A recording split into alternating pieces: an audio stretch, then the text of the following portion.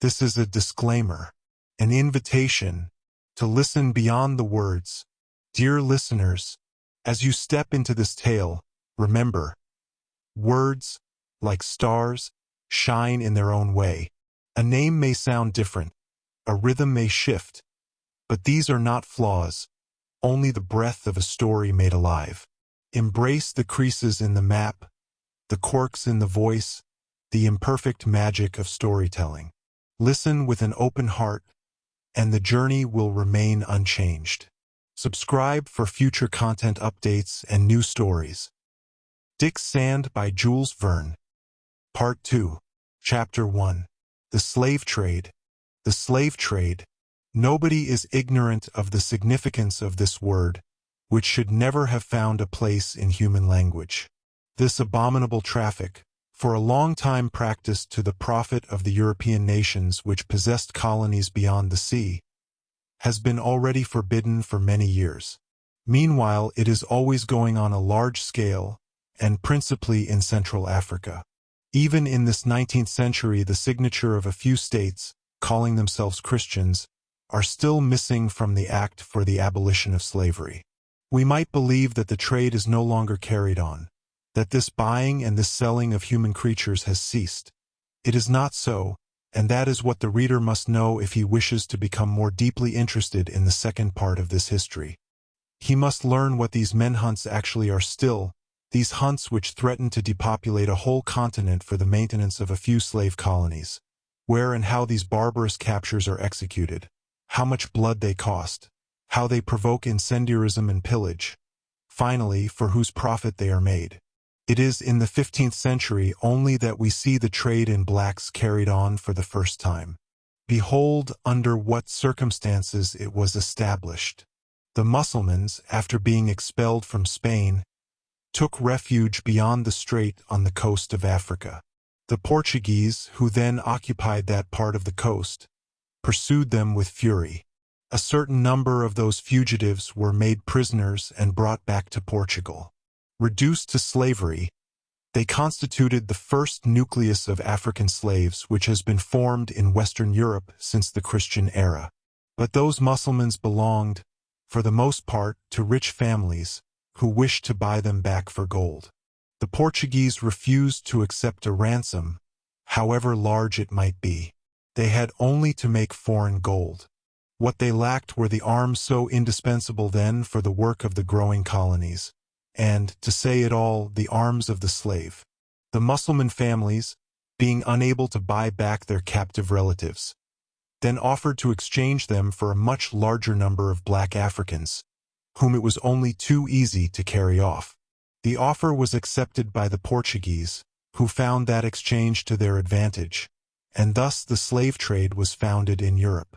Toward the end of the 16th century, this odious traffic was generally admitted, and it was not repugnant to the still barbarous manners.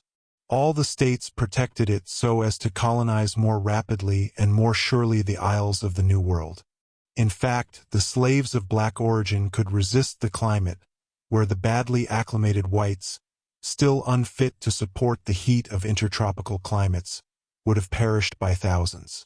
The transport of Negroes to the American colonies was then carried on regularly by special vessels, and this branch of transatlantic commerce led to the creation of important stations on different points of the African coast. The merchandise cost little in the country of production, and the returns were considerable. But, necessary as was the foundation of the colonies beyond the sea from all points of view, it could not justify those markets for human flesh. Generous voices soon made themselves heard, which protested against the trade in blacks, and demanded from the European governments a decree of abolition in the name of the principles of humanity. In 1751, the Quakers put themselves at the head of the abolition movement, even in the heart of that North America where, 100 years later, the War of Secession was to burst forth, to which this question of slavery was not a foreign one. Different states in the North, Virginia, Connecticut, Massachusetts, Pennsylvania, decreed the abolition of the slave trade, and freed the slaves brought to their territories at great expense. But the campaign commenced by the Quakers did not limit itself to the northern provinces of the New World. Slaveholders were warmly attacked beyond the Atlantic. France and England more particularly recruited partisans for this just cause. Let the colonies perish rather than a principle. Such was the generous command which resounded through all the Old World, and, in spite of the great political and commercial interests engaged in the question, it was effectively transmitted through Europe. The impetus was given. In 1807, England abolished the slave trade in her colonies, and France followed her example in 1814. The two powerful nations exchanged a treaty on this subject, a treaty confirmed by Napoleon during the 100 Days. However, that was as yet only a purely theoretical declaration. The slave ships did not cease to cross the seas and to dispose of their ebony cargoes in colonial ports. More practical measures must be taken in order to put an end to this commerce. The United States, in 1820, and England in 1824, declared the slave trade an act of piracy, and those who practiced it pirates. As such, they drew on themselves the penalty of death, and they were pursued to the end. France soon adhered to the new treaty, but the states of South America and the Spanish and Portuguese colonies did not join in the act of abolition.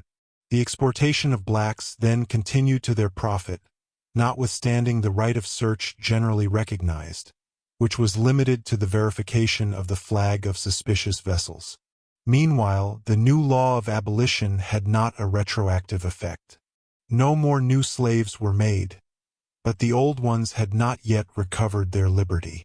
It was under those circumstances that England set an example. In May 1833, a general declaration emancipated all the blacks in the colonies of Great Britain, and in August 1838, 670,000 slaves were declared free. 10 years later, in 1848, the Republic emancipated the slaves of the French colonies, say about 260,000 blacks. In 1861, the war which broke out between the Federals and Confederates of the United States, finishing the work of emancipation, extended it to all North America. The three great powers had then accomplished this work of humanity. At the present hour, the trade is no longer carried on, except for the benefit of the Spanish and Portuguese colonies, and to satisfy the wants of the populations of the Orient, Turks, or Arabs. Brazil, if she has not yet restored her old slaves to liberty, at least no longer receives new ones, and the children of the blacks are born free there.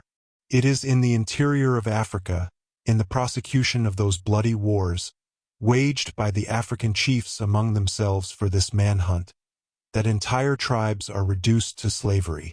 Two opposite directions are then given to the caravans, one to the west, toward the Portuguese colony of Angola, the other to the east on the Mozambique. Of these unfortunate beings, of whom only a small portion arrive at their destination, some are exported, it may be to Cuba, it may be to Madagascar, others to the Arab or Turkish provinces of Asia, to Mecca, or to Muscat. The English and French cruisers can only prevent this traffic to a small extent, as it is so difficult to obtain an effective surveillance over such far-extended coasts. But the figures of these odious exportations, are they still considerable? Yes. The number of slaves who arrive at the coast is estimated at not less than 80,000. And this number, it appears, only represents the tenth of natives massacred. After these dreadful butcheries, the devastated fields are deserted. The burnt villages are without inhabitants.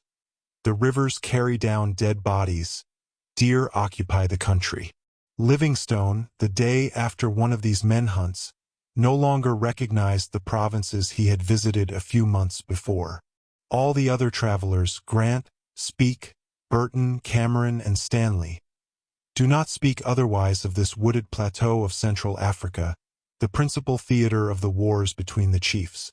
In the region of the Great Lakes, over all that vast country which feeds the market of Zanzibar, in Bornu and Fezzan farther south, on the banks of the Nyassa and the Zambesi farther west, in the districts of the Upper Zaire, which the daring Stanley has just crossed, is seen the same spectacle: ruins, massacres, depopulation.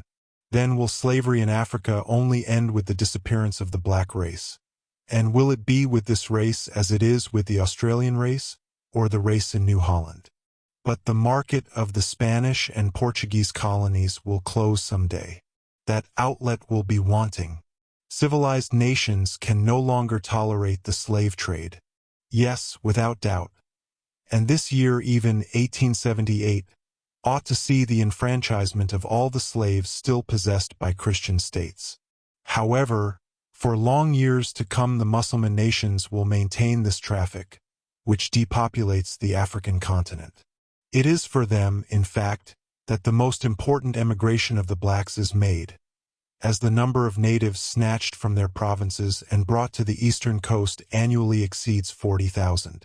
Long before the expedition to Egypt, the Negroes of the Sunar were sold by thousands to the Negroes of the Darfur, and reciprocally.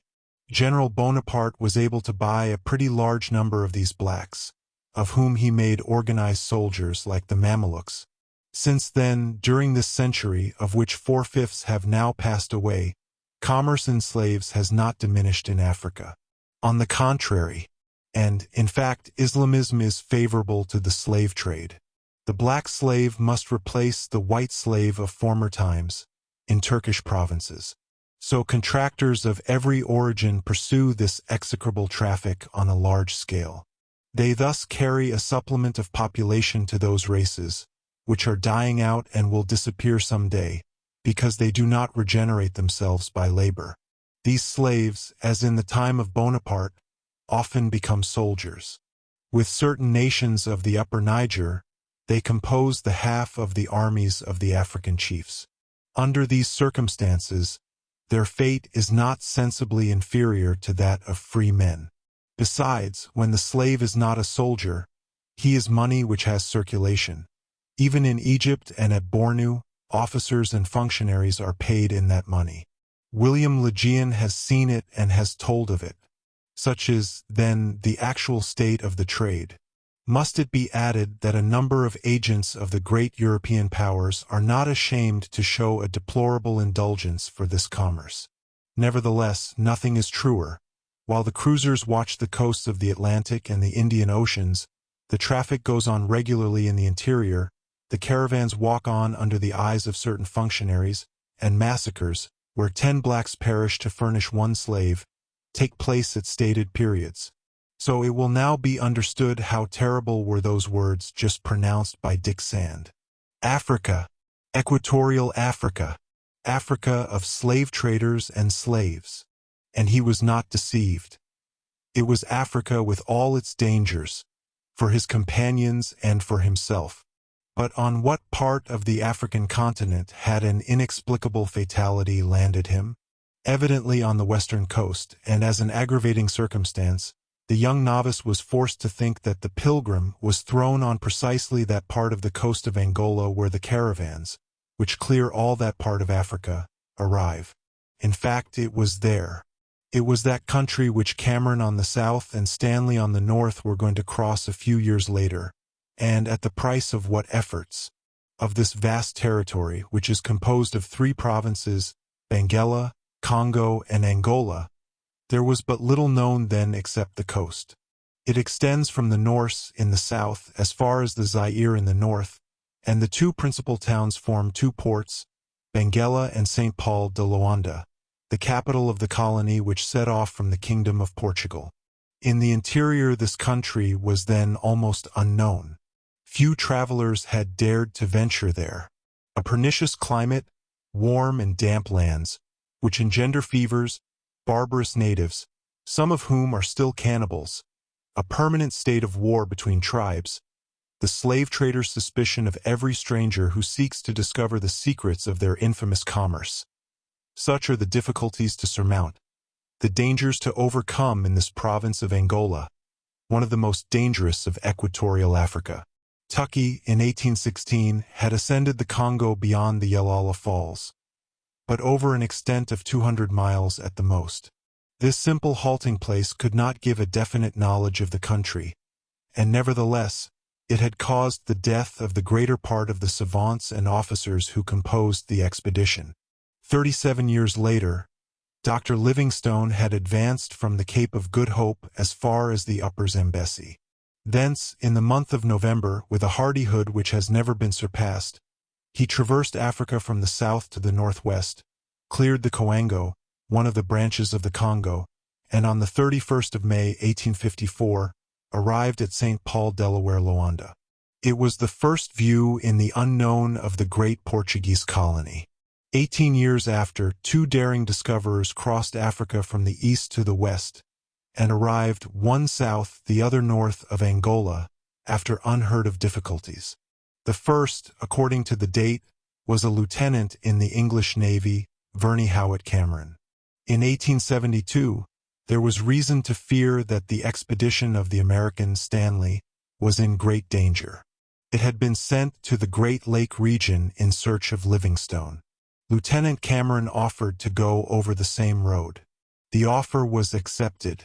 Cameron, accompanied by Dr. Dillon, Lieutenant Cecil Murphy, and Robert Moffat, a nephew of Livingstone, started from Zanzibar. After having crossed Agogo, he met Livingstone's faithful servants carrying their master's body to the eastern coast. He continued his route to the west, with the unconquerable desire to pass from one coast to the other. He crossed Aunioniemb, Uganda, and Kahuel, where he collected the great traveler's papers. Having passed over Tanganyika and the Bambar Mountains, he reached Lualaba, but could not descend its course. After having visited all the provinces devastated by war and depopulated by the slave trade, Kalemba, Urua, the sources of the Lomain, Uluda, Lovali, and having crossed the Coanza and the immense forests in which Harris has just entrapped Dick Sand and his companions, the energetic Cameron finally perceived the Atlantic Ocean and arrived at St. Philip of Benguela. This journey of 3 years and 4 months had cost the lives of his two companions, Dr. Dillon and Robert Moffat. Henry Moreland Stanley, the American, almost immediately succeeded the Englishman, Cameron, on the road of discoveries. We know that this intrepid correspondent of the New York Herald, sent in search of Livingstone, had found him on October 30th, 1871, at Ujiji, on Lake Tanganyika. Having so happily accomplished his object for the sake of humanity, Stanley determined to pursue his journey in the interest of geographical science. His object then was to gain a complete knowledge of Lualaba, of which he had only had a glimpse. Cameron was then lost in the provinces of Central Africa, when, in November 1874, Stanley quitted Bagamoga on the eastern coast. 21 months after, August 24, 1876, he abandoned Ujiji, which was decimated by an epidemic of smallpox. In 74 days he effected the passage of the lake at Nyangwe, a great slave market, which had been already visited by Livingstone and Cameron. Here he witnessed the most horrible scenes, practiced in the Marungu and Menuima countries by the officers of the Sultan of Zanzibar. Stanley then took measures to explore the course of the Lualaba and to descend it as far as its mouth. 140 bearers, engaged at Nyangwe, and 19 boats, formed the material and the force of his expedition. From the very start he had to fight the cannibals of Ugasan. From the start, also, he had to attend to the carrying of boats so as to pass insuperable cataracts. Under the equator, at the point where the Lualaba makes a bend to the northeast, 54 boats, manned by several hundred natives, attacked Stanley's little fleet, which succeeded in putting them to flight. Then the courageous American, reascending as far as the 2nd degree of northern latitude, ascertained that the Lualaba was the Upper Zaire or Congo, and that by following its course he could descend directly to the sea. This he did, fighting nearly every day against the tribes that lived near the river. On June 3d, 1877, at the passage of the cataracts of Masasa, he lost one of his companions, Francis Pocock. July 18th he was drawn with his boat into the falls of Mbelo, and only escaped death by a miracle. Finally, August 6th, Henry Stanley arrived at the village of Anisanda, 4 days' journey from the coast. 2 days after, at Banzambuco, he found the provisions sent by 2 merchants from Mboma. He finally rested at this little coast town, aged at 35 years, by overfatigue and privations, after an entire passage of the African continent, which had taken 2 years and 9 months of his life. However, the course of the Lualaba was explored as far as the Atlantic. And if the Nile is the great artery of the north, if the Zambezi is the great artery of the east, we now know that Africa still possesses in the west the third of the largest rivers in the world. A river which, in a course of 2,900 miles under the names of Lualaba, Zaire, and Congo, unites the lake region with the Atlantic Ocean. However, between these 2 books of travel, Stanley's and Cameron's, the province of Angola is somewhat better known in this year than in 1873, at that period when the Pilgrim was lost on the African coast. It was well known that it was the seat of the Western slave trade, thanks to its important markets of Beja, Kassange, and Kazounda. It was into this country that Dick Sand had been drawn, more than 100 miles from the coast, with a woman exhausted by fatigue and grief, a dying child, and some companions of African descent, the prey, as everything indicated, to the rapacity of slave merchants. Yes, it was Africa, and not that America where neither the natives, nor the deer, nor the climate are very formidable. It was not that favorable region, situated between the Cordilleras and the coast, where straggling villages abound, and where missions are hospitably open to all travelers. They were far away, those provinces of Peru and Bolivia, where the tempest would have surely carried the Pilgrim, if a criminal hand had not changed its course, where the shipwrecked ones would have found so many facilities for returning to their country. It was the terrible Angola, not even that part of the coast inspected by the Portuguese authorities, but the interior of the colony, which is crossed by caravans of slaves under the whip of the driver. What did Dick Sand know of this country where treason had thrown him? Very little. What the missionaries of the 16th and 17th centuries had said of it, what the Portuguese merchants who frequented the road from St. Paul, Delaware, Luanda to the Zaire, by way of San Salvador, knew of it, what Dr. Livingstone had written about it after his journey of 1853, and that would have been sufficient to overwhelm a soul less strong than his. Truly, the situation was terrible. Chapter 2. Harris and Negoro. The day after that on which Dick Sand and his companions had established their last halt in the forest, 2 men met together about 3 miles from there, as it had been previously arranged between them. These 2 men were Harris and Negoro, and we are going to see now what chance had brought together on the coast of Angola, the Portuguese come from New Zealand, and the American, whom the business of trader obliged to often traverse this province of Western Africa. Harris and Negoro were seated at the foot of an enormous banyan, on the steep bank of an impetuous stream, which ran between a double hedge of papyrus. The conversation commenced, for the Portuguese and the American had just met, and at first they dwelt on the deeds which had been accomplished during these last hours. "And so, Harris," said Negoro, "you have not been able to draw this little troop of Captain Sand, as they call this novice of 15 years, any farther into Angola?" "No, comrade," replied Harris, "and it is even astonishing that I have succeeded in leading him 100 miles at least from the coast. Several days ago my young friend, Dick Sand, looked at me with an anxious air.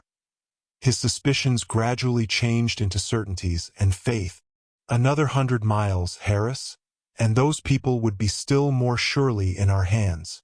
However, they must not escape us." "Ah, how could they?" replied Harris, shrugging his shoulders. "I repeat it, Negoro, there was only time to part company with them. 10 times have I read in my young friend's eyes that he was tempted to send a ball into my breast, and I have too bad a stomach to digest those prunes which weigh a dozen to the pound." "Good," returned Negoro. "I also have an account to settle with this novice, and you shall settle it at your ease with interest, comrade. As to me, during the first 3 days of the journey I succeeded very well in making him take this province for the desert of Atacama, which I visited formerly. But the child claimed his caoutchoucs and his hummingbirds. The mother demanded her quinquinas. The cousin was crazy to find Kokuyos. Faith, I was at the end of my imagination, and after with great difficulty making them swallow ostriches for giraffes. A godsend indeed, Negoro. I no longer knew what to invent. Besides, I well saw that my young friend no longer accepted my explanations. Then we fell on elephant's prince. The hippopotami were added to the party. And, Negoro, hippopotami, and elephants in America are like honest men in the penitentiaries of Benguela. Finally, to finish me, there was the old black who must find forks and chains at the foot of a tree. Slaves had freed themselves from them to flee. At the same moment the lion roared, starting the company, and it is not easy to pass off that roaring for the mewing of an inoffensive cat. I then had only time to spring on my horse and make my way here. I understand, replied Negoro. Nevertheless, I would wish to hold them 100 miles further in the province. One does what he can, comrade, replied Harris. As to you, who followed our caravan from the coast, you have done well to keep your distance. They felt you were there. There is a certain dingo that does not seem to love you. What have you done to that animal? Nothing, replied Negoro. But before long it will receive a ball in the head, as you would have received one from Dick Sand, if you had shown ever so little of your person within 200 feet of his gun. Ah, how well he fires, my young friend. And between you and me, I am obliged to admit that he is, in his way, a fine boy. No matter how fine he is, Harris, he will pay dear for his insolence, replied Negoro, whose countenance expressed implacable cruelty. Good, murmured Harris. My comrade remains just the same as I have always known him. Voyages have not injured him. Then, after a moment's silence, Ah, there, Negoro, continued he. When I met you so fortunately there below at the scene of the shipwreck at the mouth of the Longa, you only had time to recommend those honest people to me, while begging me to lead them as far as possible across this pretended Bolivia. You have not told me what you have been doing these 2 years. 2 years, comrade, in our chance existence is a long time. One fine day, after having taken charge of a caravan of slaves on old Alves's account, whose very humble agents we are, you left Cassange and have not been heard of since. I have thought that you had some disagreement with the English cruiser, and that you were hung. I came very near it, Harris. That will come, Negoro. Thank you. What would you have? Replied Harris, with an indifference quite philosophical. It is one of the chances of the trade. We do not carry on the slave trade on the coast of Africa without running the risk of dying elsewhere than in our beds. So, you have been taken. Yes. By the English? No. By the Portuguese. Before or after having delivered your cargo? Asked Harris. After, replied Negoro, who had hesitated a little about replying. These Portuguese now make difficulties. They want no more slavery, though they have used it so long to their profit. I was denounced, watched. They took me, and condemned me to finish my days in the penitentiary of St. Paul, Delaware, Loanda. 1,000 devils, exclaimed Harris. That is an unhealthy place for men accustomed, like us, to live in the open air. As to me, perhaps I should prefer being hung. One does not escape from the gallows, replied Negoro, but from prison. You were able to make your escape? Yes, Harris. Only 15 days after being put in prison. I was able to hide myself at the bottom of the hold of an English steamer, sailing for Auckland, of New Zealand. A barrel of water and a case of conserves, between which I had intruded, furnished me with food and drink during the whole passage. Oh, I suffered terribly from not being willing to show myself when we were at sea. But if I had been imprudent enough to do it, I would have been confined again at the bottom of the hold, and, voluntarily or not, the torture would be the same. Besides, on my arrival at Auckland, they would have returned me again to the English authorities, and finally brought me back to the penitentiary of Luanda, or perhaps hung me, as you said. That was why I preferred to travel incognito. And without paying your passage, exclaimed Harris, laughing. Ah, that is not considerate, comrade, to be fed and carried gratis. Yes, returned Negoro, but 30 days' passage at the bottom of the hold. At last that was over, Negoro. You set out for New Zealand, in the land of the Maoris. But you have returned. Was the return made under the same circumstances? Not so, Harris. You may well believe that, over there, I had only one idea, to return to Angola and take up my trade of slave trader again. Yes, replied Harris. One loves his trade from habit. For 18 months. Having pronounced those last words, Negoro stopped suddenly. He seized his companion's arm and listened. Harris, said he, lowering his voice, was there not a trembling in that papyrus bush? Yes, indeed, replied Harris, seizing his gun, always ready to fire.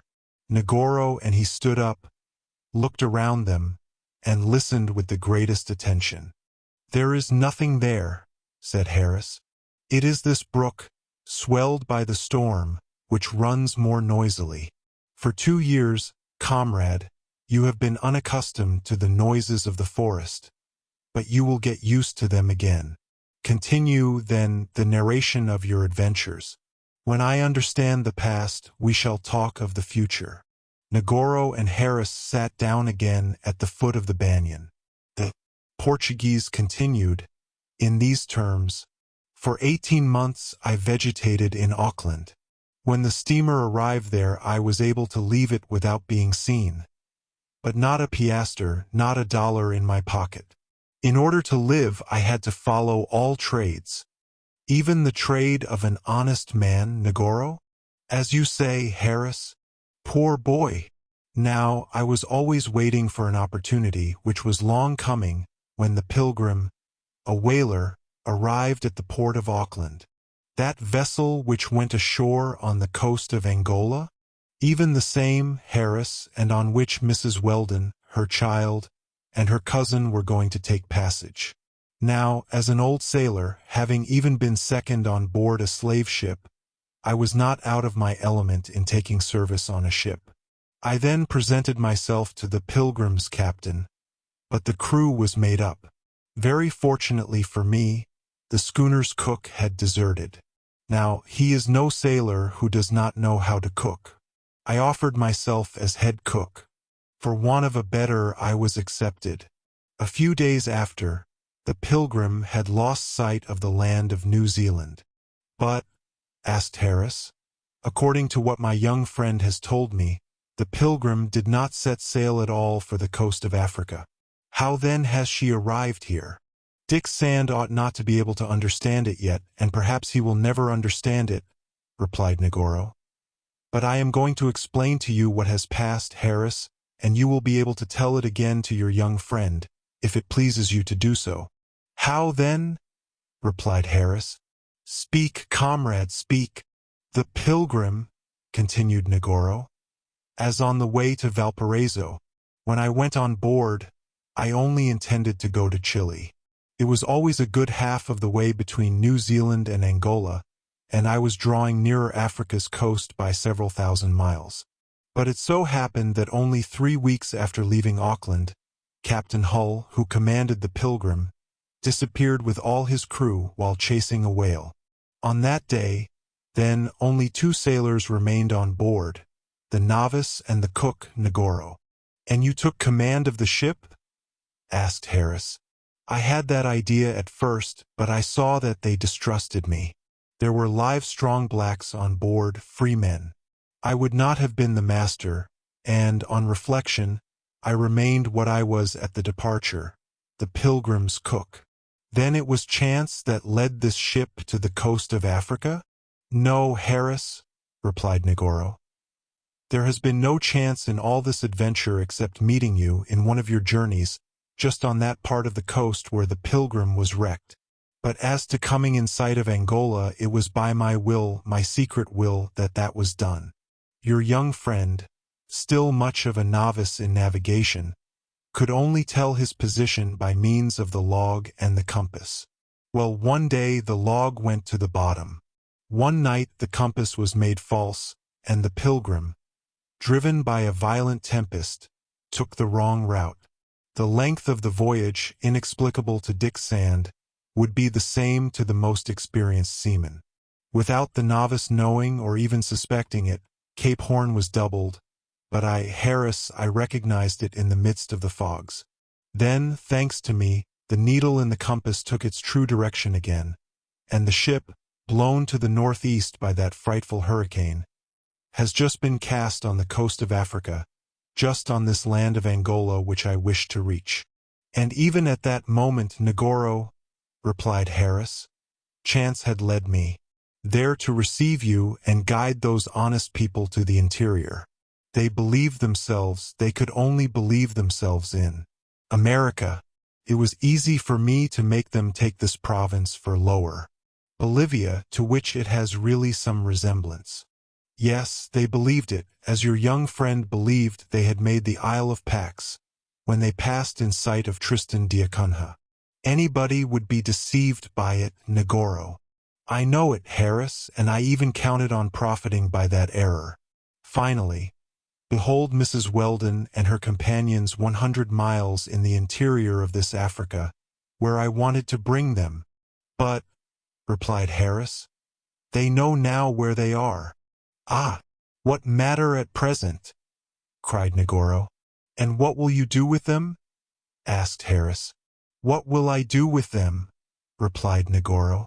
Before telling you, Harris, give me news of our master, the slave trader, Alves, whom I have not seen for 2 years. Oh, the old rascal is remarkably well, replied Harris, and he will be enchanted to see you again. Is he at the Biha market? Asked Negoro. No, comrade. He has been at his establishment at Kazounda for a year. And business is lively? Yes, 1,000 devils, exclaimed Harris. Although the slave trade becomes more and more difficult, at least on this coast, the Portuguese authorities on one side and the English cruisers on the other limit exportations. There are few places, except in the environs of Mossamedes, to the south of Angola, that the shipping of blacks can now be made with any chance of success. So, at this time, the pens are filled with slaves, waiting for the ships which ought to carry them to Spanish colonies. As to passing them by Benguela or St. Paul, Delaware, Loanda, that is not possible. The governors no longer understand reason, no more do the chiefs, title given to the Portuguese governors of secondary establishments. We must, then, return to the factories of the interior. This is what old Alves intends to do. He will go from the Nyangwe and Tanganyika side to change his stuffs for ivory and slaves. Business is always profitable with Upper Egypt and the Mozambique coast, which furnishes all Madagascar. But I fear the time will come when the trade can be no longer carried on. The English are making great progress in the interior of Africa. The missionaries advance and work against us. That Livingstone, curse him, after exploring the lake region, is going, they say, to travel toward Angola. Then they speak of a Lieutenant Cameron, who proposes to cross the continent from east to west. They also fear that the American, Stanley, wishes to do as much. All these visits will end by damaging our operations, Negoro, and if we care for our own interests, not one of those visitors will return to relate in Europe what he has had the indiscretion to come to see in Africa. Would not one say, to hear them, the rascals, that they were speaking like honest merchants whose affairs were momentarily cramped by a commercial crisis? Who would believe that, instead of sacks of coffee or casks of sugar, they were talking of human beings to export like merchandise? These traders have no other idea of right or wrong. The moral sense is entirely lacking in them, and if they had any, how quickly they would lose it among the frightful atrocities of the African slave trade. But where Harris was right, was when he said that civilization was gradually penetrating those savage countries in the wake of those hardy travelers, whose names are indissolubly linked to the discoveries of equatorial Africa. At the head, David Livingstone, after him Grant, Speke, Burton, Cameron, Stanley. Those heroes will leave imperishable names as benefactors of humanity. When their conversation reached that point, Harris knew what the last 2 years of Negoro's life had been. The traitor Alves's old agent, the escaped prisoner from the Luanda penitentiary, reappeared the same as Harris had always known him, that is, ready to do anything. But what plan Negoro intended to take in regard to the shipwrecked from the Pilgrim, Harris did not yet know. He asked his accomplice about it. "And now," said he, "what are you going to do with those people?" "I shall make 2 parties of them," replied Negoro, like a man whose plan had been long formed. "Those whom I shall sell as slaves, and those whom—" The Portuguese did not finish, but his ferocious physiognomy spoke plainly enough. "Which will you sell?" asked Harris. "Those blacks who accompany Mrs. Weldon," replied Negoro. "Old Tom is not perhaps of much value, but the others are 4 strong fellows, who will bring a high price in the Kazounda market." "I well believe it, Negoro," replied Harris, "for Negroes, well-made, accustomed to work, have very little resemblance to those brutes which come to us from the interior. Certainly you will sell them at a high price. Slaves, born in America, and exported to the markets of Angola. That is rare merchandise. But," added the American, "you have not told me if there was any money on board the Pilgrim." "Oh, a few $100 only, which I have succeeded in saving. Fortunately, I count on certain returns." "Which then, comrade?" asked Harris with curiosity. "Nothing," replied Negoro, who appeared to regret having spoken more than he intended. "It now remains to take possession of all that high-priced merchandise," said Harris. "Is it, then, so difficult?" asked Negoro. "No, comrade. 10 miles from here on the Coanza, a caravan of slaves is encamped, conducted by the Arab Ibn Hamis. He only awaits my return to take the road for Kazounda. There are more native soldiers there than are needed to capture Dick Sand and his companions. It will be sufficient for my young friend to conceive the idea of going to the Coanza." "But will he get that idea?" asked Negoro. "Surely," replied Harris, "because he is intelligent, and cannot suspect the danger that awaits him. Dick Sand would not think of returning to the coast by the way we have followed together. He would be lost among these immense forests. He will seek, then, I am sure, to reach one of the rivers that flow toward the coast, so as to descend it on a raft. He has no other plan to take, and I know he will take it."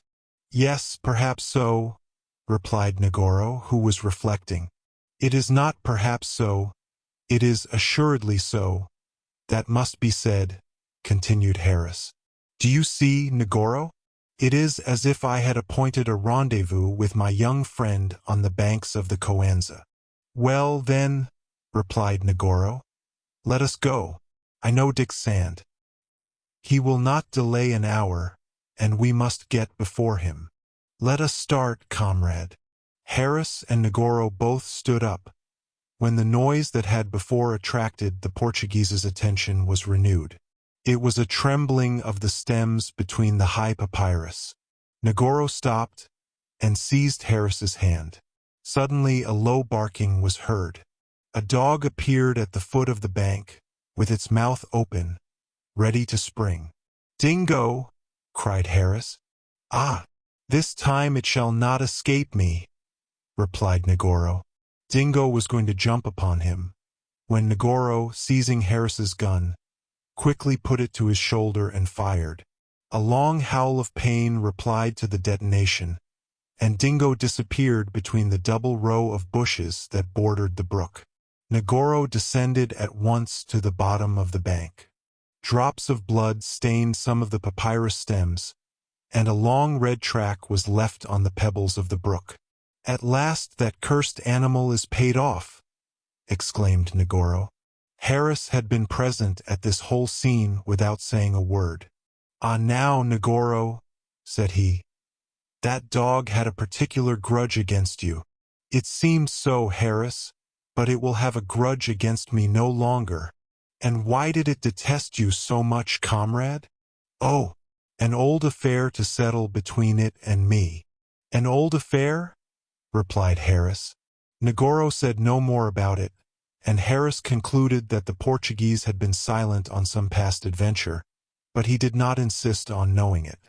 A few moments later, both, descending the course of the brook, went toward the Coanza, across the forest. Chapter 3. On the March. Africa. That name so terrible under the present circumstances, that name which he must now substitute for that of America, was not for an instant out of Dick Sand's thoughts. When the young novice traced back the last weeks, it was to ask himself how the Pilgrim had ended by reaching this dangerous shore, how it had doubled Cape Horn, and passed from one ocean to the other. He could now explain to himself why, in spite of the rapid motion of his vessel, land was so long coming in sight, because the length of the distance which he should have made to reach the American coast had been doubled without his knowledge. "Africa! Africa!" Dick Sand repeated. Then, suddenly, while he called up with tenacious mind all the incidents of this inexplicable voyage, he felt that his compass must have been injured. He remembered, too, that the first compass had been broken, and that the log line had snapped, a fact which had made it impossible for him to establish the speed of the Pilgrim. "Yes," thought he, "there remained but one compass on board, one only, the indications of which I could not control. And one night I was awakened by a cry from old Tom. Negoro was there aft. He had just fallen on the binnacle. May he not have put it out of order?" Dick Sand was growing enlightened. He had his finger on the truth. He now understood all that was ambiguous in Negoro's conduct. He saw his hand in this chain of incidents which had led to the loss of the Pilgrim, and had so fearfully endangered those on board of her. But what, then, was this miserable man? Had he been a sailor and known so well how to hide the fact? Was he capable of contriving this odious plot which had thrown the ship on the coast of Africa? At any rate, if obscure points still existed in the past, the present could offer no more of them. The young novice knew only too well that he was in Africa, and very probably in the fatal province of Angola, more than 100 miles from the coast. He also knew that Harris's treason could no longer be doubted. From this fact, the most simple logic led him to conclude that the American and the Portuguese had long known each other, that a fatal chance had united them on this coast, and that a plan had been concerted between them, the result of which would be dreadful for the survivors of the Pilgrim. And now, why these odious actions? That Negoro wished, at all hazards, to seize Tom and his companions, and sell them for slaves in this slave-trading country, might be admitted. That the Portuguese, moved by a sentiment of hatred, would seek to be revenged on him, Dick Sand, who had treated him as he deserved, might also be conceived. But Mrs. Weldon, this mother and this young child, what would the wretch do with them? If Dick Sand could have overheard a little of the conversation between Harris and Negoro, he would have known what to expect, and what dangers menaced Mrs. Weldon, the blacks, and himself. The situation was frightful, but the young novice did not yield under it. Captain on board, he remained captain on land. He must save Mrs. Weldon, little Jack, all those whose fate heaven had placed in his hands. His task was only commencing. He would accomplish it to the end. After 2 or 3 hours, during which the present and the future were summed up in his mind, with their good and their evil chances, the last, alas, the most numerous, Dick Sand rose firm and resolved. The first glimmer of light then touched the summits of the forest. With the exception of the novice and Tom, all slept. Dick Sand approached the old black. "Tom," he said to him in a low tone, "you have recognized the roaring of the lion. You have remembered the instruments of the slave traders. You know that we are in Africa." "Yes, Mr. Dick, I know it." "Well, Tom, not a word of all that, neither to Mrs. Weldon nor to your companions. We must be the only ones to know, the only ones to have any fears. Alone, in fact." "It is necessary," replied Tom. "Tom," continued the novice, "we have to watch more carefully than ever. We are in an enemy's country, and what enemies! What a country! To keep our companions on their guard, it will be enough to tell them that we have been betrayed by Harris. They will think that we fear an attack from wandering Indians, and that will suffice. You can count absolutely on their courage and devotion, Mr. Dick. I know it, as I count on your good sense and your experience. You will come to my help, old Tom. Always and everywhere, Mr. Dick." Dick Sand's plan was accepted and approved by the old black.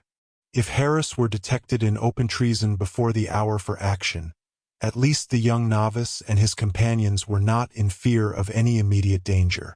In fact, it was the discovery of the irons abandoned by some slaves, and the roaring of the lion, that had caused the American's sudden disappearance. He knew that he was discovered, and he had fled probably before the little party which he guided had reached the place where an attack had been arranged. As for Negoro, whose presence Dingo had certainly recognized during these last days of the march, he must have rejoined Harris so as to consult with him. At any rate, several hours would pass before Dick Sand and his friends would be assailed, and it was necessary to profit by them. The only plan was to regain the coast as quickly as possible. This coast, as the young novice had every reason to believe, was that of Angola. After having reached it, Dick Sand would try to gain, either to the north or to the south, the Portuguese settlements, where his companions could await in safety some opportunity to return to their country. But, to effect this return to the coast, should they take the road already passed over? Dick Sand did not think so, and in that he was going to agree with Harris, who had clearly foreseen that circumstances would oblige the young novice to shorten the road. In fact, it would have been difficult, not to say imprudent, to recommence this difficult journey through the forest, which, besides, could only tend to bring them out at the place they had started from. This would also allow Negoro's accomplices to follow an assured track.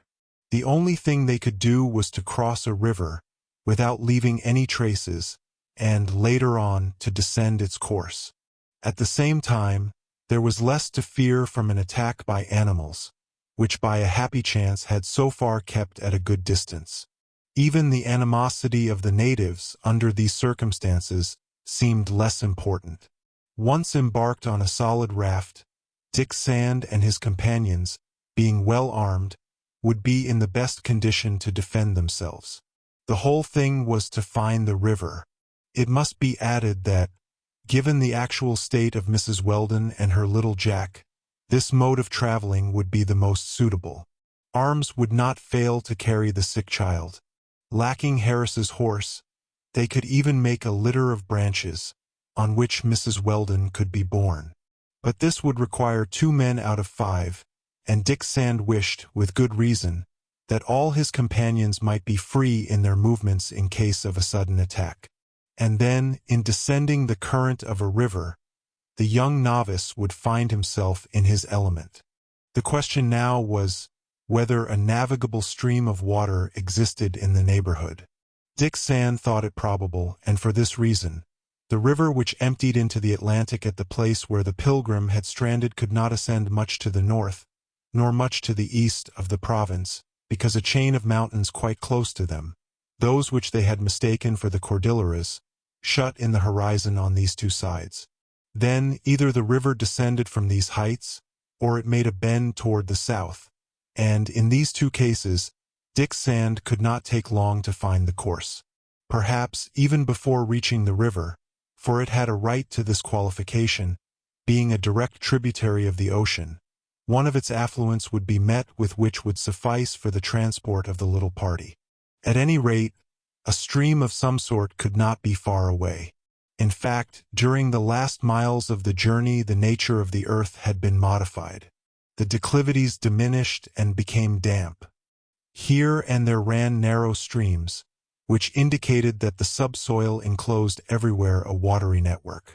During the last day's march, the caravan had kept along one of these rivulets, whose waters, reddened with oxide of iron, eat away its steep, worn banks. To find it again could not take long or be very difficult. Evidently they could not descend its impetuous course, but it would be easy to follow it to its junction with a more considerable, possibly a navigable, affluent. Such was the very simple plan which Dick Sand determined upon, after having conferred with old Tom. Day came, all their companions gradually awoke. Mrs. Weldon placed little Jack in Nan's arms. The child was drowsy and faded-looking during the intermittent periods, and was sad to see. Mrs. Weldon approached Dick Sand. "Dick," she asked after a steady glance, "where is Harris? I do not perceive him." The young novice thought that, while letting his companions believe that they were treading on the soil of Bolivia, it would not do to hide from them the American's treason. So he said, without hesitation, "Harris is no longer here." "Has he, then, gone ahead?" asked Mrs. Weldon. "He has fled, Mrs. Weldon," replied Dick Sand. "This Harris is a traitor, and it is according to Negoro's plan that he led us this far." "For what motive?" quickly asked Mrs. Weldon. "I do not know," replied Dick Sand. "But what I do know is that we must return without delay to the coast." "That man, a traitor," repeated Mrs. Weldon. "I had a presentiment of it." "And you think, Dick, that he is in league with Negoro?"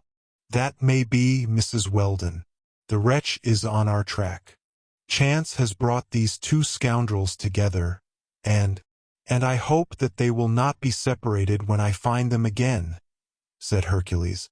"I will break the head of one against the other's head," added the giant, holding out his formidable fists. "But my child," cried Mrs. Weldon. "The care that I hoped to find for him at the farm of San Felice." "Jack will get well," said old Tom, "when he approaches the more healthy part of the coast." "Dick," remarked Mrs. Weldon, "you are sure that this Harris has betrayed us?" "Yes, Mrs. Weldon," replied the young novice, who would have liked to avoid any explanation on this subject. He also hastened to add, while looking at the old black, "This very night Tom and I discovered his treason, and if he had not jumped on his horse and fled, I would have killed him. So this farm—" "There is neither farm, nor village, nor settlement in the neighborhood," replied Dick Sand. "Mrs. Weldon, I repeat to you, we must return to the coast." "By the same road, Dick?" "No, Mrs. Weldon, but by descending a river which will take us to the sea without fatigue and without danger. A few more miles on foot, and I do not doubt—" "Oh, I am strong, Dick," replied Mrs. Weldon, who struggled against her own weakness. "I will walk. I will carry my child." "We are here, Mrs. Weldon," said Bat, "and we will carry you." "Yes, yes," added Austin. "Two branches of a tree, foliage laid across." "Thanks, my friends," replied Mrs. Weldon. "But I want to march." "I will march." "Forward, forward," exclaimed the young novice. "Give me Jack," said Hercules, who took the child from Nan's arms. "When I am not carrying something, I am tired." The brave Negro gently took in his strong arms the little sleeping boy, who did not even wake. Their arms were carefully examined. What remained of the provisions was placed in one package, so as to be carried by one man. Austin threw it on his back, and his companions thus became free in their movements. Cousin Benedict, whose long limbs were like steel and defied all fatigue, was ready to set out. Had he remarked Harris's disappearance? It would be imprudent to affirm it. Little disturbed him. Besides, he was under the effects of one of the most terrible catastrophes that could befall him. In fact, a grave complication. Cousin Benedict had lost his magnifying glass and his spectacles. Very happily, also, but without his suspecting it, Bat had found the two precious articles in the tall grass where they had slept. But, by Dick Sand's advice, he kept them safely.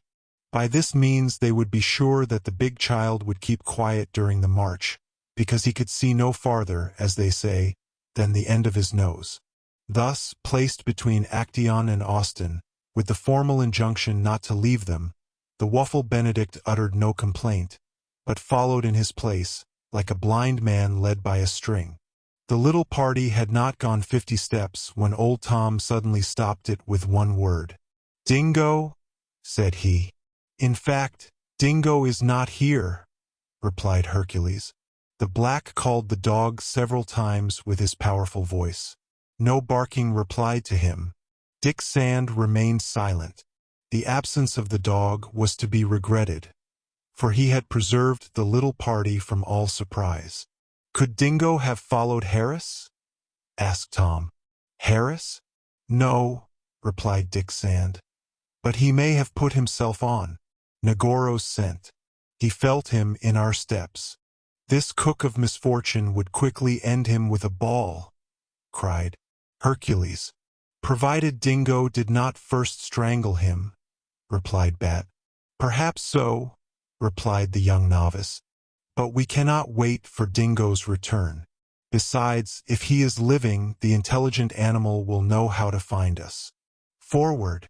The weather was very warm. Since daybreak large clouds obscured the horizon. Already a storm was threatened in the air. Probably the day would not end without some thunderclaps.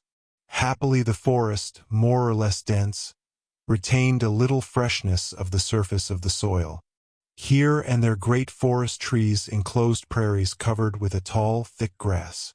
In certain spots enormous trunks, already petrified, lay on the ground, indicating the presence of coal mines, which are frequently met with on the African continent. Then, in the clearings, where the green carpet was mingled with some sprigs of roses, the flowers were various in color, yellow and blue ginger plants, pale lobelias, red orchids, incessantly visited by the insects which fertilized them. The trees no longer formed impenetrable masses, but their nature was more varied.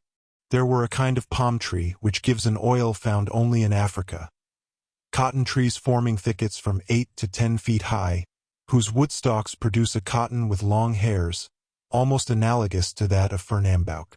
From the copals there oozes, by the holes which certain insects make, an odorous gum, which runs along the ground and collects for the wants of the natives. Here spread the lemon trees, the grenadiers of a savage condition of a country, and 20 other odorous plants, which prove the prodigious fertility of this plateau of Central Africa.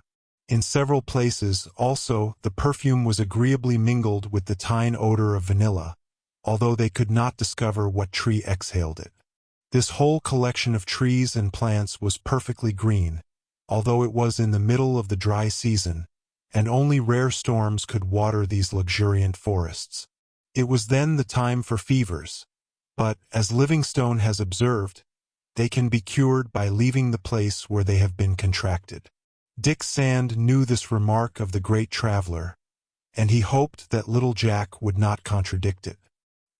He told it to Mrs. Weldon, after having observed that the periodical access had not returned as they feared, and that the child slept quietly in Hercules' arms. Thus they went forward carefully and rapidly. Sometimes they discovered traces where men or animals had recently passed. The twisted and broken branches of the brushwood and the thickets afforded an opportunity to walk with a more equal step. But the greater part of the time numerous obstacles, which they had to overcome, retarded the little party, to Dick Sand's great disappointment. There were twisted lianes that might justly be compared with the disordered rigging of a ship, certain vines similar to bent swords, whose blades were ornamented with long thorns, vegetable serpents, 50 or 60 feet long, which had the faculty of turning to prick the passerby with their sharp spikes. The blacks, hatchet in hand, cut them down with vigorous blows, but the lions reappeared constantly, reaching from the earth to the top of the highest trees which they encircled. The animal kingdom was not less curious than the vegetable kingdom in this part of the province. Birds flew in vast numbers under these powerful branches, but it will be understood that they had no gunshot to fear from the men, who wished to pass as secretly as rapidly. There were guinea fowls in large flocks, heathcocks of various kinds, very difficult to approach, and some of those birds which the Americans of the North have, by onomatopoeia, called whip-poor-wills, 3 syllables which exactly reproduce their cries. Dick Sand and Tom might truly have believed themselves in some province of the new continent. But, alas, they knew what to expect. Until then the deer, so dangerous in Africa, had not approached the little troop. They again saw in this first halt some giraffes, which Harris had undoubtedly called ostriches.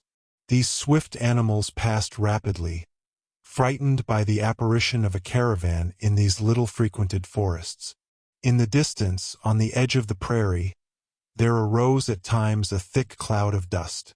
It was a herd of buffaloes, which galloped with the noise of wagons heavily laden. For 2 miles Dick Sand thus followed the course of the rivulet which must end in a more important river. He was in haste to confide his companions to the rapid current of one of the coast rivers. He felt sure that the dangers and the fatigue would be much less than on the shore. Towards noon 3 miles had been cleared without any bad incident or meeting. There was no trace of either Harris or Negoro. Dingo had not reappeared.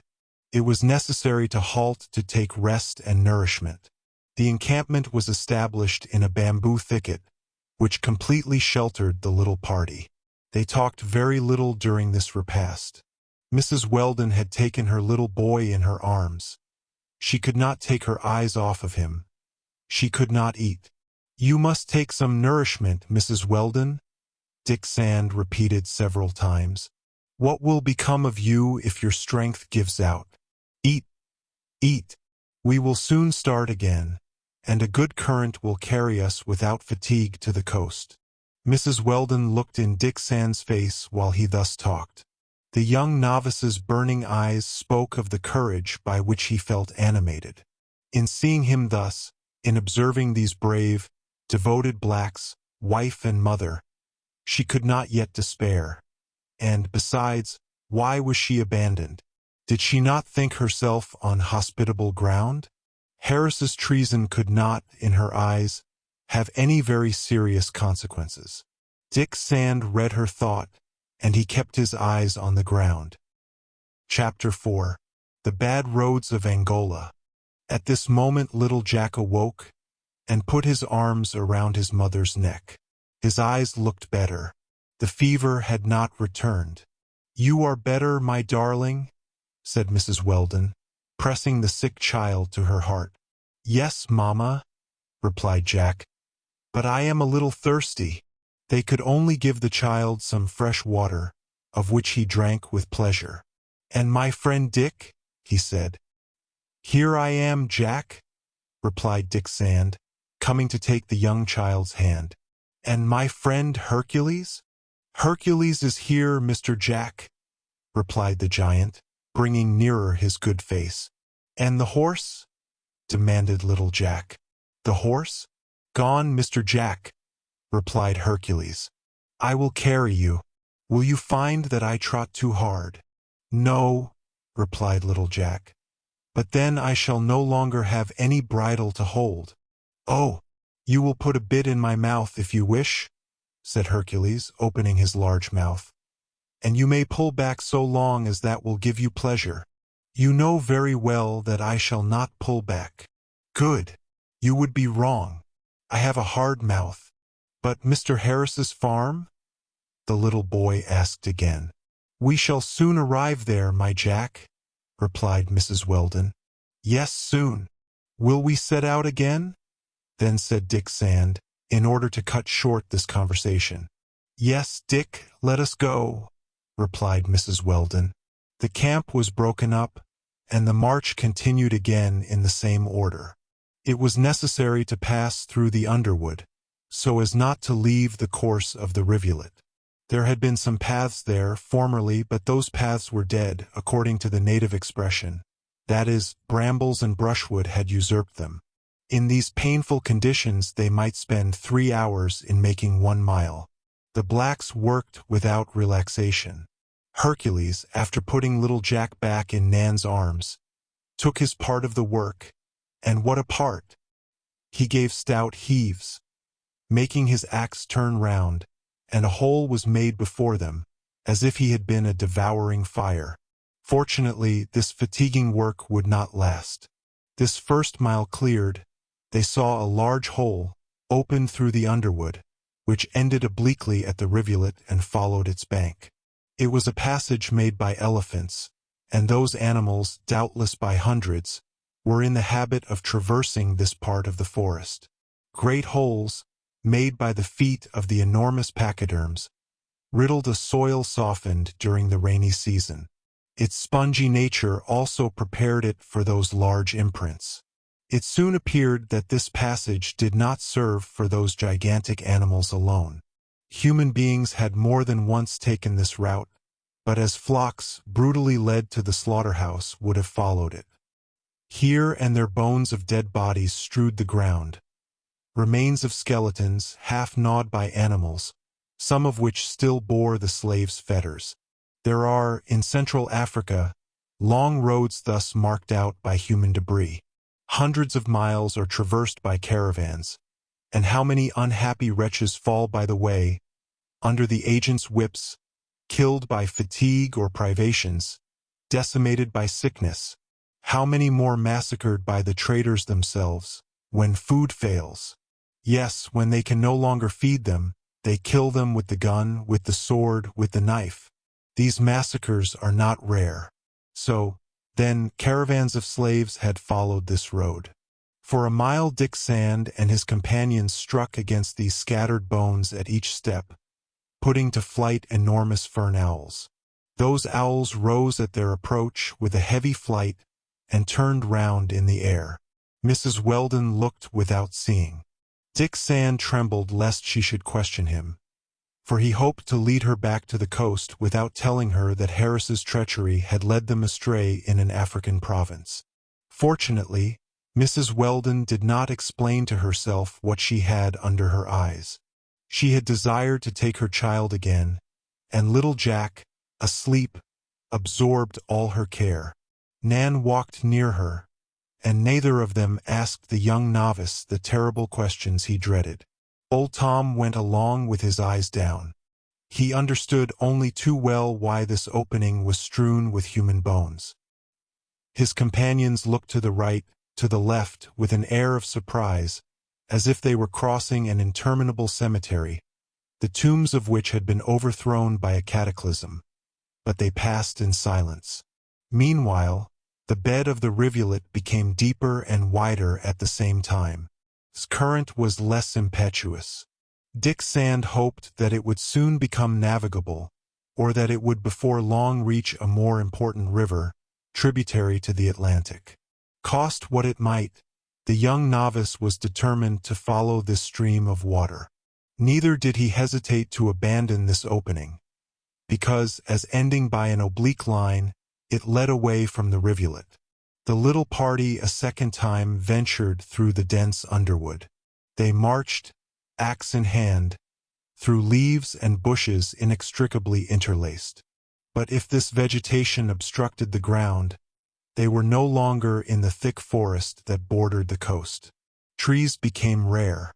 Large sheaves of bamboo alone rose above the grass, and so high that even Hercules was not a head over them. The passage of the little party was only revealed by the movement of these stalks. Toward 3 o'clock in the afternoon of that day, the nature of the ground totally changed. Here were long plains, which must have been entirely inundated in the rainy season. The earth, now more swampy, was carpeted by thick mosses, beneath charming ferns.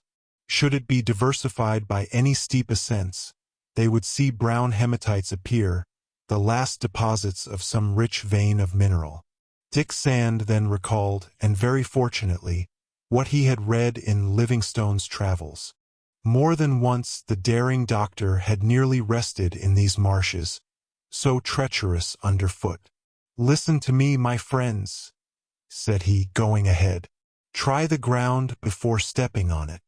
"In fact," replied Tom, "they say that these grounds have been softened by the rain.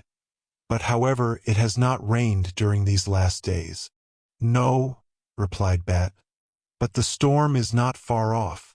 "The greater reason," replied Dick Sand, "why we should hurry and get clear of this swamp before it commences.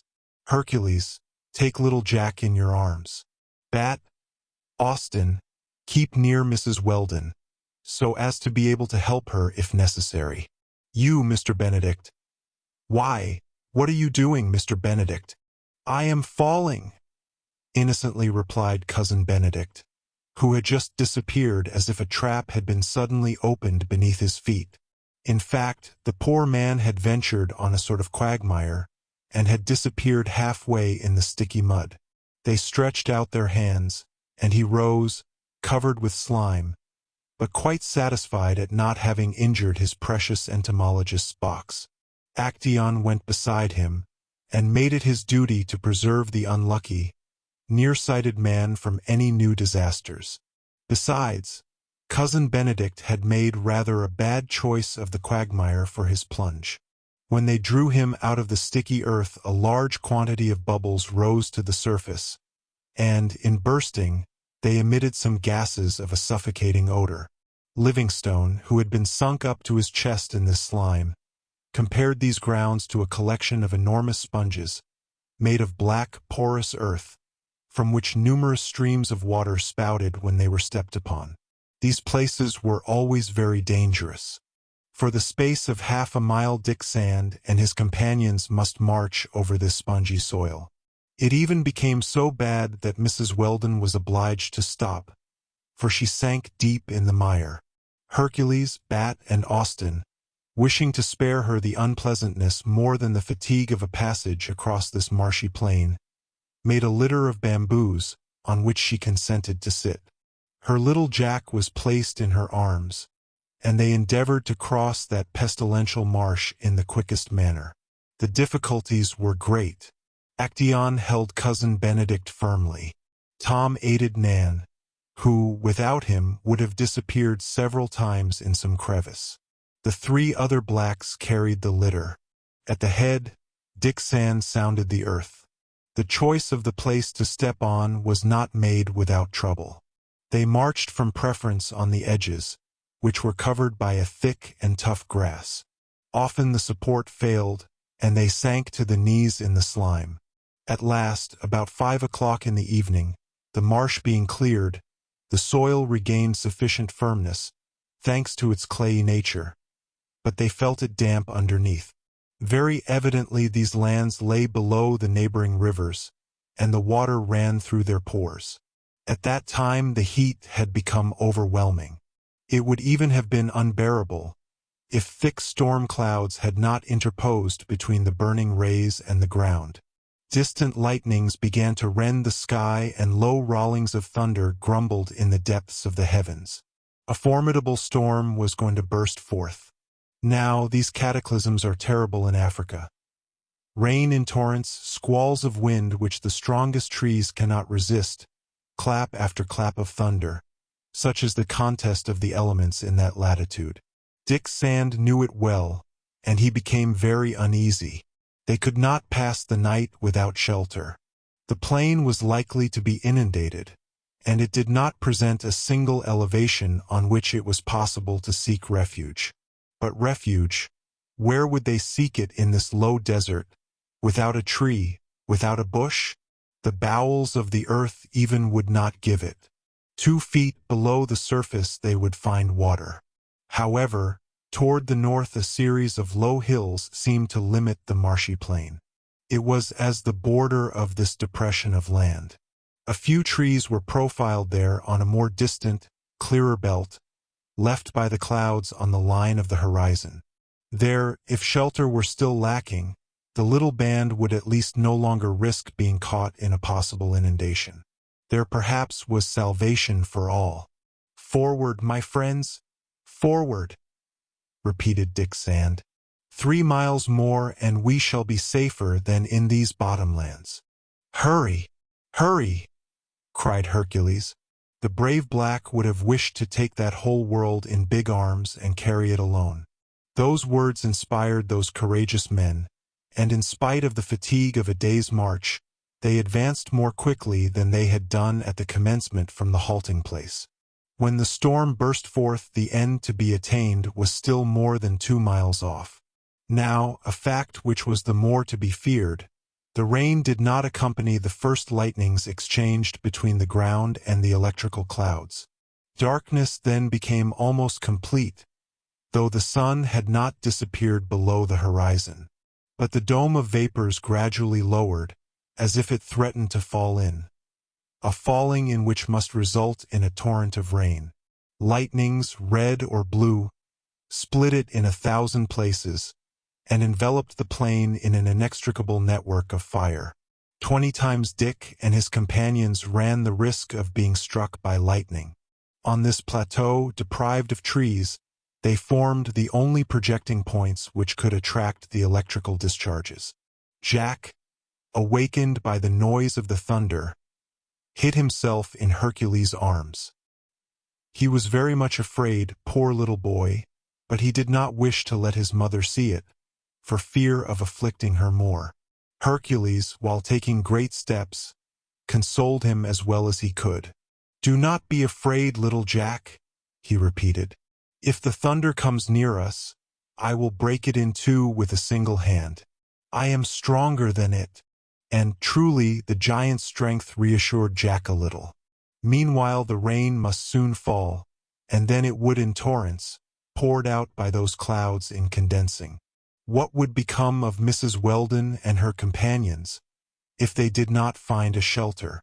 Dick Sand stopped a moment near old Tom. "What must be done?" said he. "Continue our march, Mr. Dick," replied Tom. "We cannot remain on this plain. That the rain is going to transform into a marsh." "No, Tom, no. But a shelter. Where? What? If it were only a hut." Dick Sand had suddenly broken off his sentence. A more vivid flash of lightning had just illuminated the whole plain. "What have I seen there, a quarter of a mile off?" exclaimed Dick Sand. "Yes, I have seen," replied old Tom, shaking his head. "A camp, is it not?" "Yes, Mr. Dick, it must be a camp, but a camp of natives." A new flash enabled them to observe this camp more closely. It occupied a part of the immense plain. There, in fact, rose 100 conical tents, symmetrically arranged, and measuring from 12 to 15 feet in height. Not a soldier showed himself, however. Were they then shut up under their tents so as to let the storm pass, or was the camp abandoned? In the first case, whatever heaven should threaten, Dick Sand must flee in the quickest manner. In the second, there was, perhaps, the shelter he asked. "I shall find out," he said to himself.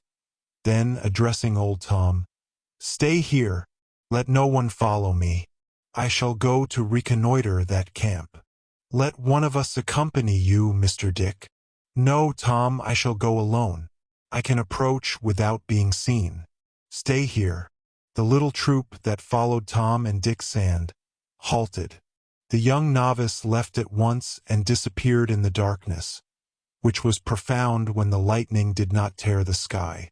Some large drops of rain already began to fall. "What is the matter?" asked Mrs. Weldon, approaching the old black. "We have perceived a camp, Mrs. Weldon," replied Tom. "A camp, or perhaps a village, and our captain wished to reconnoiter it before leading us to it." Mrs. Weldon was satisfied with this reply. 3 minutes after, Dick Sand was returning. "Come, come," he cried, in a voice which expressed his entire satisfaction. "The camp is abandoned?" asked Tom. "It is not a camp," replied the young novice. "It is not a village. They are ant hills." "Ant hills!"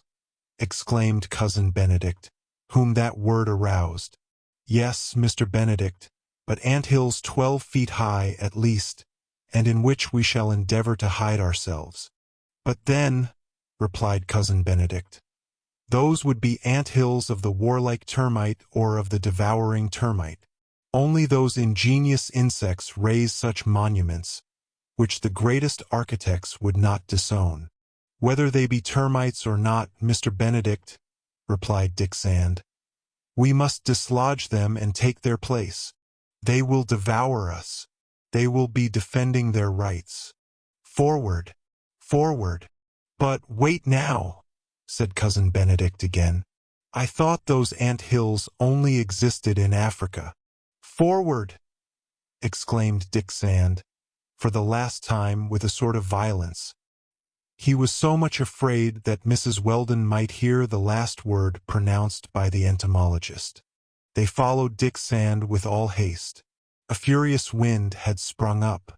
Large drops crackled on the ground. In a few moments the squalls of wind would become unbearable. Soon one of those cones which stood on the plain was reached. No matter how threatening the termites might be, the human beings must not hesitate. If they could not drive the insects away, they must share their abode. At the bottom of this cone, made with a kind of reddish clay, there was a very narrow hole. Hercules enlarged it with his cutlass in a few moments, so as to give a passage even to a man like himself. To Cousin Benedict's extreme surprise, not one of the thousands of termites that ought to occupy the ant-hill showed itself. Was, then, the cone abandoned? The hole enlarged. Dick and his companions glided into it.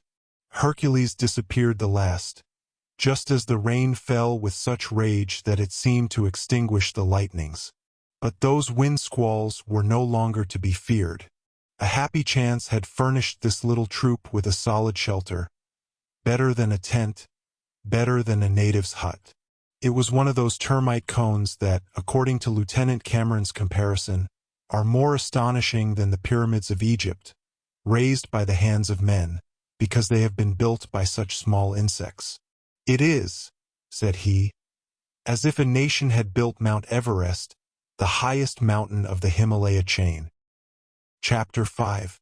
Ants and Their Dwelling. At this moment the storm burst with a violence unknown in temperate latitudes. It was providential that Dick Sand and his companions had found this refuge. In fact, the rain did not fall in distinct drops, but in streams of various thickness. Sometimes it was a compact mass forming a sheet of water like a cataract, a Niagara. Imagine an aerial basin, containing a whole sea, being upset. Under such showers the ground was hollowed out. The plains were changed to lakes, the streams to torrents, the rivers, overflowing, inundated vast territories. In temperate zones the violence of the storms decreases according to their duration. But in Africa, however heavy they are, they continue for several entire days. How can so much electricity be collected in the clouds? How can such quantities of vapor be accumulated? It is very difficult to comprehend this. However, such are the facts, and one might suppose himself transported to the extraordinary epochs of the Diluvian period. Fortunately, the ant cone, with its thick walls, was perfectly impervious. A beaver's hut, of well-beaten earth, could not have been more watertight.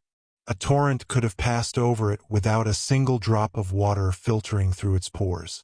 As soon as Dick Sand and his companions had taken possession of the cone, they occupied themselves in examining its interior arrangement. The lantern was lighted, and the ant-hill was sufficiently illuminated.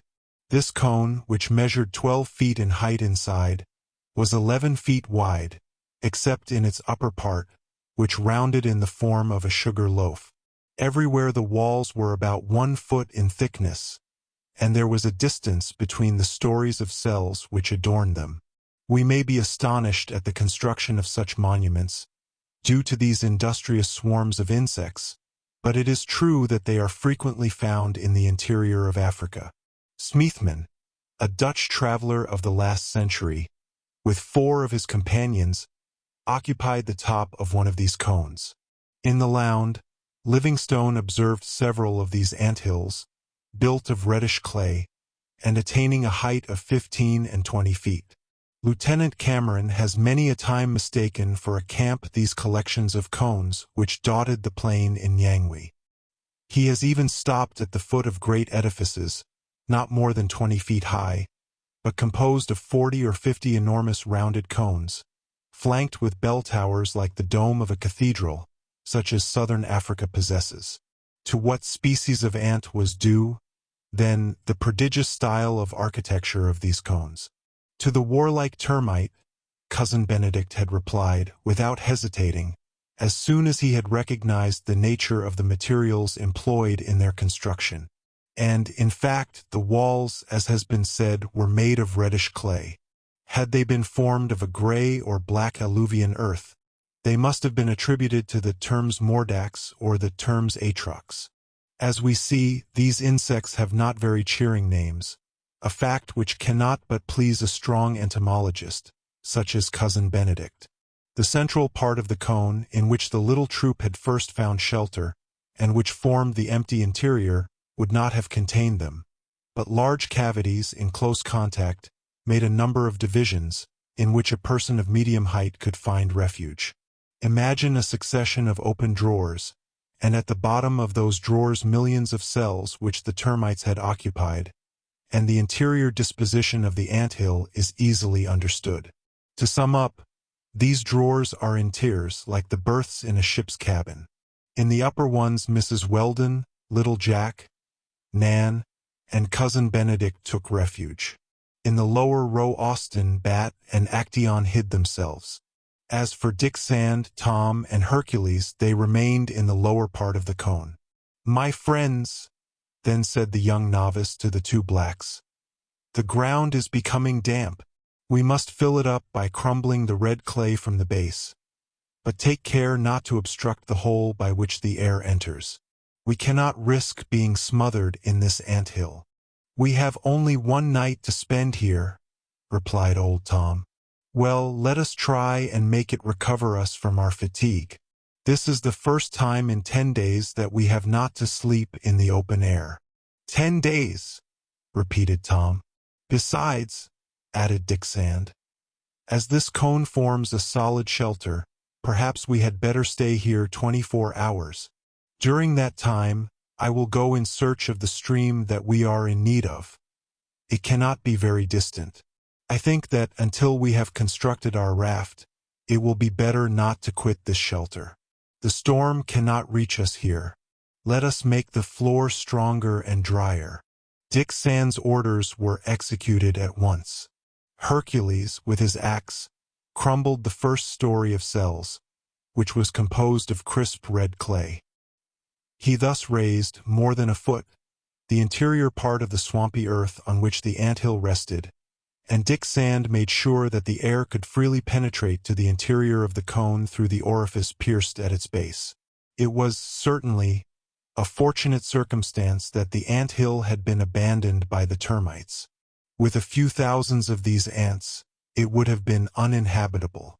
But had it been evacuated for some time, or had the voracious Neuroptera but just quitted it?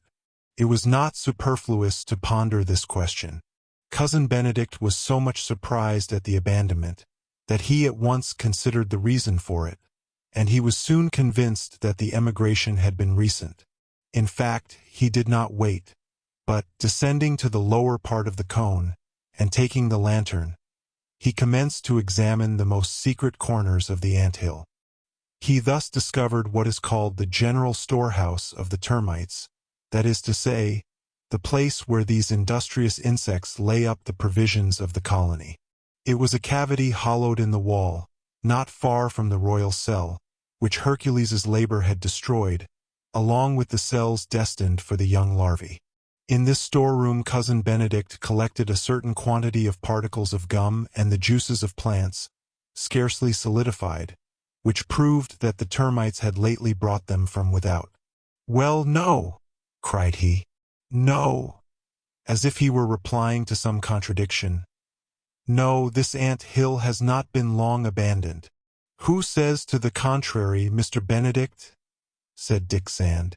"Recently or not, the important thing for us is that the termites have left it, because we have to take their place." "The important thing," replied Cousin Benedict, "will be to know why they have left it.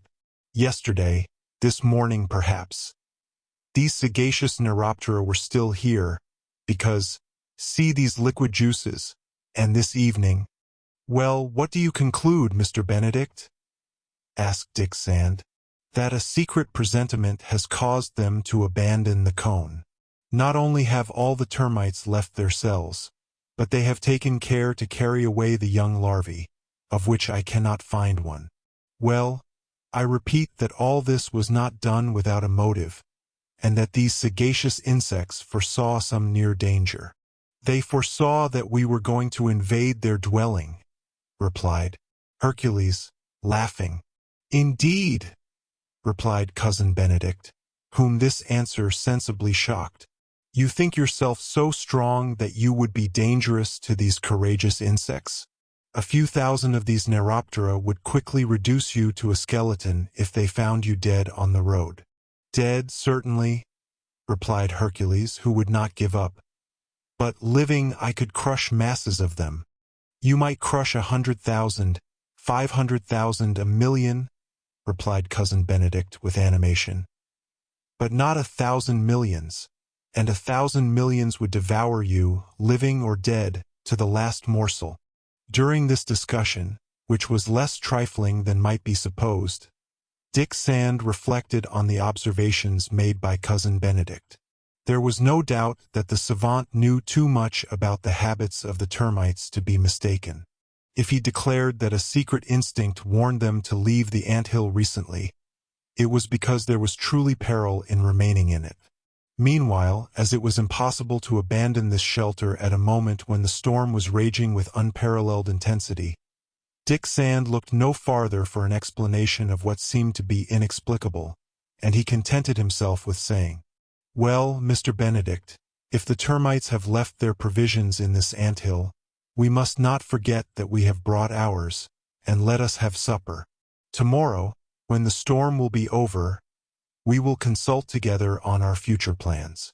They then occupied themselves in preparing the evening meal, for, great as their fatigue was, it had not affected the appetite of these vigorous walkers. On the contrary, the food, which had to last for 2 more days, was very welcome.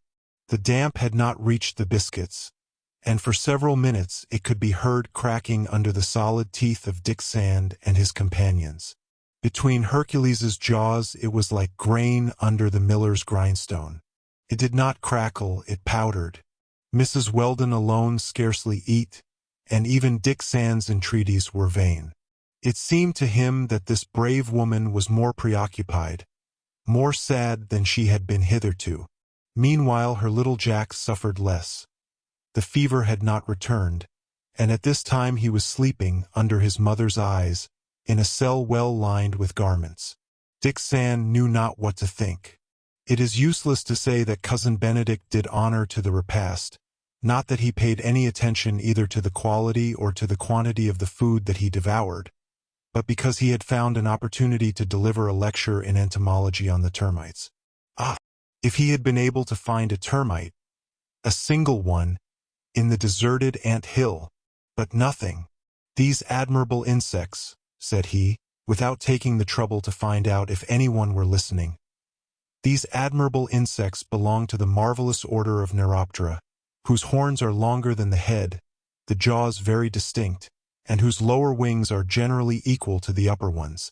5 tribes constitute this order: the Panerpates, scorpion flies, the Myrmilionians, the Hemorrhabins, the Termitines, and the Perlides. It is useless to add that the insects which now interest us, and whose dwelling we occupy, perhaps unduly, are the termitines. At this moment Dick Sand listened very attentively to Cousin Benedict. Had the meeting with these termites excited in him the thought that he was perhaps on the African continent, without knowing by what chance he had arrived there? The young novice was very anxious to find out. The savant, mounted on his favorite hobby, continued to ride it beautifully. "Now these termitines," said he, "are characterized by 4 joints on the instep, horn jaws, and remarkable strength. We have the mantis species, the rhaphidy, and the termite species. The last is often known under the term of white ants, in which we count the deadly termite, the yellow corselet termite, the termite that shuns the light, the biter, the destroyer." "And those that constructed this ant hill?" asked Dick Sand. "They are the martial ants," replied Cousin Benedict, who pronounced this word as if it had been the Macedonians, or some other ancient people brave in war. "Yes, the warlike ants, and of all sizes. Between Hercules and a dwarf the difference would be less than between the largest of these insects and the smallest. Among them are workers of 5 millimeters in length, soldiers of 10, and males and females of 20. We find also a kind otherwise very curious, the Siraphis, half an inch in length, which have pincers for jaws, and a head larger than the body, like the sharks. They are the sharks among insects, and in a fight between some Siraphis and a shark, I would bet on the Siraphis." "And where are these Siraphis commonly observed?" then asked Dick Sand. "In Africa," replied Cousin Benedict. "In the central and southern provinces. Africa is, in fact, the country of ants. You should read what Livingstone says of them in the last notes reported by Stanley. More fortunate than myself, the doctor has witnessed a Homeric battle, joined between an army of black ants and an army of red ants. The latter, which are called drivers, and which the natives name Siraphis, were victorious. The others, the Choungus, took flight, carrying their eggs and their young, not without having bravely defended themselves. Never, according to Livingstone, never was the spirit of battle carried farther, either among men or beasts. With their tenacious jaws, which tear out the peace, these Siraphis make the bravest man recoil. The largest animals, even lions and elephants, flee before them. Nothing stops them, neither trees, which they climb to the summit, nor streams, which they cross by making a suspension bridge of their own bodies, hooked together. And numerous. Another African traveler, Duchelu, has seen a column of these ants defile past him for 12 hours without stopping on the road.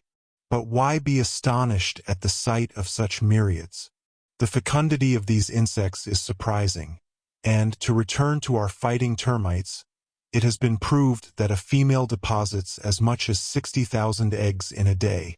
Besides, these Neuroptera furnish the natives with a juicy food. Broiled ants, my friends. I know of nothing better in the world. Have you then eaten them, Mr. Benedict?" asked Hercules. "Never," replied the wise professor. "But I shall eat some." "Where?" "Here." "Here.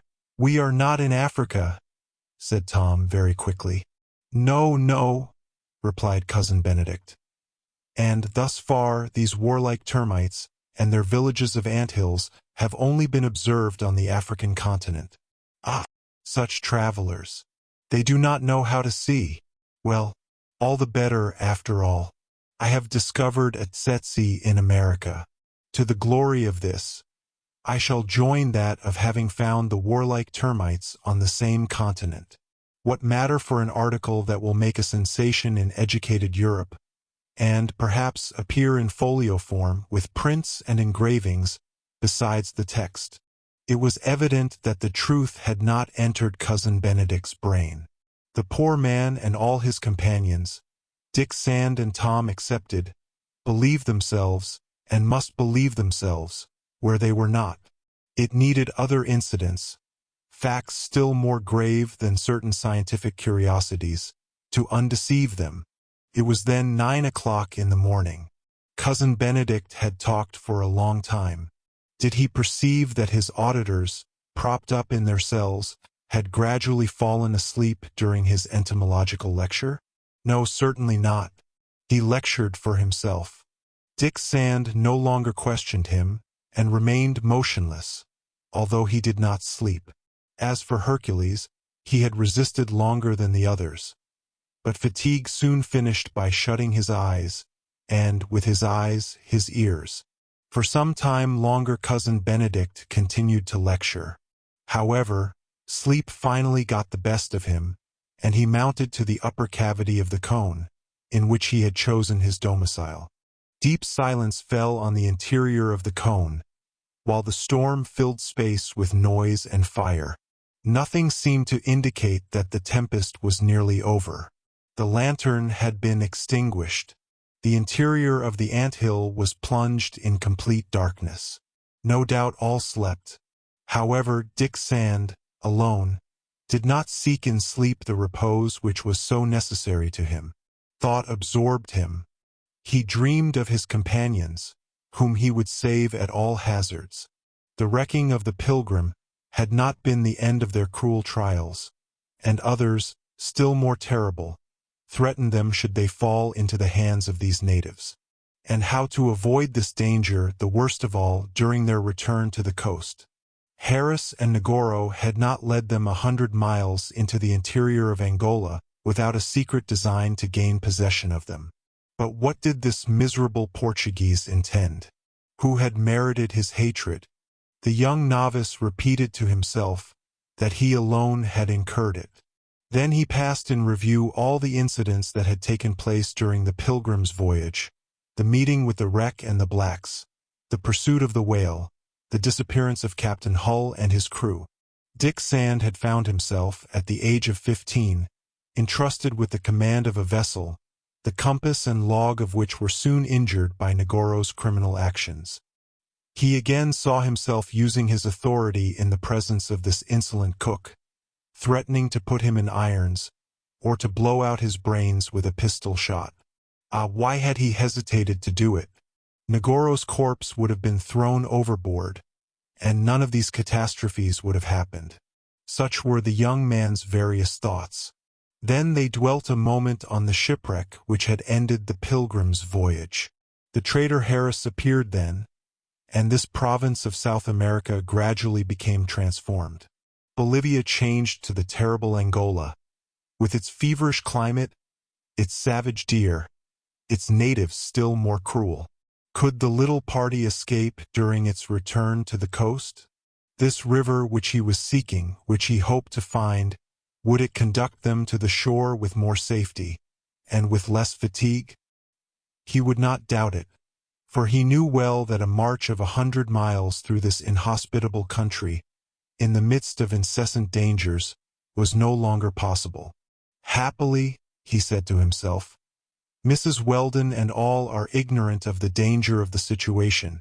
Old Tom and I, we alone are to know that Negoro has thrown us on the coast of Africa, and that Harris has led me into the wilds of Angola. Dick Sand was thus sunk in overpowering thoughts, when he felt a breath on his forehead. A hand rested on his shoulder, and a trembling voice murmured these words in his ear. I know all, my poor Dick, but God can yet save us. His will be done. Chapter 6. The Diving Bell. To this unexpected revelation Dick Sand could not reply. Besides, Mrs. Weldon had gone back at once to her place beside little Jack. She evidently did not wish to say any more about it, and the young novice had not the courage to detain her. Thus Mrs. Weldon knew what to believe. The various incidents of the way had enlightened her also, and perhaps, too, that word, Africa, so unluckily pronounced the night before by Cousin Benedict. Mrs. Weldon knows everything, repeated Dick Sand to himself. Well, perhaps it is better so. The brave woman does not despair. I shall not despair either. Dick Sand now longed for day to return, that he might explore the surroundings of this termite village. He must find a tributary of the Atlantic with a rapid course to transport all his little troop. He had a presentiment that this watercourse could not be far distant. Above all, they must avoid an encounter with the natives, perhaps already sent in pursuit of them under Harris's and Negoro's direction. But it was not day yet. No light made its way into the cone through the lower orifice. Rumblings, rendered low by the thickness of the walls, indicated that the storm still raged. Listening, Dick Sand also heard the rain falling with violence at the base of the anthill. As the large drops no longer struck a hard soil, he must conclude that the whole plain was inundated. It must have been about 11 o'clock.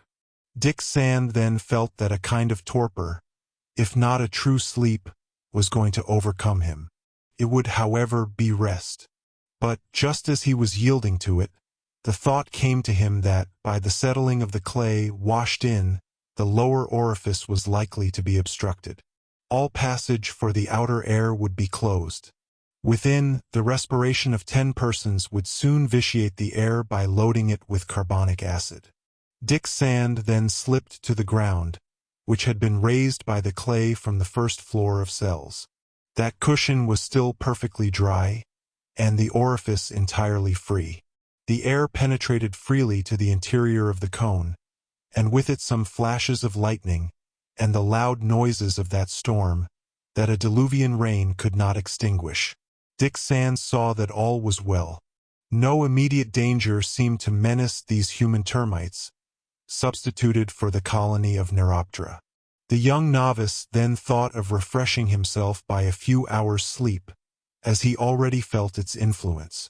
Only with supreme precaution Dick Sand lay on that bed of clay, at the bottom of the cone, near the narrow edifice.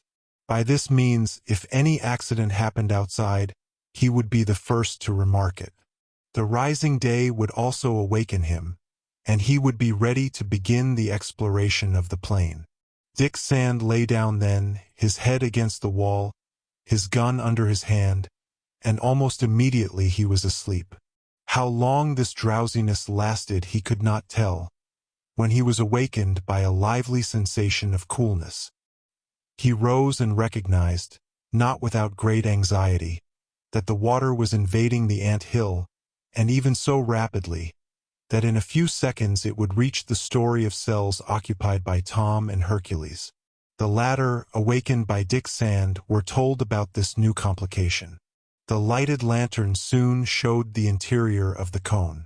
The water had stopped at a height of about 5 feet, and remained stationary. "What is the matter, Dick?" asked Mrs. Weldon. "It is nothing," replied the young novice. "The lower part of the cone has been inundated. It is probably that during this storm a neighboring river has overflowed on this plain." "Good," said Hercules. "That proves the river is there." "Yes," replied Dick Sand, "and it will carry us to the coast. Be reassured." Then Mrs. Weldon, "The water cannot reach you, nor little Jack, nor Nan, nor Mr. Benedict." Mrs. Weldon did not reply. As to the cousin, he slept like a veritable termite. Meanwhile the blacks, leaning over the sheet of water, which reflected the lantern's light, waited for Dick Sand to indicate to them what should be done. He was measuring the height of the inundation. After having the provisions and arms put out of the reach of the inundation, Dick Sand was silent. "The water has penetrated by the orifice," said Tom. "Yes," replied Dick Sand, "and now it prevents the interior air from being renewed." "Could we not make a hole in the wall above the level of the water?" asked the old black. "Doubtless, Tom, but if we have 5 feet of water within, there are perhaps 6 or 7, even more, without." "You think, Mr. Dick?" "I think, Tom, that the water rising inside the anthill has compressed the air in the upper part, and that this air now makes an obstacle to prevent the water from rising higher. But if we pierce a hole in the wall by which the air would escape, either the water would still rise till it reached the outside level, or if it passed the hole, it would rise to that point where the compressed air would again keep it back. We must be here like workmen in a diving bell." "What must be done?" asked Tom. "Reflect well before acting," replied Dick Sand. "An imprudence might cost us our lives." The young novice's observation was very true. In comparing the cone to a submerged bell, he was right. Only in that apparatus the air is constantly renewed by means of pumps. The divers breathe comfortably, and they suffer no other inconveniences than those resulting from a prolonged sojourn in a compressed atmosphere, no longer at a normal pressure. But here, beside those inconveniences, space was already reduced a third by the invasion of the water. As to the air, it would only be renewed if they put it in communication with the outer atmosphere by means of a hole. Could they, without running the danger spoken of by Dick Sand, pierce that hole? Would not the situation be aggravated by it? What was certain was that the water now rested at a level which only two causes could make it exceed, namely, if they pierced a hole and the level of the rising waters was higher outside, or if the height of this rising water should still increase. In either of these cases, only a narrow space would remain inside the cone, where the air, not renewed, would be still more compressed. But might not the ant-hill be torn from the ground and overthrown by the inundation, to the extreme danger of those within it? No, no more than a beaver's hut. So firmly did it adhere by its base. Then, the event most to be feared was the persistence of the storm, and, consequently, the increase of the inundation. 30 feet of water on the plain would cover the cone with 18 feet of water, and bear on the air within with the pressure of an atmosphere. Now, after reflecting well upon it, Dick Sand was led to fear that this inundation might increase considerably. In fact, it could not be due solely to that deluge poured out by the clouds. It seemed more probable that a neighboring watercourse, swelled by the storm, had burst its banks, and was spreading over this plain lying below it. What proof had they that the ant-hill was not then entirely submerged, and that it was full time to leave it by the top part, which would not be difficult to demolish? Dick Sand, now extremely anxious, asked himself what he ought to do. Must he wait or suddenly announce the probable result of the situation, after ascertaining the condition of things? It was then 3 o'clock in the morning. All motionless, silent, listened. The noise from outside came very feebly through the obstructed orifice. All the time a dull sound, strong and continued, well indicated that the contest of the elements had not ceased. At that moment old Tom observed that the water level was gradually rising. "Yes," replied Dick Sand, "and if it rises, as the air cannot escape from within, it is because the rising of the waters increases and presses it more and more." "It is but slight so far," said Tom. "Without doubt," replied Dick Sand. "But where will this level stop?" "Mr. Dick," asked Bat, "would you like me to go out of the ant-hill? By diving, I should try to slip out by the hole." "It will be better for me to try it," replied Dick Sand. "No, Mr. Dick, no," replied old Tom quickly. "Let my son do it and trust to his skill. In case he could not return, your presence is necessary here." Then lower, "Do not forget Mrs. Weldon and little Jack." "Be it so," replied Dick Sand. "Go then, Bat. If the ant-hill is submerged, do not seek to enter it again. We shall try to come out as you will have done. But if the cone still emerges, strike on its top with the axe that you will take with you. We will hear you, and it will be the signal for us to demolish the top from our side. You understand?" "Yes, Mr. Dick," replied Bat. "Go then, boy," added old Tom, pressing his son's hand. Bat, after laying in a good provision of air by a long aspiration, plunged under the liquid mass, whose depth then exceeded 5 feet. It was a rather difficult task, because he would have to seek the lower orifice, slip through it, and then rise to the outside surface of the waters. That must be done quickly. Nearly half a minute passed away. Dick Sand then thought that Bat had succeeded in passing outside when the black emerged. "Well," exclaimed Dick Sand, "The hole is stopped up by rubbish," replied Bat, as soon as he could take breath. "Stopped up," repeated Tom. "Yes," replied Bat. "The water has probably diluted the clay. I have felt around the walls with my hand. There is no longer any hole." Dick Sand shook his head. His companions and he were hermetically sequestered in this cone, perhaps submerged by the water. "If there is no longer any hole," then said Hercules, "we must make one." "Wait," replied the young novice, stopping Hercules, who, hatchet in hand, was preparing to dive. Dick Sand reflected for a few moments, and then he said, "We are going to proceed in another manner. The whole question is to know whether the water covers the anthill or not. If we make a small opening at the summit of the cone, we shall find out which it is. But in case the anthill should be submerged now, the water would fill it entirely, and we would be lost.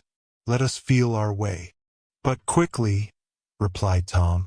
In fact, the level continued to rise gradually. There were then 6 feet of water inside the cone.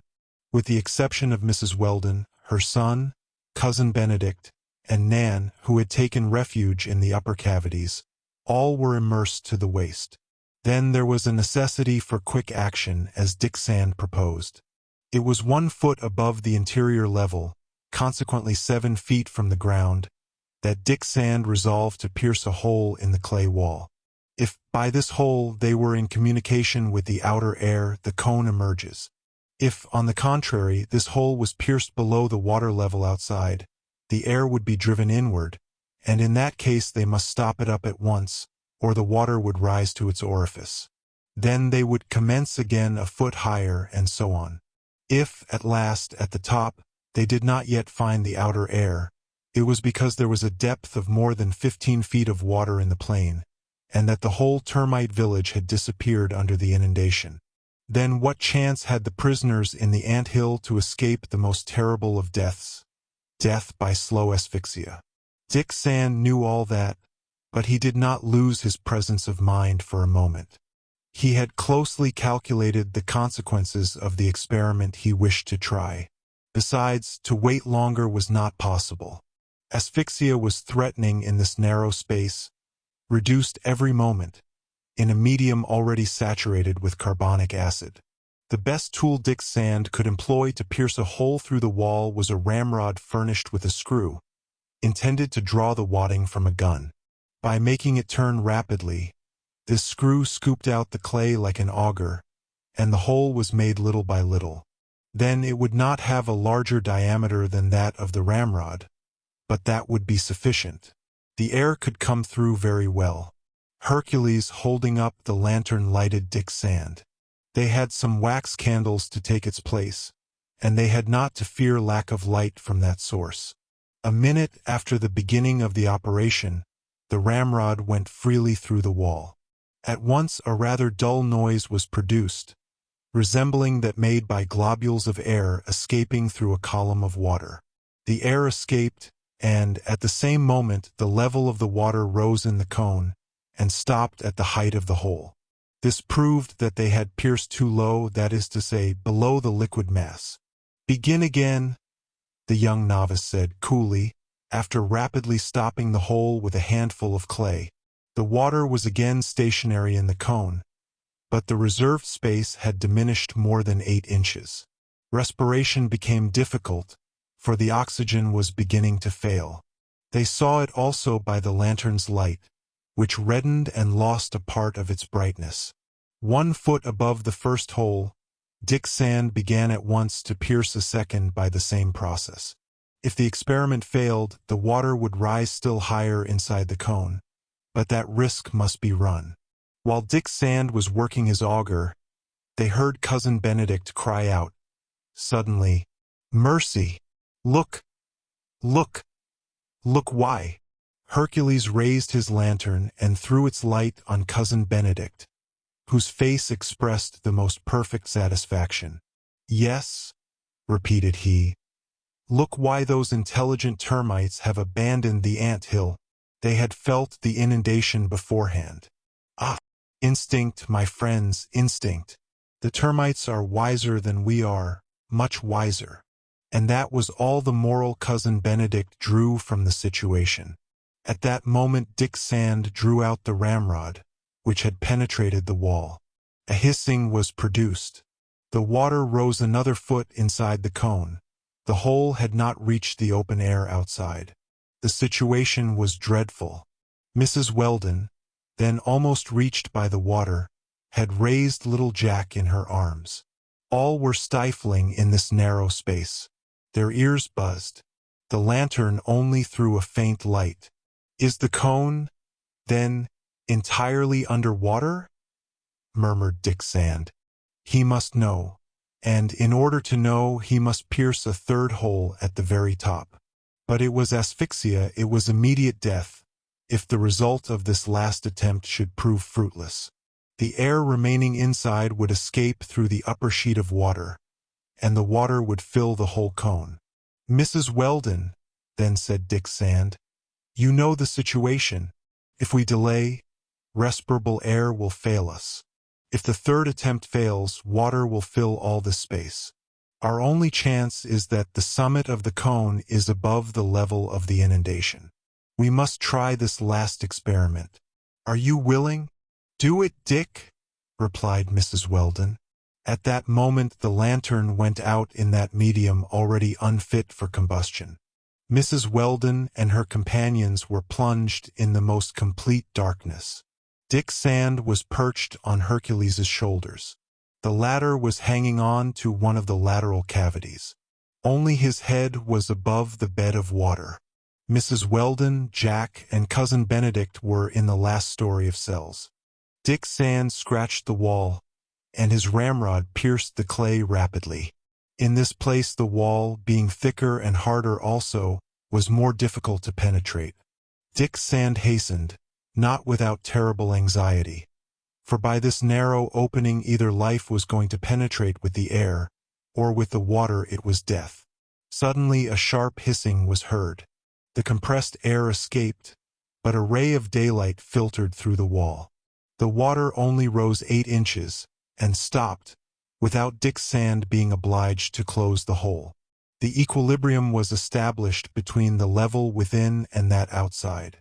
The summit of the cone emerged. Mrs. Weldon and her companions were saved.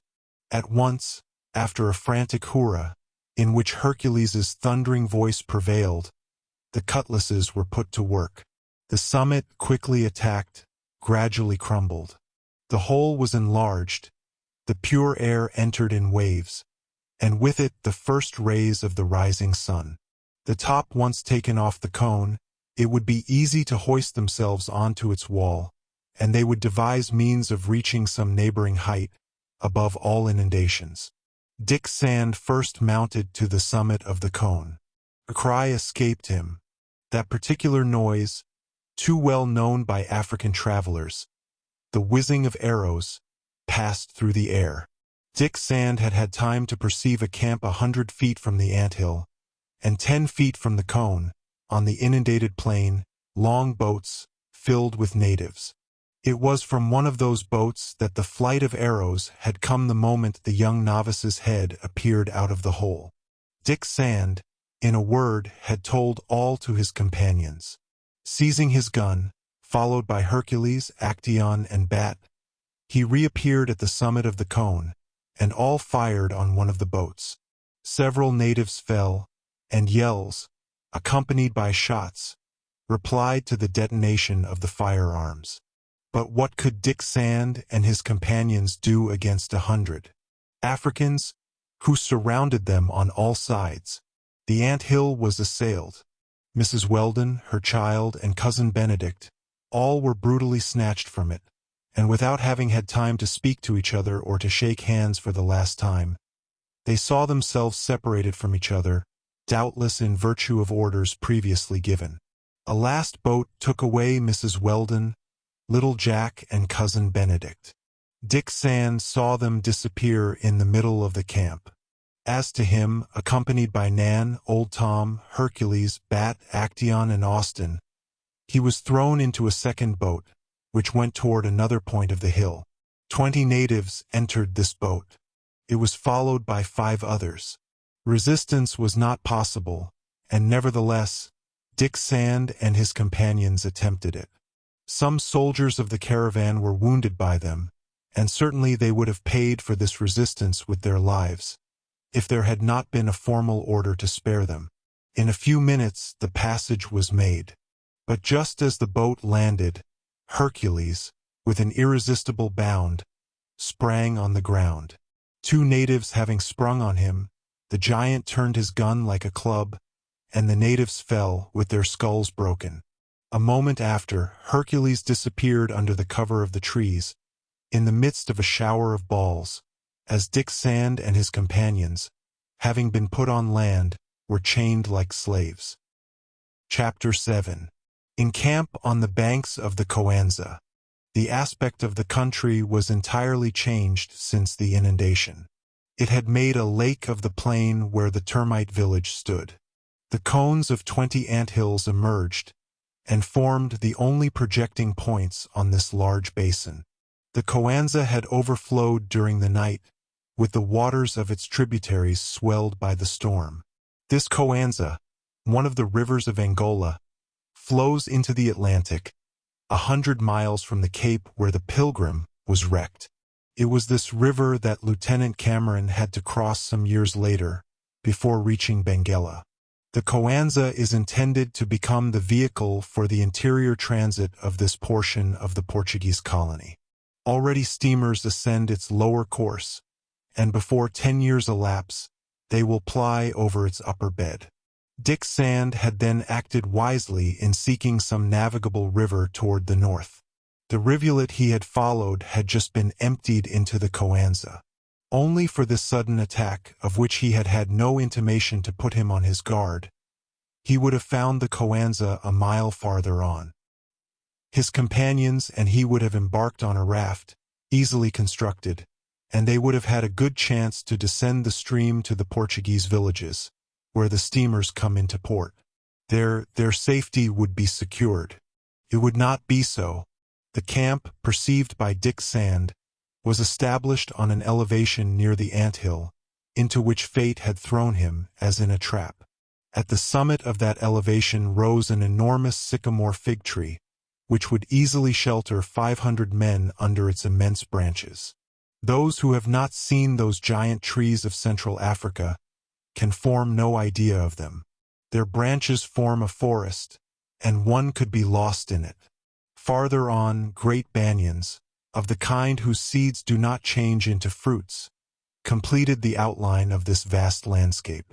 It was under the sycamore's shelter, hidden as in a mysterious asylum, that a whole caravan, the one whose arrival Harris had announced to Negoro, had just halted. This numerous procession of natives, snatched from their villages by the traitor Alves's agents, were going to the Cazounda market. Thence the slaves, as needed, would be sent either to the barracks of the west coast, or to Nyangwe, toward the Great Lake region, to be distributed either in Upper Egypt, or in the factories of Zanzibar. As soon as they arrived at the camp, Dick Sand and his companions had been treated as slaves. Old Tom, his son Austin, Actaeon, poor Nan, Negroes by birth, though they did not belong to the African race, were treated like captive natives. After they were disarmed, in spite of the strongest resistance, they were held by the throat, 2 by 2, by means of a pole 6 or 7 feet long, forked at each end, and closed by an iron rod. By this means they were forced to march in line, one behind the other, unable to get away either to the right or to the left. As an over-precaution, a heavy chain was attached to their waists. They had their arms free to carry burdens, their feet free to march, but they could not use them to flee. Thus they were going to travel hundreds of miles under an overseer's lash. Placed apart, overcome by the reaction which followed the first moments of their struggle against the Negroes, they no longer made a movement. Why had they not been able to follow Hercules in his flight? And, meanwhile, what could they hope for the fugitive? Strong as he was, what would become of him in that inhospitable country, where hunger, solitude, savage beasts, natives, all were against him. Would he not soon regret his companion's fate? They, however, had no pity to expect from the chiefs of the caravan, Arabs or Portuguese, speaking a language they could not understand. These chiefs only entered into communication with their prisoners by menacing looks and gestures. Dick Sand himself was not coupled with any other slave. He was a white man, and probably they had not dared to inflict the common treatment on him. Unarmed, he had his feet and hands free, but a driver watched him especially. He observed the camp, expecting each moment to see Negoro or Harris appear. His expectation was in vain. He had no doubt, however, that those two miserable men had directed the attack against the anthill. Thus the thought came to him that Mrs. Weldon, little Jack, and Cousin Benedict had been led away separately by orders from the American or from the Portuguese. Seeing neither one nor the other, he said to himself that perhaps the two accomplices even accompanied their victims. Where were they leading them? What would they do with them? It was his most cruel care. Dick Sand forgot his own situation to think only of Mrs. Weldon and hers. The caravan, camped under the gigantic sycamore, did not count less than 800 persons, say 500 slaves of both sexes, 200 soldiers, porters, marauders, guards, drivers, agents, or chiefs. These chiefs were of Arab and Portuguese origin. It would be difficult to imagine the cruelties that these inhuman beings inflicted on their captives. They struck them without relaxation, and those who fell exhausted, not fit to be sold, were finished with gunshots or the knife. Thus they hold them by terror. But the result of this system is that on the arrival of the caravan, 50 out of 100 slaves are missing from the traitors' list. A few may have escaped, but the bones of those who died from torture mark out the long routes from the interior to the coast. It is supposed that the agents of European origin, Portuguese for the most part, are only rascals whom their country has rejected, convicts, escaped prisoners, old slave drivers whom the authorities have been unable to hang. In a word, the refuse of humanity. Such was Negoro, such was Harris, now in the service of one of the greatest contractors of Central Africa, José Antonio Alves, well known by the traders of the province, about whom Lieutenant Cameron has given some curious information. The soldiers who escort the captives are generally natives in the pay of the traders. But the latter have not the monopoly of those raids which procure the slaves for them. The Negro kings also make atrocious wars with each other, and with the same object. Then the vanquished adults, the women and children reduced to slavery, are sold by the vanquishers for a few yards of calico, some powder, a few firearms, pink or red pearls, and often even, as Livingstone says, in periods of famine, for a few grains of maize. The soldiers who escorted old Alves's caravan might give a true idea of what African armies are. It was an assemblage of Negro bandits, hardly clothed, who brandished long flintlock guns, the gun barrels garnished with a great number of copper rings. With such an escort, to which are joined marauders who are no better, the agents often have all they can do. They dispute orders, they insist on their own halting places and hours, they threaten to desert, and it is not rare for the agents to be forced to yield to the exactions of this soldiery. Though the slaves, men or women, are generally subjected to carry burdens while the caravan is on the march, yet a certain number of porters accompany it. They are called more particularly pagazzis, and they carry bundles of precious objects, principally ivory. Such is the size of these elephants' teeth sometimes, of which some weigh as much as 160 pounds, that it takes 2 of these pagazzis to carry them to the factories. Thence this precious merchandise is exported to the markets of Khartoum, of Zanzibar and Natal. On arriving, these pagazzis are paid the price agreed upon. It consists in 20 yards of cotton cloth, or of that stuff which bears the name of Maricani, a little powder, a handful of cowrie, shells very common in that country, which serve as money, a few pearls, or even those of the slaves who would be difficult to sell. The slaves are paid when the trader has no other money. Among the 500 slaves that the caravan counted, there were few grown men. That is because, the razzia being finished and the village set on fire, every native above 40 is unmercifully massacred and hung to a neighboring tree. Only the young adults of both sexes and the children are intended to furnish the markets. After these menhunts, hardly a tenth of the vanquished survive. This explains the frightful depopulation which changes vast territories of equatorial Africa into deserts. Here, the children and the adults were hardly clothed with a rag of that bark stuff, produced by certain trees and called mbuzone in the country. Thus the state of this troop of human beings, women covered with wounds from the havildar's whips, children ghastly and meager, with bleeding feet, whom their mothers tried to carry in addition to their burdens, young men closely riveted to the fork, more torturing than the convict's chain, is the most lamentable that can be imagined. Yes, the sight of the miserable people hardly living, whose voices have no sound, ebony skeletons according to Livingstone's expression, would touch the hearts of wild beasts. But so much misery did not touch those hardened Arabs nor those Portuguese, who, according to Lieutenant Cameron, are still more cruel. This is what Cameron says: to obtain these 50 women, of whom Alves called himself proprietor, 10 villages had been destroyed, 10 villages having each from 100 to 200 souls, a total of 1,500 inhabitants. Some had been able to escape, but the greater part, almost all, had perished in the flames, had been killed in defending their families, or had died of hunger in the jungle, unless the beasts of prey had terminated their sufferings more promptly. Those crimes, perpetrated in the center of Africa by men who boast of the name of Christians, and consider themselves Portuguese, would seem incredible to the inhabitants of civilized countries. It is impossible that the government of Lisbon knows the atrocities committed by people who boast of being her subjects. Tour of the world. In Portugal there have been very warm protestations against these assertions of Cameron's.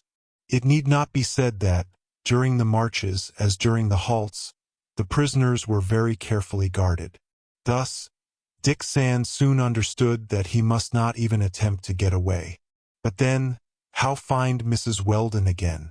That she and her child had been carried away by Negoro was only too certain. The Portuguese had separated her from her companions for reasons unknown as yet to the young novice. But he could not doubt Negoro's intervention, and his heart was breaking at the thought of the dangers of all kinds which threatened Mrs. Weldon. "Ah," he said to himself, "when I think that I have held those 2 miserable men, both of them at the end of my gun, and that I have not killed them." This thought was one of those which returned most persistently to Dick Sand's mind. What misfortunes the just death of Harris and Negoro might have prevented! What misery, at least, for those whom these brokers in human flesh were now treating as slaves! All the horror of Mrs. Weldon's and little Jack's situation now represented itself to Dick Sand. Neither the mother nor the child could count on Cousin Benedict. The poor man could hardly take care of himself. Doubtless they were taking all 3 to some district remote from the province of Angola. But who was carrying the still sick child? His mother. Yes, his mother? Dick Sand repeated to himself. She will have recovered strength for him. She will have done what these unhappy female slaves do, and she will fall like them. Ah, may God put me again in front of her executioners. And I? But he was a prisoner. He counted 1 head in this livestock that the overseers were driving to the interior of Africa. He did not even know whether Negoro and Harris themselves were directing the convoy of which their victims made a part. Dingo was no longer there to scent the Portuguese, to announce his approach. Hercules alone might come to the assistance of the unfortunate Mrs. Weldon. But was that miracle to be hoped for? However, Dick Sand fell back again on that idea. He said to himself that the strong black man was free. Of his devotion there was no doubt. All that a human being could do, Hercules would do in Mrs. Weldon's interest. Yes, either Hercules would try to find them and put himself in communication with them, or if that failed him, he would endeavor to concert with him, Dick Sand, and perhaps carry him off, deliver him by force. During the night halts, mingling with these prisoners, black like them, could he not deceive the soldier's vigilance, reach him, break his bonds, and lead him away into the forest? And both of them, then free, what would they not do for Mrs. Weldon's safety? A watercourse would enable them to descend to the coast. Dick Sand would again take up that plan so unfortunately prevented by the natives' attack, with new chances of success and a greater knowledge of the difficulties. The young novice thus alternated between fear and hope. In fact, he resisted despair, thanks to his energetic nature, and held himself in readiness to profit by the least chance that might offer itself to him. What he most desired to know was to what market the agents were taking the convoy of slaves. Was it to one of the factories of Angola, and would it be an affair of a few halting places only, or would this convoy travel for hundreds of miles still, across Central Africa? The principal market of the contractors is that of Nyangwe in Manyema, on that meridian which divides the African continent into two almost equal parts. There where extends the country of the Great Lakes, that Livingstone was then traversing. But it was far from the camp on the Coanza to that village. Months of travel would not suffice to reach it. That was one of Dick Sand's most serious thoughts. For once at Nyangwe, in case even Mrs. Weldon, Hercules, the other blacks, and he should succeed in escaping, how difficult it would be, not to say impossible, to return to the seacoast, in the midst of the dangers of such a long route. But Dick Sand soon had reason to think that the convoy would soon reach its destination. Though he did not understand the language employed by the chiefs of the caravan, sometimes Arab, sometimes the African idiom, he remarked that the name of an important market of that region was often pronounced. It was the name Kazounda, and he knew that a very great trade in slaves was carried on there. He was then naturally led to believe that there the fate of the prisoners would be decided, whether for the profit of the king of that district or for the benefit of some rich trader of the country. We know that he was not mistaken. Now, Dick Sand, being posted in the facts of modern geography, knew very exactly what is known of Kazounda. The distance from St. Paul, Delaware, Luanda to this city does not exceed 400 miles, and consequently 250 miles, at the most, separates it from the camp established on the Coanza. Dick Sand made his calculation approximately, taking the distance traveled by the little troop under Harris's lead as the base. Now, under ordinary circumstances, this journey would only require from 10 to 12 days. Doubling that time for the needs of a caravan already exhausted by a long route, Dick Sand might estimate the length of the journey from the Coanza to Kazounda at 3 weeks. Dick Sand wished very much to impart what he believed he knew to Tom and his companions. It would be a kind of consolation for them to be assured that they were not being led to the center of Africa, into those fatal countries which they could not hope to leave. Now, a few words uttered in passing would be sufficient to enlighten them. Would he succeed in saying those words? Tom and Bat, chance had reunited the father and son.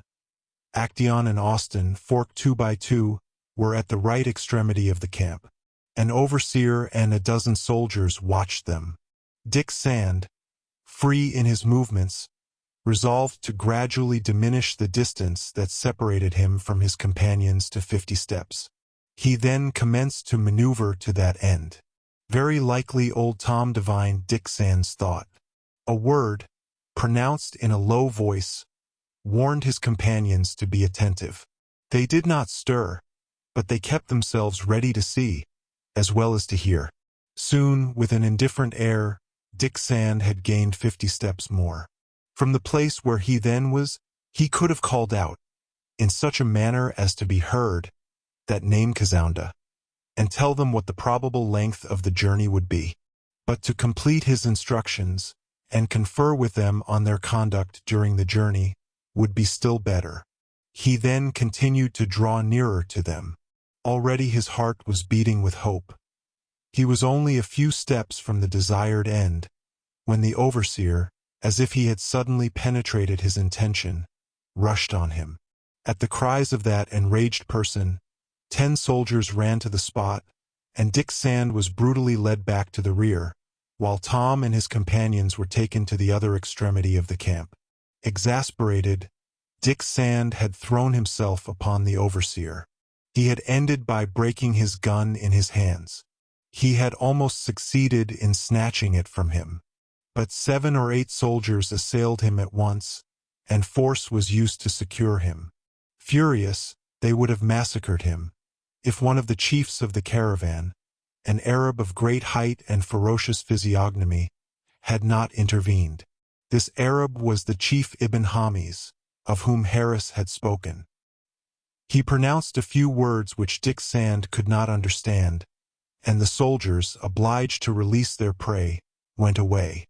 It was, then, very evident, for one thing, that there had been a formal order not to allow the young novice to communicate with his companions, and for another, that his life should not be taken.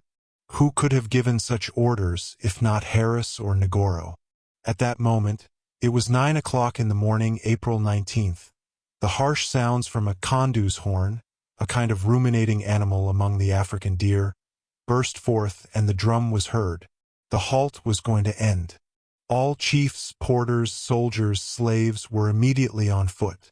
Laden with their packs, several groups of captives were formed under the leadership of an overseer, who unfurled a banner of bright colors.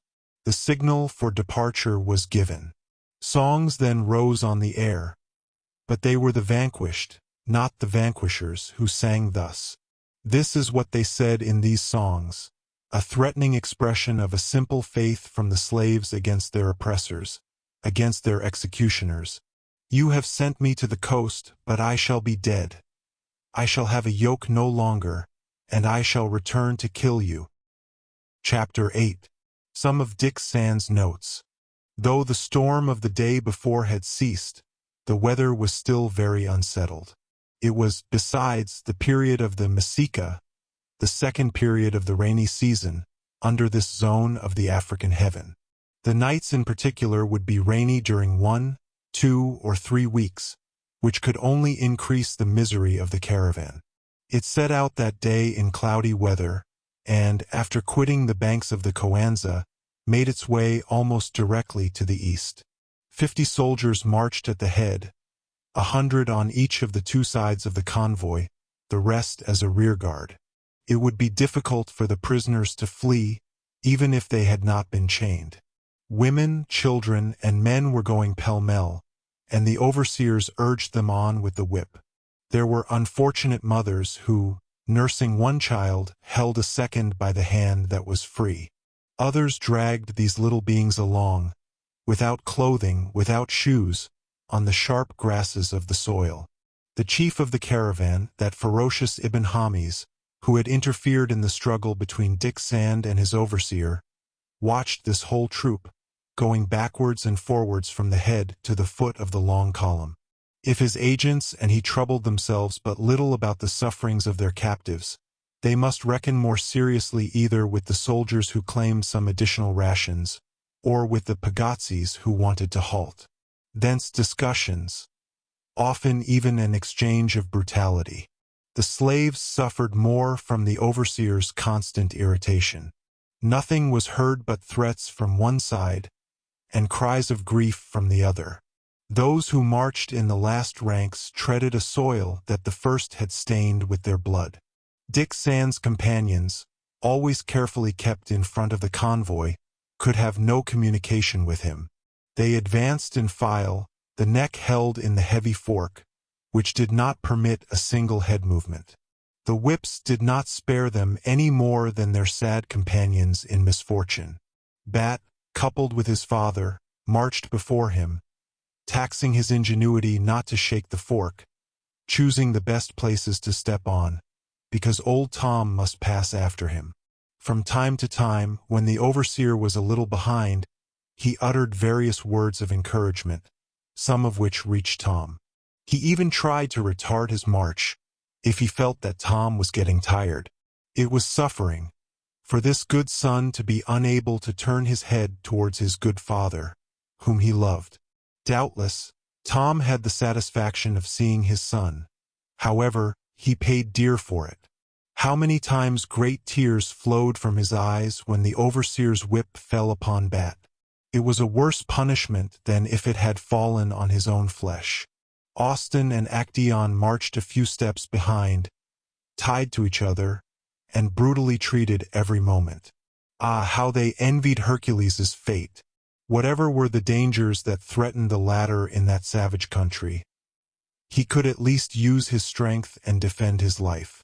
During the first moments of their captivity, old Tom had finally made known the whole truth to his companions. They had learned from him, to their profound astonishment, that they were in Africa, that Negoro's and Harris's double treachery had first thrown them there, and then led them away, and that no pity was to be expected from their masters. Nan was not better treated. She made part of a group of women who occupied the middle of the convoy. They had chained her with a young mother of 2 children, one at the breast, the other aged 3 years, who walked with difficulty. Nan, moved with pity, had burdened herself with the little creature, and the poor slave had thanked her by a tear. Nan then carried the infant at the same time, sparing her the fatigue to which she would have yielded, and the blows the overseer would have given her. But it was a heavy burden for old Nan.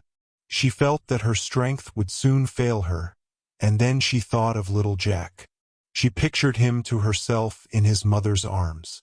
Sickness had wasted him very much, but he must be still heavy for Mrs. Weldon's weakened arms. Where was she? What would become of her? Would her old servant ever see her again? Dick Sand had been placed almost in the rear of the convoy. He could neither perceive Tom, nor his companions, nor Nan. The head of the long caravan was only visible to him when it was crossing some plain. He walked, a prey to the saddest thoughts, from which the agent's cries hardly drew his attention. He neither thought of himself, nor the fatigues he must still support, nor of the tortures probably reserved for him by Negoro. He only thought of Mrs. Weldon. In rain he sought on the ground, on the brambles by the paths, on the lower branches of the trees, to find some trace of her passage. She could not have taken another road, if, as everything indicated, they were leading her to Kazounda. What would he not give to find some indication of her march to the destination where they themselves were being led? Such was the situation of the young novice and his companions in body and mind. But whatever they might have to fear for themselves, great as was their own sufferings, pity took possession of them on seeing the frightful misery of that sad troop of captives, and the revolting brutality of their masters. Alas! They could do nothing to succor the afflicted, nothing to resist the others. All the country situated east of the Coanza was only a forest for over an extent of 20 miles. The trees, however, whether they perish under the biting of the numerous insects of these countries, or whether troops of elephants beat them down while they are still young, are less crowded here than in the country next to the seacoast. The march, then, under the trees would not present obstacles. The shrubs might be more troublesome than the trees. There was, in fact, an abundance of those cotton trees, 7 to 8 feet high, the cotton of which serves to manufacture the black and white striped stuffs used in the interior of the province. In certain places, the soil transformed itself into thick jungles, in which the convoy disappeared. Of all the animals of the country, the elephants and giraffes alone were taller than those reeds which resemble bamboos, those herbs, the stalks of which measure an inch in diameter. The agents must know the country marvelously well, not to be lost in these jungles. Each day the caravan set out at daybreak, and only halted at midday for an hour. Some packs containing tapioca were then opened, and this food was parsimoniously distributed to the slaves. To this potatoes were added, or goat's meat and veal, when the soldiers had pillaged some village in passing. But the fatigue had been such, the repose so insufficient, so impossible even during these rainy nights, that when the hour for the distribution of food arrived the prisoners could hardly eat. So, 8 days after the departure from the Coanza, 20 had fallen by the way, at the mercy of the beasts that prowled behind the convoy. Lions, panthers, and leopards waited for the victims which could not fail them, and each evening after sunset their roaring sounded at such a short distance that one might fear a direct attack. On hearing those roars, rendered more formidable by the darkness, Dick Sand thought with terror of the obstacles such encounters would present against Hercules's enterprise, of the perils that menaced each of his steps. And meanwhile, if he himself should find an opportunity to flee, he would not hesitate. Here are some notes taken by Dick Sand during this journey from the Coanza to Kazounda. 25 marches were employed to make this distance of 250 miles, the march in the trader's language being 10 miles, halting by day and night. From 25th to April 27th, saw a village surrounded by walls of reeds, 8 or 9 feet high, fields cultivated with maize, beans, sorghas, and various arachides. 2 blacks seized and made prisoners. 15 killed. Population fled. The next day crossed an impetuous river 150 yards wide. Floating bridge, formed of trunks of trees, fastened with lianes. Piles half broken. 2 women, tied to the same fork, precipitated into the water. One was carrying her little child. The waters are disturbed and become stained with blood. Crocodiles glide between the parts of the bridge. There is danger of stepping into their open mouths. April 28th. Crossed a forest of bauhineers.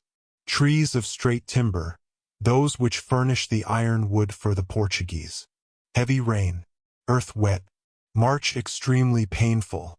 Perceived, toward the center of the convoy, poor Nan, carrying a little Negro child in her arms. She drags herself along with difficulty. The slave chained with her limps, and the blood flows from her shoulder, torn by lashes from the whip. In the evening camped under an enormous baobab with white flowers and a light green foliage. During the night roars of lions and leopards.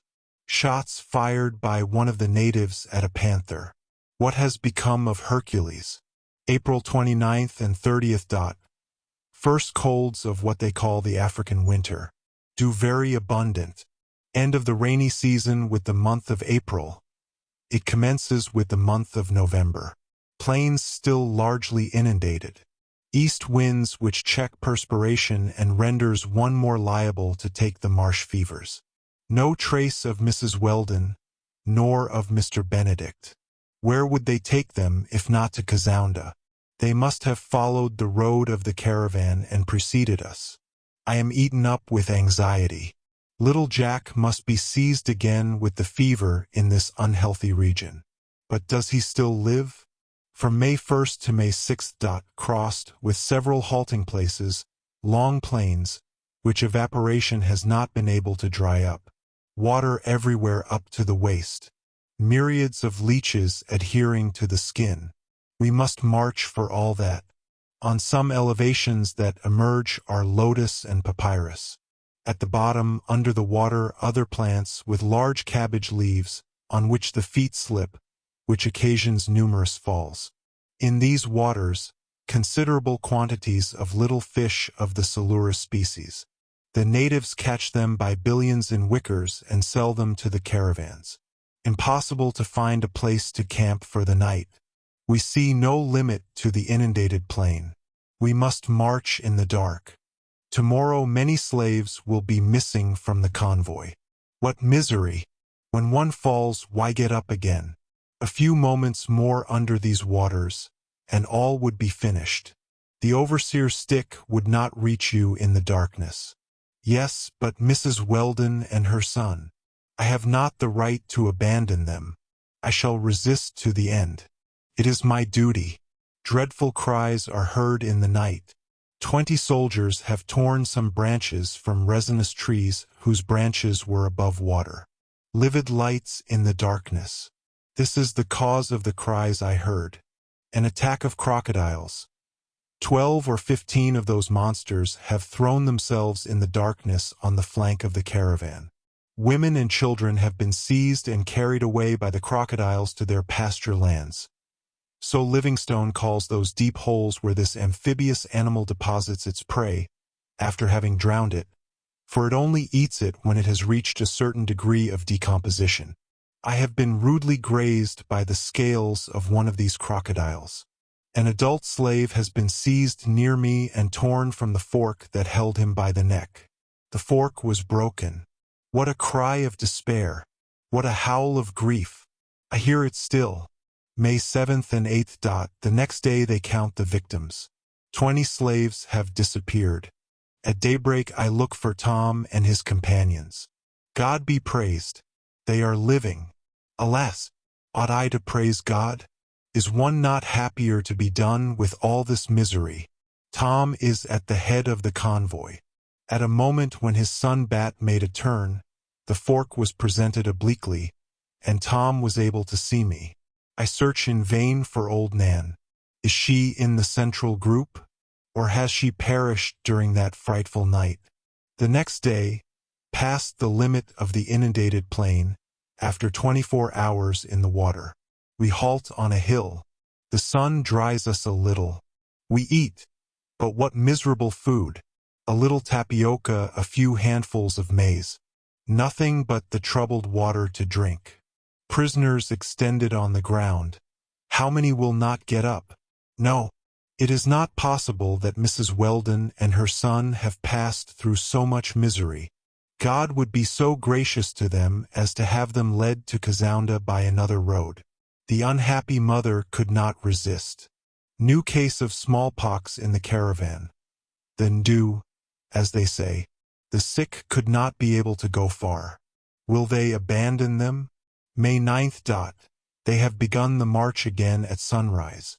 No laggards. The overseer's whip has quickly raised those overcome by fatigue or sickness. Those slaves have a value. They are money. The agents will not leave them behind while they have strength enough to march. I am surrounded by living skeletons. They have no longer voice enough to complain.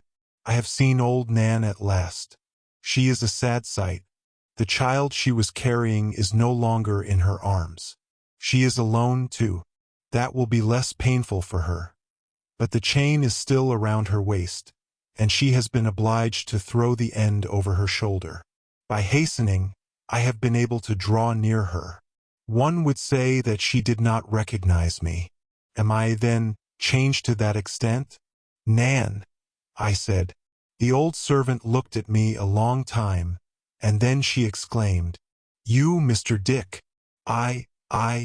Before long I shall be dead." "No, no. Courage," I replied, while my eyes fell so as not to see what was only the unfortunate woman's bloodless spectre. "Dead," she continued, "and I shall not see my dear mistress again, nor my little Jack. My God! My God! Have pity on me." I wished to support old Nan, whose whole body trembled under her torn clothing. It would have been a mercy to see myself tied to her, and to carry my part of that chain, whose whole weight she bore since her companion's death. A strong arm pushes me back, and the unhappy Nan is thrown back into the crowd of slaves, lashed by the whips. I wish to throw myself on that brutal. The Arab chief appears, seizes my arm, and holds me till I find myself again in the caravan's last rank. Then, in his turn, he pronounces the name, Negoro. Negoro. It is then by the Portuguese's orders that he acts and treats me differently from my companions in misfortune? For what fate am I reserved? May 10th. Today passed near 2 villages in flames. The stubble burns on all sides. Dead bodies are hung from the trees the fire has spared. Population fled. Fields devastated. The razzie is exercised there. 200 murders, perhaps, to obtain a dozen slaves. Evening has arrived. Halt for the night. Camp made under great trees. High shrubs forming a thicket on the border of the forest. Some prisoners fled the night before, after breaking their forks. They have been retaken and treated with unprecedented cruelty. The soldiers' and overseers' watchfulness is redoubled. Night has come, roaring of lions and hyenas, distant snorting of hippopotami. Doubtless some lake or watercourse near. In spite of my fatigue, I cannot sleep. I think of so many things. Then, it seems to me that I hear prowling in the high grass. Some animal, perhaps. Would it dare force an entrance into the camp? I listen. Nothing. Yes, an animal is passing through the reeds. I am unarmed. I shall defend myself nevertheless. My life may be useful to Mrs. Weldon, to my companions. I look through the profound darkness. There is no moon. The night is extremely dark. Two eyes shine in the darkness, among the papyrus. Two eyes of a hyena or a leopard. They disappear, reappear. At last there is a rustling of the bushes. An animal springs upon me. I am going to cry out to give the alarm. Fortunately, I was able to restrain myself. I cannot believe my eyes. It is Dingo. Dingo, who is near me. Brave Dingo. How is it restored to me? How has it been able to find me again? Ah, instinct. Would instinct be sufficient to explain such miracles of fidelity? It licks my hands. Ah, good dog, now my only friend. They have not killed you. Then, it understands me. I return its caresses. It wants to bark. Calm it. It must not be heard. Let it follow the caravan in this way without being seen and perhaps. But what? It rubs its neck obstinately against my hands. It seems to say to me, look for something. I look, and I feel something there, fastened to its neck. A piece of reed is slipped under the collar, on which are graven those two letters, SV, the mystery of which is still inexplicable to us. Yes, I have unfastened the reed. I have broken it. There is a letter inside. But this letter, I cannot read it. I must wait for daylight. Daylight. I should like to keep Dingo. But the good animal, even while licking my hands, seems in a hurry to leave me. It understands that its mission is finished. With one bound aside, it disappears among the bushes without noise. May God spare it from the lion's and hyena's teeth. Dingo has certainly returned to him who sent it to me. This letter, that I cannot yet read, burns my hands. Who has written it? Would it come from Mrs. Weldon? Does it come from Hercules?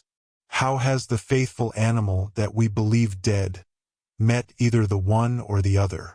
What is this letter going to tell me? Is it a plan of escape that it brings me?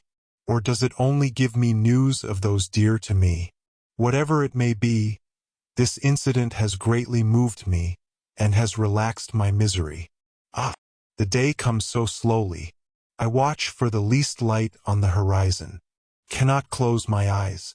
I still hear the roaring of the animals. My poor Dingo, can you escape them? At last day is going to appear, and almost without dawn, under these tropical latitudes. I settle myself so as not to be seen. I try to read, I cannot yet. At last I have read. The letter is from Hercules's hand. It is written on a bit of paper in pencil. Here is what it says. Mrs. Weldon was taken away with little Jack in a kit-anda. Harris and Negoro accompany it. They precede the caravan by 3 or 4 marches, with Cousin Benedict. I have not been able to communicate with her. I have found Dingo, who must have been wounded by a shot, but cured. Good hope, Mr. Dick. I only think of you all, and I fled to be more useful to you. Hercules. Ah, Mrs. Weldon and her son are living.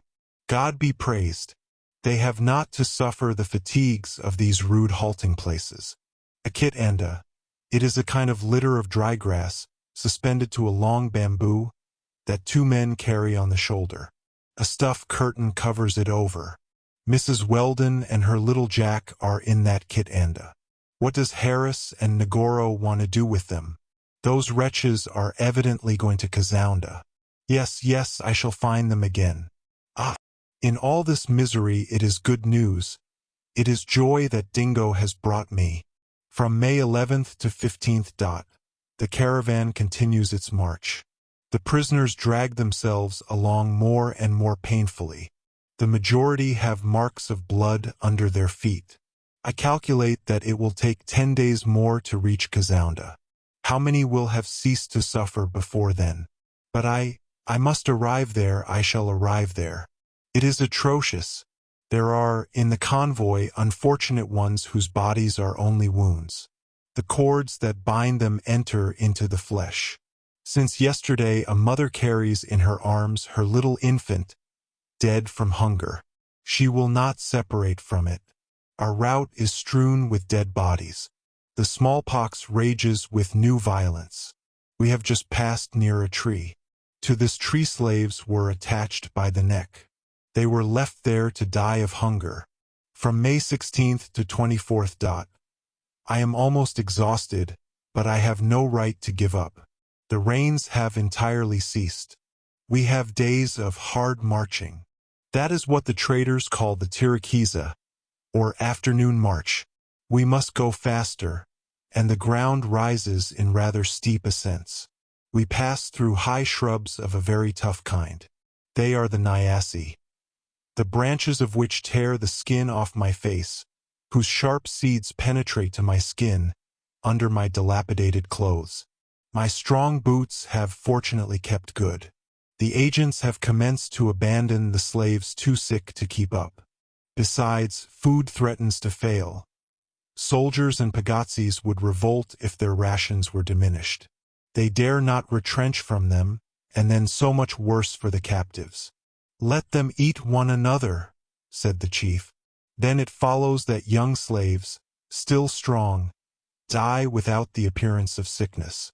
I remember what Dr. Livingstone has said on that subject. Those unfortunates complain of the heart. They put their hands there and they fall. It is positively the heart that breaks. That is peculiar to free men, reduced to slavery unexpectedly. Today, 20 captives who could no longer drag themselves along have been massacred with axes by the havildars. The Arab chief is not opposed to massacre. The scene has been frightful. Poor old Nan has fallen under the knife. In this horrible butchery, I strike against her corpse in passing. I cannot even give her a Christian burial.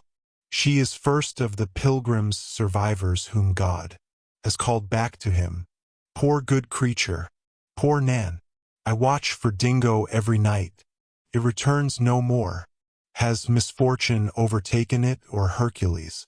No, no, I do not want to believe it. This silence, which appears so long to me, only proves one thing. It is that Hercules has nothing new to tell me yet. Besides, he must be prudent and on his guard. Chapter 9. Kazounda. On May 26th, the caravan of slaves arrived at Kazounda. 50% of the prisoners taken in the last raid had fallen on the road. Meanwhile, the business was still good for the traders. Demands were coming in, and the price of slaves was about to rise in the African markets. Angola at this period did an immense trade in blacks. The Portuguese authorities of St. Paul, Delaware, Luanda, or of Benguela, could not stop it without difficulty, for the convoys traveled towards the interior of the African continent. The pens near the coast overflowed with prisoners, the few slavers that succeeded in eluding the cruisers along the shore not being sufficient to carry all of them to the Spanish colonies of America. Kazounda, situated 300 miles from the mouth of the Coanza, is one of the principal laconis, one of the most important markets of the province. On its grand square, the Chitoka business is transacted. There, the slaves are exposed and sold. It is from this point that the caravans radiate toward the region of the Great Lakes. Kazounda, like all the large towns of Central Africa, is divided into two distinct parts. One is the quarter of the Arab, Portuguese, or native traders, and it contains their pens. The other is the residence of the Negro king, some ferocious crown drunkard, who reigns through terror and lives from supplies furnished by the contractors. At Cazaunda, the commercial quarter then belonged to that José Antonio Alves, of whom Harris and Negoro had spoken, they being simply agents in his pay. This contractor's principal establishment was there. He had a second at Biha, and a third at Kasange in Benguela, which Lieutenant Cameron visited some years later. Imagine a large central street, on each side groups of houses, Thames, with flat roofs, walls of baked earth, and a square court which served as an enclosure for cattle. At the end of the street was the vast Chitoka, surrounded by slave pens.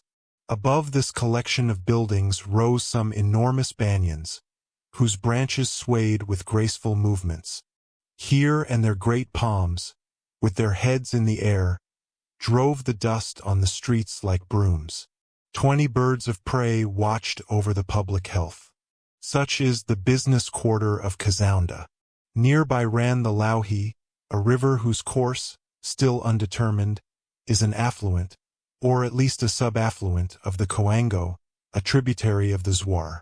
The residence of the king of Cazaunda, which borders on the business quarter, is a confused collection of ill-built hovels, which spread over the space of a mile square.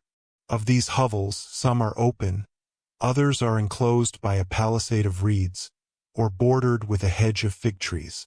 In one particular enclosure, surrounded by a fence of papyrus, 30 of these huts served as dwellings for the chief's slaves.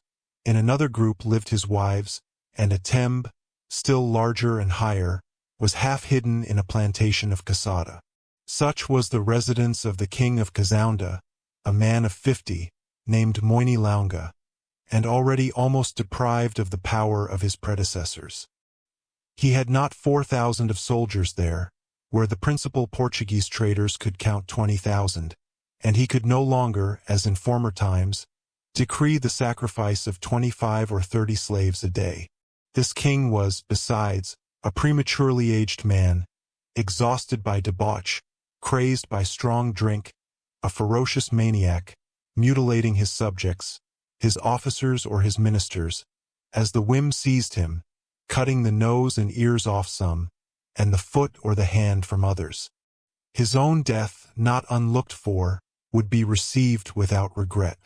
A single man in all Cazaunda might, perhaps, lose by the death of Moini Launga. This was the contractor, José Antonio Alves, who agreed very well with the drunkard, whose authority was recognized by the whole province. If the accession of his first wife, Queen Moini, should be contested, the states of Moini Launga might be invaded by a neighboring competitor, one of the kings of Ukansan. The latter, being younger and more active, had already seized some villages belonging to the Cazaunda government. He had in his services another traitor, a rival of Alves Tipo Tipo, a black Arab of a pure race, whom Cameron met at Nyangwe. What was this Alves? The real sovereign under the reign of an imbruted Negro, whose vices he had developed and served. José Antonio Alves, already advanced in years, was not, as one might suppose, a Msangu, that is to say, a man of the white race. There was nothing Portuguese about him but his name, borrowed, no doubt, for the needs of commerce. He was a real Negro, well known among traders and called Kendil. He was born, in fact, at Dondo or the borders of the Coanza. He had commenced by being simply the agent of the slave brokers, and would have finished as a famous trader, that is to say, in the skin of an old knave who called himself the most honest man in the world. Cameron met this Alves in the latter part of 1874, at Kalemba, the capital of Kasongo, chief of Urua. He guided Cameron with his caravan to his own establishment at Biha, over a route of 700 miles. The convoy of slaves, on arriving at Cazaunda, had been conducted to the large square. It was the 26th of May. Dick Sand's calculations were then verified. The journey had lasted 38 days from the departure of the army encamped on the banks of the Coanza. 5 weeks of the most fearful miseries that human beings could support. It was noon when the train entered Cazaunda. The drums were beaten, horns were blown in the midst of the detonations of firearms. The soldiers guarding the caravan discharged their guns in the air, and the men employed by José Antonio Alves replied with interest. All these bandits were happy at meeting again, after an absence which had lasted for 4 months. They were now going to rest and make up for lost time in excesses and idleness. The prisoners then formed a total of 250, the majority being completely exhausted. After having been driven like cattle, they were to be shut up in pens, which American farmers would not have used for pigs. 12 or 1,500 other captives awaited them, all of whom would be exposed in the market at Cazaunda on the next day but one. These pens were filled up with the slaves from the caravan. The heavy forks had been taken off them, but they were still in chains. The pagazzis had stopped on the square after having disposed of their loads of ivory, which the Cazaunda dealers would deliver.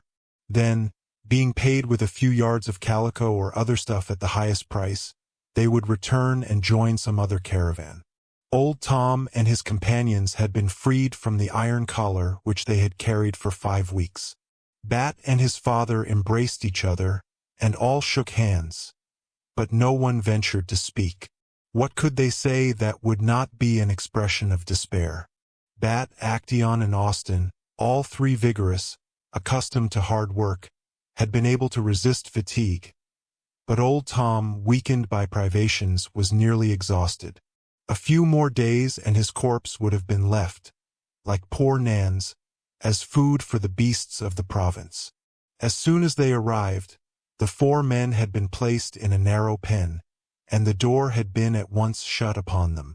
There they had found some food, and they awaited the trader's visit, with whom, although quite in vain, they intended to urge the fact that they were Americans.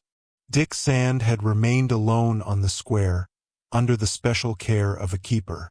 At length he was at Cazaunda, where he did not doubt that Mrs. Weldon, little Jack, and Cousin Benedict had preceded him. He had looked for them in crossing the various quarters of the town, even in the depths of the Thames that lined the streets, on this Chitoka now almost deserted. Mrs. Weldon was not there. "Have they not brought her here?" he asked himself. But where could she be? No, Hercules cannot be mistaken. Then, again, he must have learned the secret designs of Negoro and Harris. Yet they, too, I do not see them. Dick Sand felt the most painful anxiety. He could understand that Mrs. Weldon, retained a prisoner, would be concealed from him. But Harris and Negoro, particularly the latter, should hasten to see him, now in their power, if only to enjoy their triumph, to insult him, torture him, perhaps avenge themselves. From the fact that they were not there, must he conclude that they had taken another direction, and that Mrs. Weldon was to be conducted to some other point of Central Africa? Should the presence of the American and the Portuguese be the signal for his punishment? Dick Sand impatiently desired it. Harris and Negoro at Cazaunda was for him the certainty that Mrs. Weldon and her child were also there. Dick Sand then told himself that, since the night when Dingo had brought him Hercules's note, the dog had not been seen. The young man had prepared an answer at great risks. In it he told Hercules to think only of Mrs. Weldon, not to lose sight of her, and to keep her informed as well as possible of what happened, but he had not been able to send it to its destination. If Dingo had been able to penetrate the ranks of the caravan once, why did not Hercules let him try it a second time? Had the faithful animal perished in some fruitless attempt? Perhaps Hercules was following Mrs. Weldon, as Dick Sand would have done in his place. Followed by Dingo, he might have plunged into the depths of the woody plateau of Africa, in the hope of reaching one of the interior establishments. What could Dick Sand imagine if, in fact, neither Mrs. Weldon nor her enemies were there? He had been so sure, perhaps foolishly, of finding them at Cazaunda, that not to see them there at once gave him a terrible shock. He felt a sensation of despair that he could not subdue. His life, if it were no longer useful to those whom he loved, was good for nothing, and he had only to die. But, in thinking in that manner, Dick Sand mistook his own character. Under the pressure of these trials, the child became a man, and with him discouragement could only be an accidental tribute paid to human nature. A loud concert of trumpet calls and cries suddenly commenced. Dick Sand, who had just sunk down in the dust of the Chitoka, stood up. Every new incident might put him on the track of those whom he sought. In despair a moment before, he now no longer despaired. Alves! Alves! This name was repeated by a crowd of natives and soldiers who now invaded the grand square. The man on whom the fate of so many unfortunate people depended was about to appear. It was possible that his agents, Harris and Negoro, were with him. Dick Sand stood upright, his eyes open, his nostrils dilated. The two traitors would find this lad of 15 years before them, upright, firm, looking them in the face. It would not be the captain of the Pilgrim who would tremble before the old ship's cook. A hammock, a kind of kitanda covered by an old patched curtain, discolored, fringed with rags, appeared at the end of the principal street. An old Negro descended. It was the traitor José Antonio Alves. Several attendants accompanied him, making strong demonstrations. Along with Alves appeared his friend Coimbra, the son of Major Coimbra of Beja, and, according to Lieutenant Cameron, the greatest scamp in the province. He was a dirty creature, his breast was uncovered, his eyes were bloodshot, his hair was rough and curly, his face yellow. He was dressed in a ragged shirt and a straw petticoat. He would have been called a horrible old man in his tattered straw hat. This Coimbra was the confidant, the tool of Alves, an organizer of raids, worthy of commanding the traitor's bandits. As for the traitor, he might have looked a little less sordid than his attendant. He wore the dress of an old Turk the day after a carnival. He did not furnish a very high specimen of the factory chiefs who carry on the trade on a large scale. To Dick Sand's great disappointment, neither Harris nor Negoro appeared in the crowd that followed Alves. Must he, then, renounce all hope of finding them at Kazounda? Meanwhile, the chief of the caravan, the Arab, Ibn Hamis, shook hands with Alves and Coimbra. He received numerous congratulations. Alves made a grimace at the 50% of slaves failing in the general count. But, on the whole, the affair was very satisfactory. With what the traitor possessed of human merchandise in his pens, he could satisfy the demands from the interior and barter slaves for ivory teeth and those hannas of copper, a kind of St. Andrew's cross, in which form this metal is carried into the center of Africa. The overseers were also complimented. As for the porters, the traitor gave orders that their salary should be immediately paid them. José Antonio Alves and Coimbra spoke a kind of Portuguese mingled with a native idiom, which a native of Lisbon would scarcely have understood. Dick Sand could not hear what these merchants were saying. Were they talking of him and his companions, so treacherously joined to the persons in the convoy? The young man could not doubt it, when, at a gesture from the Arab, Ibn Hamis, an overseer, went toward the pen where Tom, Austin, Bat and Actaeon had been shut up. Almost immediately the four Americans were led before Alves. Dick Sand slowly approached. He wished to lose nothing of this scene. Alves's face lit up at the sight of these few well-made blacks, to whom rest and more abundant food had promptly restored their natural vigor. He looked with contempt at old Tom, whose age would affect his value, but the other three would sell high at the next Kazounda sale. Alves remembered a few English words which some agents, like the American Harris, had taught him, and the old monkey thought he would ironically welcome his new slaves. Tom understood the traitor's words. He at once advanced, and, showing his companions, said, "We are free men, citizens of the United States." Alves certainly understood him. He replied with a good-humored grimace, wagging his head, "Yes, yes, Americans. Welcome, welcome, welcome." added Coimbra. He advanced toward Austin, and like a merchant who examines a sample, after having felt his chest and his shoulders, he wanted to make him open his mouth so as to see his teeth. But at this moment Señor Coimbra received in his face the worst blow that a major's son had ever caught. Alves's confidant staggered under it. Several soldiers threw themselves on Austin, who would perhaps pay dearly for this angry action. Alves stopped them by a look. He laughed, indeed, at the misfortune of his friend, Coimbra, who had lost 2 of the 5 or 6 teeth remaining to him. Alves did not intend to have his merchandise injured.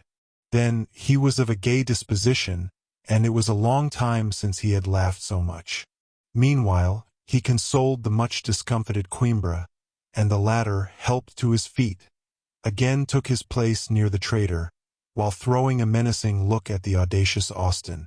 At this moment Dick Sand, driven forward by an overseer, was led before Alves. The latter evidently knew all about the young man, whence he came, and how he had been taken to the camp on the Coanza. So he said, after having given him an evil glance, "The little Yankee." "Yes, Yankee," replied Dick Sand. "What do they wish to do with my companions and me?" "Yankee, Yankee, Yankee," repeated Alves. Did he not, or would he not understand the question put to him? A second time Dick Sand asked the question regarding his companions and himself. He then turned to Coimbra, whose features, degraded as they were by the abuse of alcoholic liquors, he saw were not of native origin. Coimbra repeated the menacing gesture already made at Austin, and did not answer.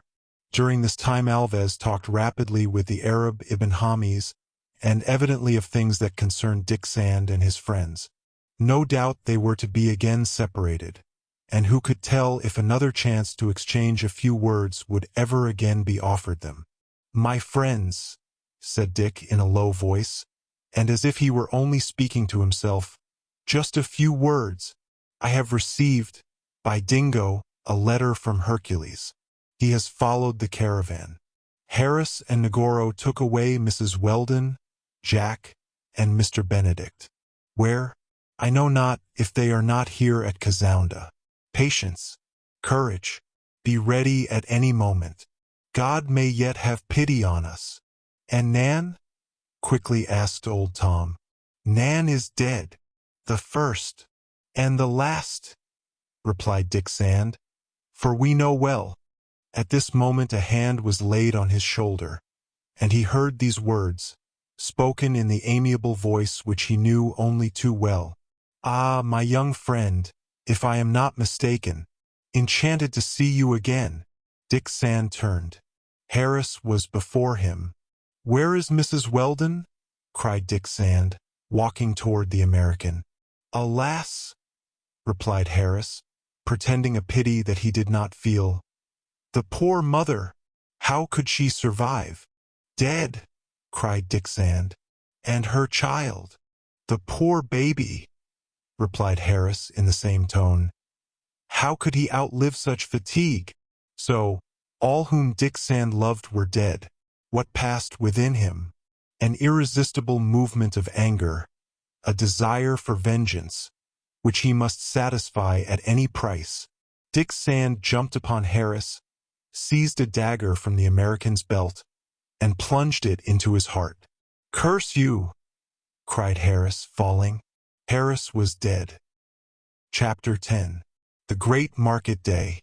Dick Sand's action had been so rapid that no one could stop him. A few natives threw themselves upon him, and he would have been murdered had not Negoro appeared. At a sign from the Portuguese, the natives drew back, raised Harris's corpse, and carried it away. Alves and Coimbra demanded Dick Sand's immediate death, but Negoro said to them in a low voice that they would lose nothing by waiting. The order was given to take away the young novice, with a caution not to lose sight of him for a moment. Dick Sand had seen Negoro for the first time since their departure from the coast. He knew that this wretch was alone responsible for the loss of the Pilgrim. He ought to hate him still more than his accomplices. And yet, after having struck the American, he scorned to address a word to Negoro. Harris had said that Mrs. Weldon and her child had succumbed. Nothing interested him now, not even what they would do with him. They would send him away. Where? It did not matter. Dick Sand, heavily chained, was left on the floor of a pen without a window, a kind of dungeon where the traitor, Alves, shut up the slaves condemned to death for rebellion or unlawful acts. There he could no longer have any communication with the exterior. He no longer dreamed of regretting it. He had avenged those whom he loved, who no longer lived. Whatever fate awaited him, he was ready for it. It will be understood that if Negoro had stopped the natives who were about to punish Harris's murderer, it was only because he wished to reserve Dick Sand for one of those terrible torments of which the natives hold the secret. The ship's cook held in his power the captain of 15 years. He only wanted Hercules to make his vengeance complete. 2 days afterward, May 28th, the sale began, the Great Laconie, during which the traders of the principal factories of the interior would meet the natives of the neighboring provinces. This market was not specially for the sale of slaves, but all the products of this fertile Africa would be gathered there with the producers. From early morning all was intense animation on the vast chitoka of Kazounda, and it is difficult to give a proper idea of the scene. It was a concourse of 4,000 or 5,000 persons, including Alves's slaves, among whom were Tom and his companions. These 4 men, for the reason that they belong to a different race, are all the more valuable to the brokers in human flesh. Alves was there, the first among all. Attended by Coimbra, he offered the slaves in lots. These the traders from the interior would form into caravans. Among these traders were certain half-breeds from Ujiji, the principal market of Lake Tanganyika, and some Arabs who are far superior to the half-breeds in this kind of trade. The natives flocked there in great numbers. There were children, men, and women, the latter being animated traders, who, as regards a genius for bargaining, could only be compared to their white sisters. In the markets of large cities, even on a great day of sale, there is never much noise or confusion. Among the civilized, the need of selling exceeds the desire to buy. Among these African savages offers are made with as much eagerness as demands. The Laconie is a festival day for the natives of both sexes, and if for good reasons they do not put on their best clothes, they at least wear their handsomest ornaments.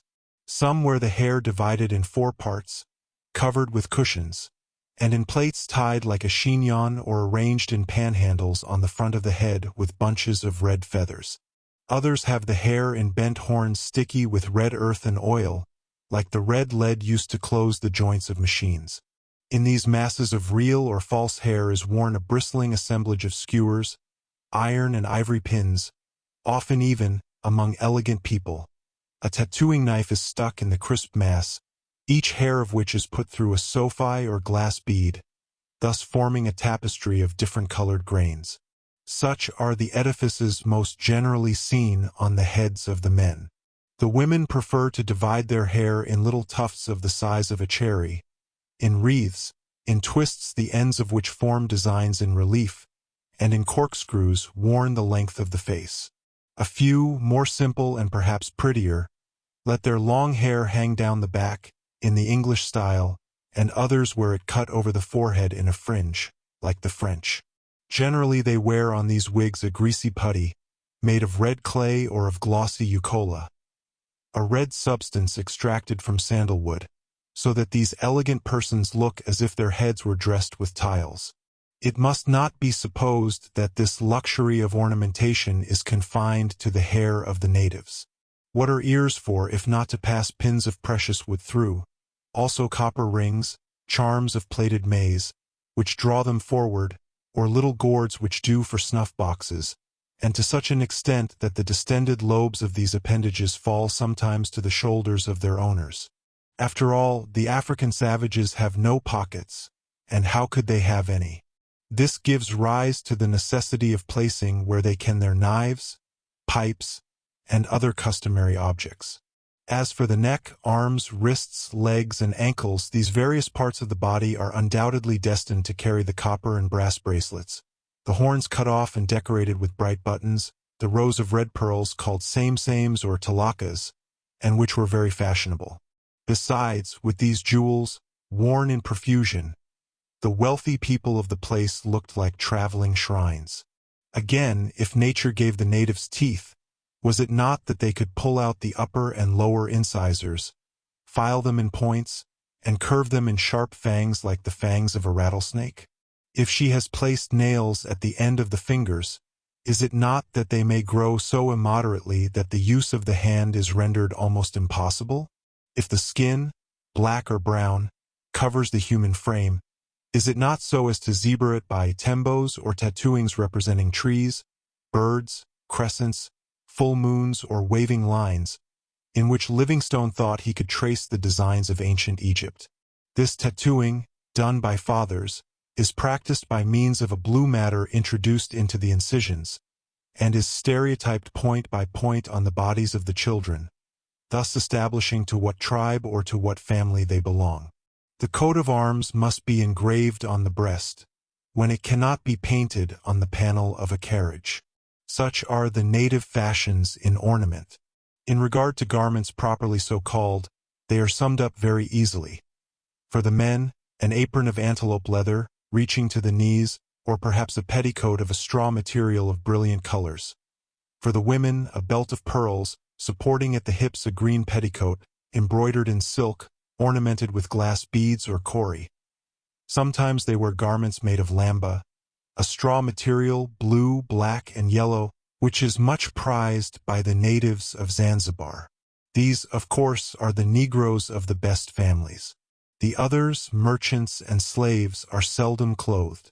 The women generally act as porters, and reach the market with enormous baskets on their back, which they hold by means of a leathern strap passed over the forehead.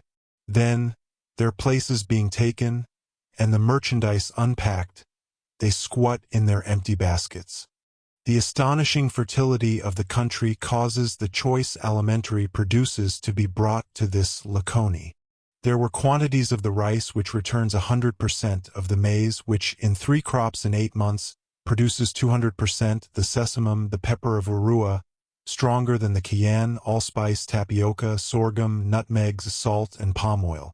Hundreds of goats were gathered there, hogs, sheep without wool, evidently of Tartar origin, quantities of poultry and fish. Specimens of pottery, very gracefully turned, attracted the eyes by their violent colors. Various drinks, which the little natives cried about in a squeaking voice, enticed the unwary, in the form of plantain wine, pomme, a liquor in great demand, malofo, sweet beer, made from the fruit of the banana tree, and mead, a limpid mixture of honey and water fermented with malt.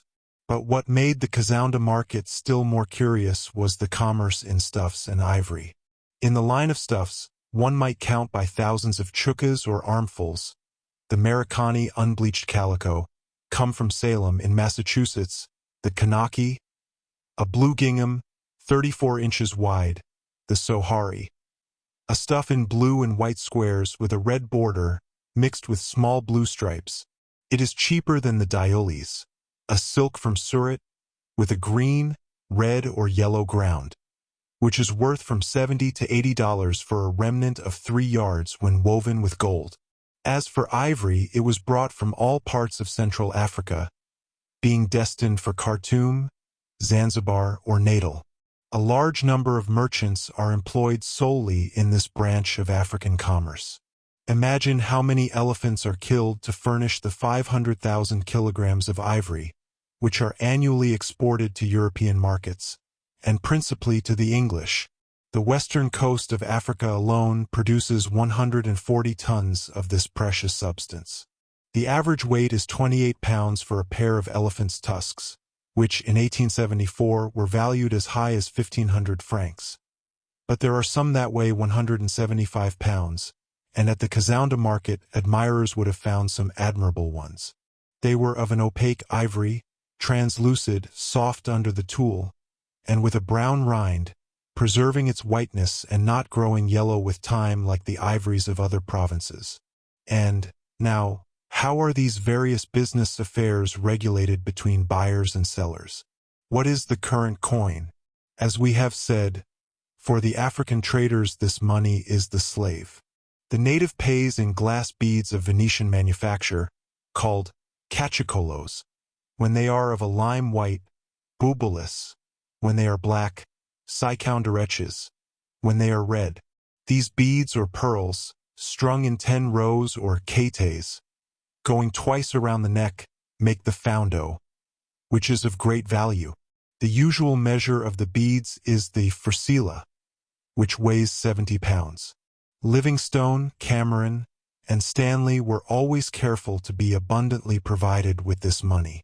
In default of glass beads, the pièce, a Zanzibar piece, worth 4 centimes, and the vraungwas, shells peculiar to the eastern coasts, are current in the markets of the African continent. As for the cannibal tribes, they attach a certain value to the teeth of the human jaw, and at the Laconie, these chaplets were to be seen on the necks of natives, who had no doubt eaten their producers. But these teeth were ceasing to be used as money. Such, then, was the appearance of the great market. Toward the middle of the day the gaiety reached a climax. The noise became deafening. The fury of the neglected vendors, and the anger of the overcharged customers, were beyond description. Thence frequent quarrels, and, as we know, few guardians of the peace to quell the fray in this howling crowd. Toward the middle of the day, Alves gave orders to bring the slaves, whom he wished to sell, to the square. The crowd was thus increased by 2,000 unfortunate beings of all ages, whom the trader had kept in pens for several months. This stock was not in a bad condition. Long rest and sufficient food had improved these slaves so as to look to advantage at the Laconie. As for the last arrivals, they could not stand any comparison with them, and, after a month in the pens, Alves could certainly have sold them with more profit. The demands, however, from the eastern coast, were so great that he decided to expose and sell them as they were.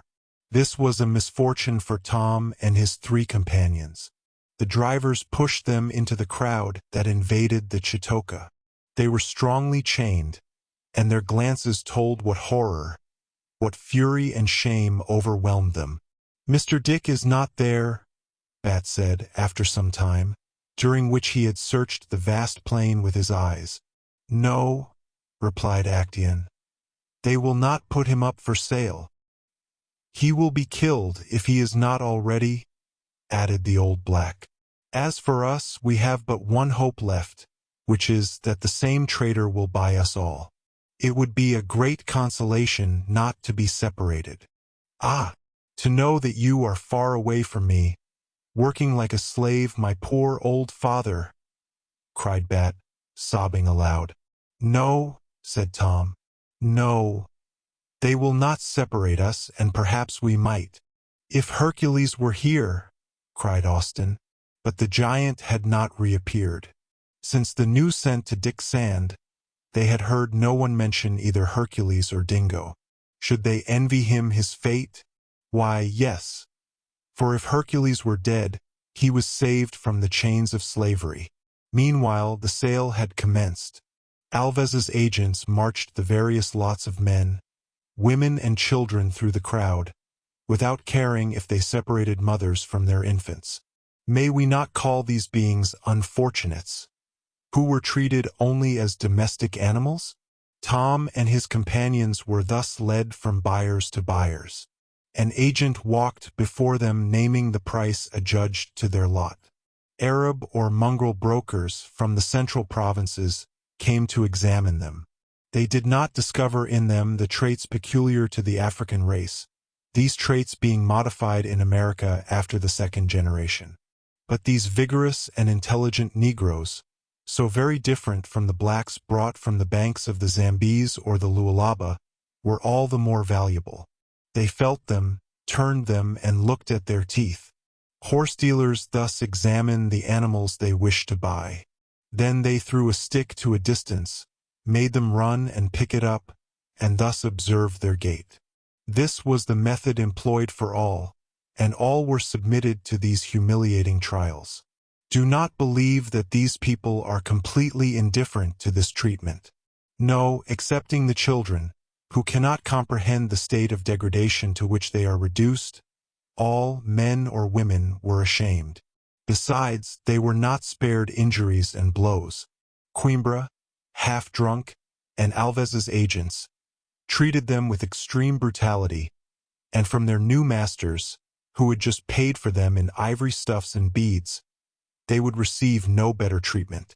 Violently separated, a mother from her child, a husband from his wife, a brother from a sister, they were not allowed a last caress nor a last kiss, and on the Laconie, they saw each other for the last time.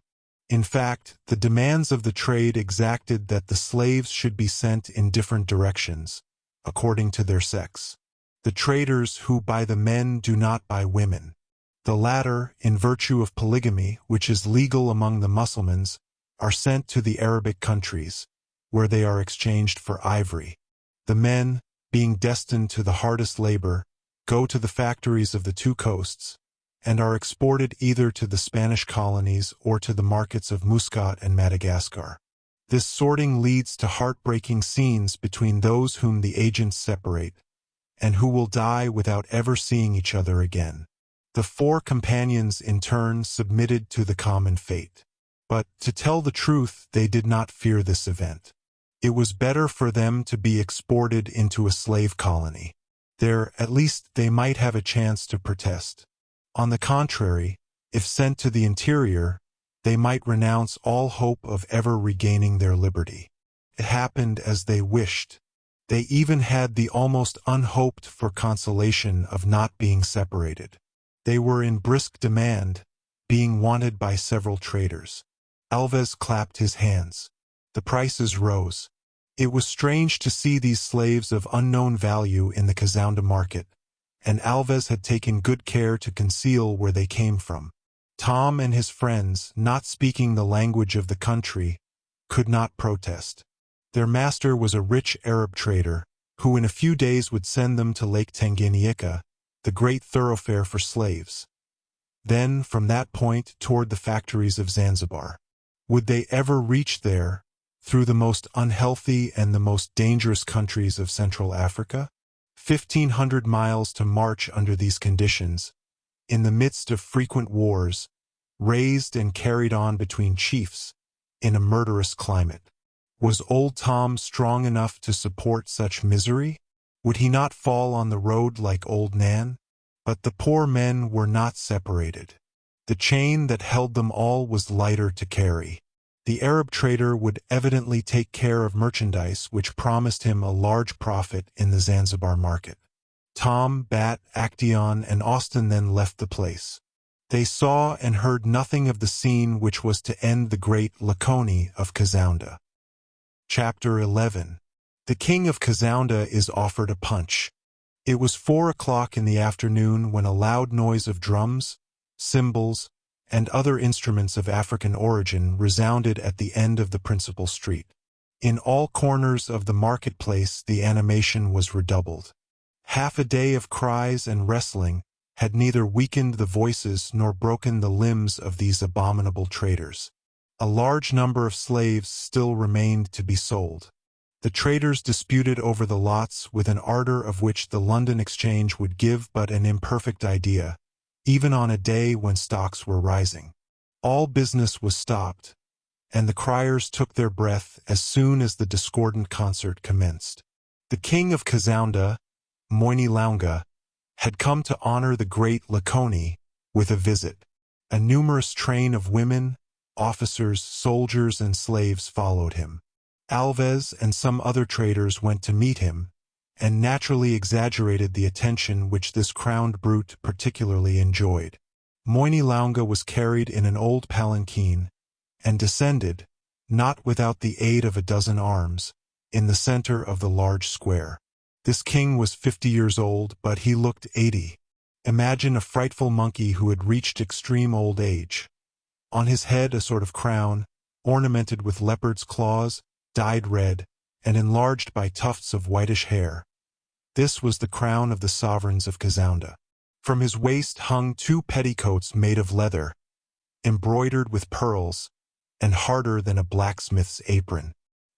He had on his breast a quantity of tattooing which bore witness to the ancient nobility of the king, and, to believe him, the genealogy of Moinilaunga was lost in the night of time.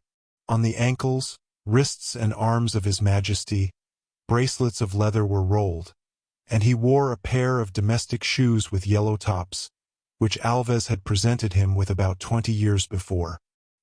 His majesty carried in his left hand a large stick with a plated knob, and in his right a small broom to drive away flies, the handle of which was enriched with pearls. Over his head was carried one of those old patched umbrellas, which seemed to have been cut out of a harlequin's dress. On the monarch's neck and on his nose were the magnifying glass and the spectacles which had caused Cousin Benedict so much trouble. They had been hidden in Bat's pocket. Such is the portrait of his Negro Majesty, who made the country tremble in a circumference of 100 miles. Moinilaunga, from the fact of occupying a throne, pretended to be of celestial origin, and had any of his subjects doubted the fact, he would have sent them into another world to discover it. He said that, being of a divine essence, he was not subject to terrestrial laws. If he ate, it was because he wished to do so. If he drank, it was because it gave him pleasure. It was impossible for him to drink any more. His ministers and his officers, all incurable drunkards, would have passed before him for sober men. The court was alcoholized to the last chief, and incessantly imbibed strong beer, cider, and, above all, a certain drink which Alves furnished in profusion. Moinilaunga counted in his harem wives of all ages and of all kinds. The larger part of them accompanied him in this visit to the Lakoni. Moini the first, according to date, was a vixen of 40 years of royal blood, like her colleagues. She wore a bright tartan, a straw petticoat embroidered with pearls, and necklaces wherever she could put them. Her hair was dressed so as to make an enormous framework on her little head. She was, in fact, a monster. The other wives, who were either the cousins or the sisters of the king, were less richly dressed, but much younger. They walked behind her, ready to fulfill, at a sign from their master, their duties as human furniture. These unfortunate beings were really nothing else. If the king wished to sit down, 2 of these women bent toward the earth and served him for a chair, while his feet rested on the bodies of some others, as if on an ebony carpet. In Moinilaunga's suite came his officers, his captains, and his magicians. A remarkable thing about these savages, who staggered like their master, was that each lacked a part of his body. One an ear, another an eye, this one the nose, that one the hand. Not one was whole. That is because they apply only 2 kinds of punishment in Kazaunda, mutilation or death, all at the caprice of the king. For the least fault, some amputation, and the most cruelly punished are those whose ears are cut off, because they can no longer wear rings in their ears. The captains of the Kilolos, governors of districts, hereditary or named for 4 years, wore hats of zebra skin and red vests for their whole uniform. Their hands brandished long palm canes, steeped at one end with charmed drugs. As to the soldiers, they had for offensive and defensive weapons, bows of which the wood, twined with the cord, was ornamented with fringes, knives, whetted with a serpent's tongue, broad and long lances, shields of palm wood, decorated in arabesque style. For what there was of uniform, properly so called, it cost His Majesty's treasury absolutely nothing. Finally, the kind's cortege comprised, in the last place, the court magicians and the instrumentalists. The sorcerers, the mgangas, are the doctors of the country. These savages attach an absolute faith to divinatory services, to incantations, to the fetishes, clay figures stained with white and red, representing fantastic animals or figures of men and women cut out of whole wood. For the rest, those magicians were not less mutilated than the other courtiers. and doubtless the monarch paid them in this way for the cures that did not succeed. The instrumentalists, men or women, made sharp rattles whiz, noisy drums sound or shudder under small sticks terminated by a caoutchouc ball, marimijas, kinds of dulcimers formed of 2 rows of gourds of various dimensions, the whole very deafening for anyone who does not possess a pair of African ears. Above this crowd, which composed the royal cortege, waved some flags and standards. Then at the ends of spears the bleached skulls of the rival chiefs whom Moini Launga had vanquished. When the king had quitted his palanquin, acclamations burst forth from all sides. The soldiers of the caravan discharged their old guns, the low detonations of which were but little louder than the vociferations of the crowd. The overseers, after rubbing their black noses with cinnabar powder, which they carried in a sack, bowed to the ground. Then Alves, advancing in his turn, handed the king a supply of fresh tobacco, soothing herb, as they call it in the country. Moini Launga had great need of being soothed, for he was, they did not know why, in a very bad humor.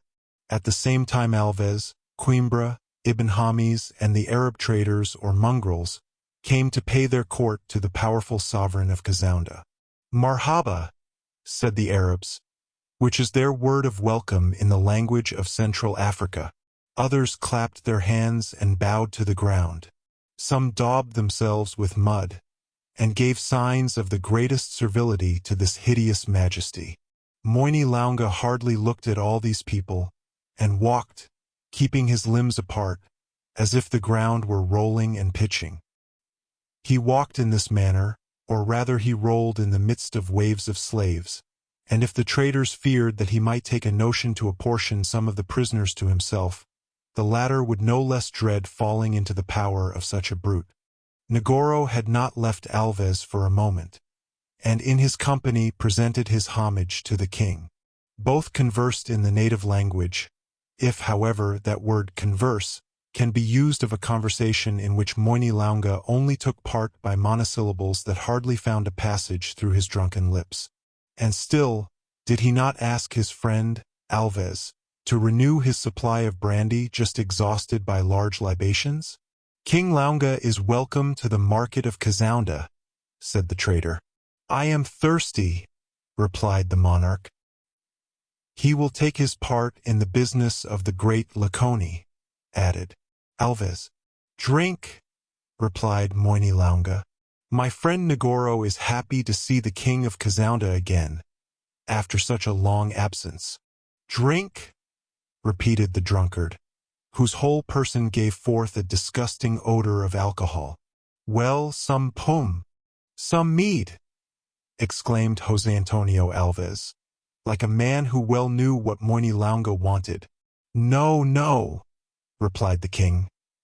My friend Alves's brandy, and for each drop of his firewater I shall give him a drop of blood from a white man, exclaimed Negoro, after making a sign to Alves, which the latter understood and approved.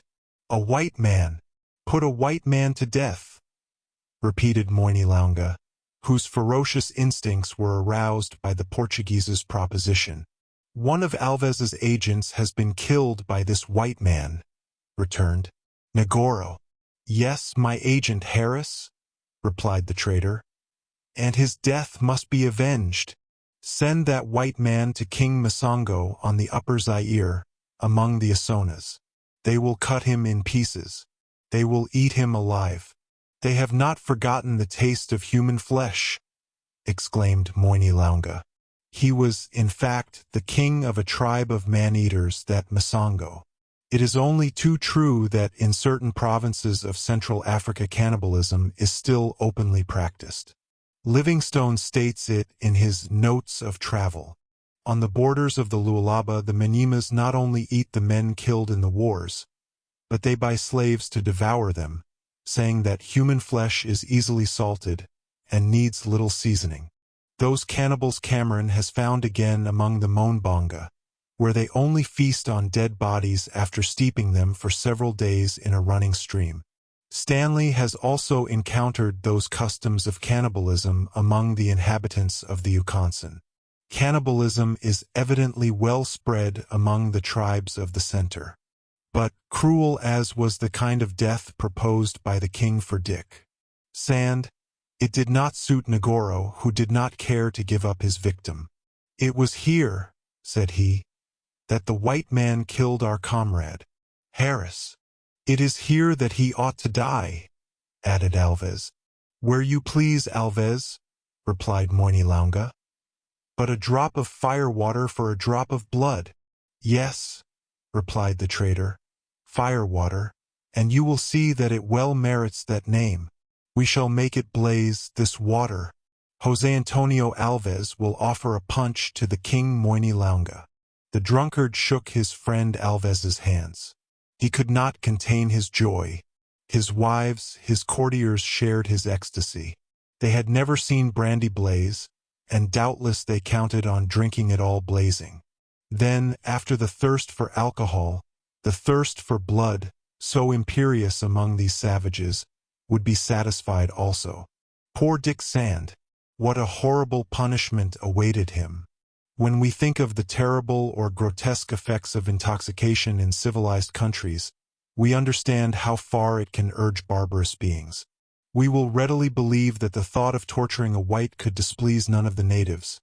Neither José Antonio Alves, a Negro like themselves, nor Coimbra, a mongrel of black blood, nor Negoro either, animated with a ferocious hatred against the whites. The evening had come, an evening without twilight, that was going to make day change to night almost at once. A propitious hour for the blazing of the brandy. It was truly a triumphant idea of Alves's, to offer a punch to this Negro majesty, and to make him love brandy under a new form. Moinilonga began to find that firewater did not sufficiently justify its name. Perhaps, blazing and burning, it would tickle more agreeably the blunted papillas of his tongue. The evening's program then comprised a punch first, a punishment afterwards. Dick Sand, closely shut up in his dark prison, would only come out to go to his death. The other slaves, sold or not, had been put back in the barracks. There only remained at the Chitoka the traders, the overseers, and the soldiers ready to take their part of the punch, if the king and his court allowed them. José Antonio Alves, advised by Negoro, did the thing well. They brought a vast copper basin, capable of containing at least 200 pints, which was placed in the middle of the great place. Barrels holding alcohol of inferior quality, but well refined, were emptied into the basin. They spared neither the cinnamon, nor the allspice, nor any of the ingredients that might improve this punch for savages. All had made a circle around the king. Moinilonga advanced staggering to the basin. One would say that this vat of brandy fascinated him, and that he was going to throw himself into it. Alves generously held him back and put a lighted match into his hand. "Fire!" cried he with a cunning grimace of satisfaction. "Fire!" replied Moinilonga, lashing the liquid with the end of the match. What a flare and what an effect, when the bluish flames played on the surface of the basin. Alves, doubtless to render that alcohol still sharper, had mingled with it a few handfuls of sea salt. The assistants' faces were then given that spectral lividness that the imagination ascribes to phantoms. Those Negroes, drunk in advance, began to cry out, to gesticulate, and, taking each other by the hand, formed an immense circle around the king of Kazounda. Alves, furnished with an enormous metal spoon, stirred the liquid, which threw a great white glare over those delirious monkeys. Moinilonga advanced. He seized the spoon from the traitor's hands, plunged it into the basin, then, drawing it out full of punch in flames, he brought it to his lips. What a cry the king of Kazounda then gave! An act of spontaneous combustion had just taken place. The king had taken fire like a petroleum bonbon. This fire developed little heat, but it devoured none the less.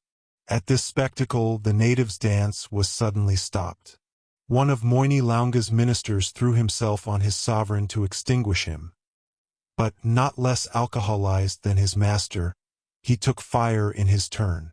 In this way, Moini Launga's whole court was in peril of burning up. Alves and Negoro did not know how to help his majesty. The women, frightened, had taken flight. As to Coimbra, he took his departure rapidly, well knowing his inflammable nature. The king and the minister, who had fallen on the ground, were burning up, a prey to frightful sufferings. In bodies so thoroughly alcoholized, combustion only produces a light and bluish flame that water cannot extinguish. Even stifled outside, it would still continue to burn inwardly. When liquor has penetrated all the tissues, there exists no means of arresting the combustion. A few minutes after, Moini Launga and his minister had succumbed, but they still burned. Soon, in the place where they had fallen, there was nothing left but a few light coals, 1 or 2 pieces of the vertebral column, fingers, toes, that the fire does not consume in cases of spontaneous combustion, but which it covers with an infectious and penetrating soot. It was all that was left of the king of Kazaunda and of his minister. Chapter 12. A Royal Burial. The next day, May 29th, the city of Kazaunda presented a strange aspect. The natives, terrified, kept themselves shut up in their huts. They had never seen a king, who said he was of divine essence, nor a simple minister, die of this horrible death. They had already burned some of their fellow beings, and the oldest could not forget certain culinary preparations relating to cannibalism. They knew then how the incineration of a human body takes place with difficulty, and behold, their king and his minister had burnt all alone. That seemed to them, and indeed ought to seem to them, inexplicable. José Antonio Alves kept still in his house. He might fear that he would be held responsible for the accident. Negoro had informed him of what had passed, warning him to take care of himself. To charge him with Moini Launga's death might be a bad affair, from which he might not be able to extricate himself without damage. But Negoro had a good idea. By his means Alves spread the report that the death of Kazaunda's sovereign was supernatural, that the great Manitou only reserved it for his elect. The natives, so inclined to superstition, accepted this lie. The fire that came out of the bodies of the king and his minister became a sacred fire. They had nothing to do but honor Moini Launga by obsequies worthy of a man elevated to the rank of the gods. These obsequies, with all the ceremonial connected with them among the African tribes, was an occasion offered to Negoro to make Dick Sand play a part. What this death of Moini Launga was going to cost in blood would be believed with difficulty if the Central Africa travelers, Lieutenant Cameron among others, had not related facts that cannot be doubted. The king of Kazaunda's natural heir was the Queen Moini. In proceeding without delay with the funeral ceremonies, she acted with sovereign authority, and could thus distance the competitors, among others that king of the Ukonsin, who tended to encroach upon the rights of Kazaunda's sovereigns. Besides, Moini, even by becoming queen, avoided the cruel fate reserved for the other wives of the deceased. At the same time she would get rid of the youngest ones, of whom she, first in date, had necessarily to complain. This result would particularly suit the ferocious temperament of that vixen. So she had it announced, with deer's horns and other instruments, that the obsequies of the defunct king would take place the next evening with all the usual ceremony. No protestation was made, neither at court nor from the natives. Alves and the other traders had nothing to fear from the accession of this Queen Moini. With a few presents, a few flattering remarks, they would easily subject her to their influence. Thus the royal heritage was transmitted without difficulty. There was terror only in the harem, and not without reason. The preparatory labors for the funeral were commenced the same day. At the end of the principal street of Kazaunda flowed a deep and rapid stream, an affluent of the Coango. The question was to turn this stream aside so as to leave its bed dry. It was in that bed that the royal grave must be dug.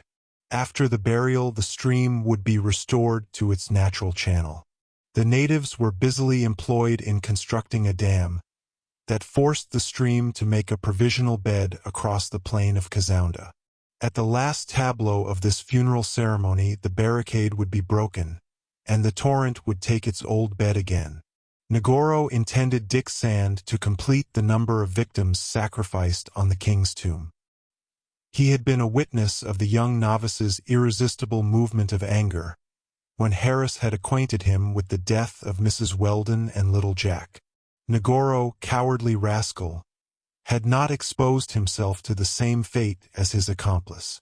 But now, before a prisoner firmly fastened by the feet and hands, he supposed he had nothing to fear, and resolved to pay him a visit.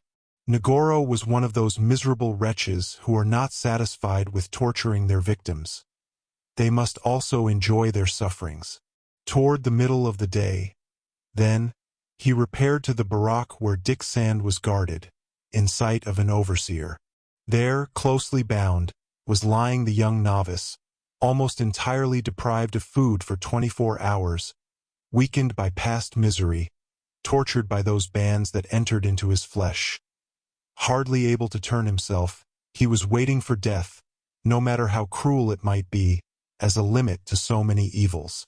However, at the sight of Negoro he shuddered from head to foot.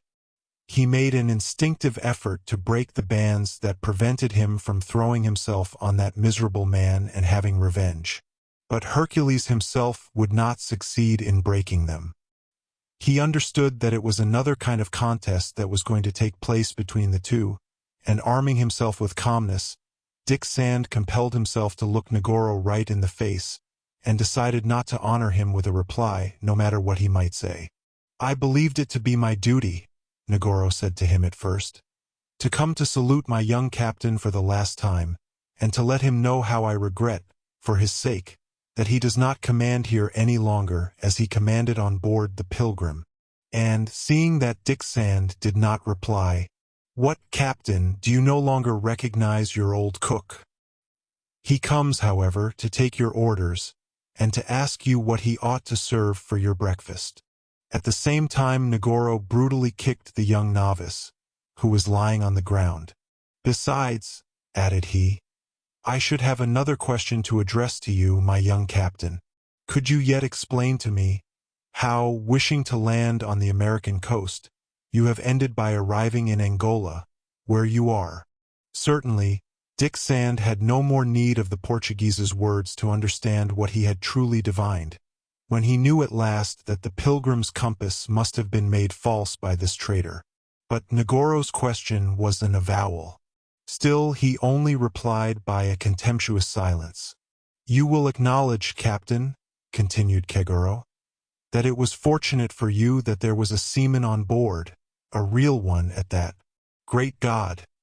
Where would we be without him? Instead of perishing on some breaker, where the tempest would have thrown you, you have arrived, thanks to him, in a friendly port, and if it is to anyone that you owe being at last in a safe place, it is to that seaman whom you have wronged in despising, my young master." Speaking thus, Negoro, whose apparent calmness was only the result of an immense effort, had brought his form near Dick Sand. His face, suddenly become ferocious, touched him so closely that one would believe that he was going to devour him. This rascal could no longer contain his fury. "Every dog has his day," he exclaimed, in the paroxysm of fury excited in him by his victim's calmness. "Today I am captain, I am master. Your life is in my hands. Take it," Sand replied, without emotion.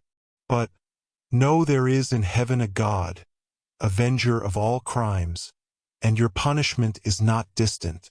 If God occupies himself with human beings, there is only time for him to take care of you." "I am ready to appear before the Supreme Judge," replied Dick Sand coldly, "and death will not make me afraid." "We shall see about that," howled Negoro. "You count on help of some kind, perhaps, help at Kazounda, where Alves and I are all-powerful. You are a fool. You say to yourself, perhaps, that your companions are still there, that old Tom and the others. Undeceive yourself. It is a long time since they were sold and sent to Zanzibar. Too fortunate if they do not die of fatigue on the way. God has 1,000 ways of doing justice, replied Dick Sand. The smallest instrument is sufficient for him. Hercules is free. Hercules! Exclaimed Negoro, striking the ground with his foot. He perished long ago under the lion's and panther's teeth. I regret only one thing, that is, that those ferocious beasts should have forestalled my vengeance. If Hercules is dead, replied Dick Sand, Dingo is alive. A dog like that, Negoro, is more than enough to take revenge on a man of your kind. I know you well, Negoro. You are not brave. Dingo will seek for you. It will know how to find you again. Some day you will die under his teeth. Miserable boy! Exclaimed the Portuguese, exasperated. Miserable boy! Dingo died from a ball that I fired at it. It is dead, like Mrs. Weldon and her son. Dead as all the survivors of the Pilgrim shall die. And as you yourself shall die before long, replied Dick Sand, whose tranquil look made the Portuguese grow pale.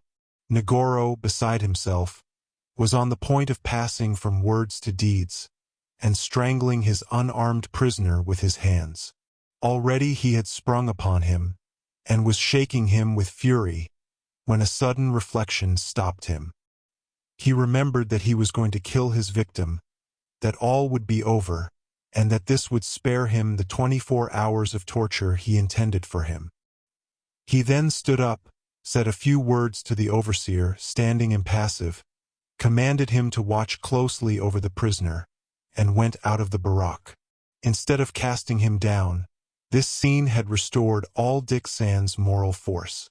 His physical energy underwent a happy reaction, and at the same time regained the mastery.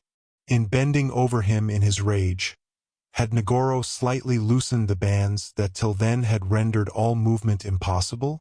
It was probable, for Dick Sand thought that his members had more play than before the arrival of his executioner. The young novice, feeling solaced, said to himself that perhaps it would be possible to get his arms free without too much effort. Guarded as he was in a prison firmly shut, that would doubtless be only a torture, only a suffering less.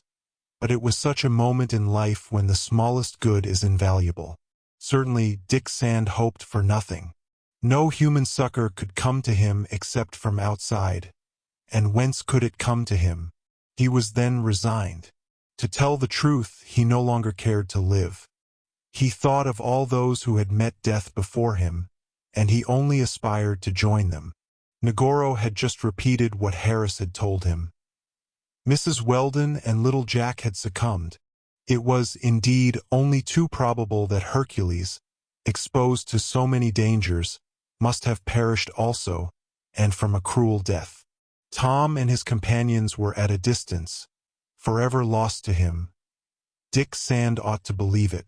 To hope for anything but the end of his troubles, by a death that could not be more terrible than his life, would be signal folly. He then prepared to die, above all throwing himself upon God, and asking courage from him to go on to the end without giving way. But thoughts of God are good and noble thoughts.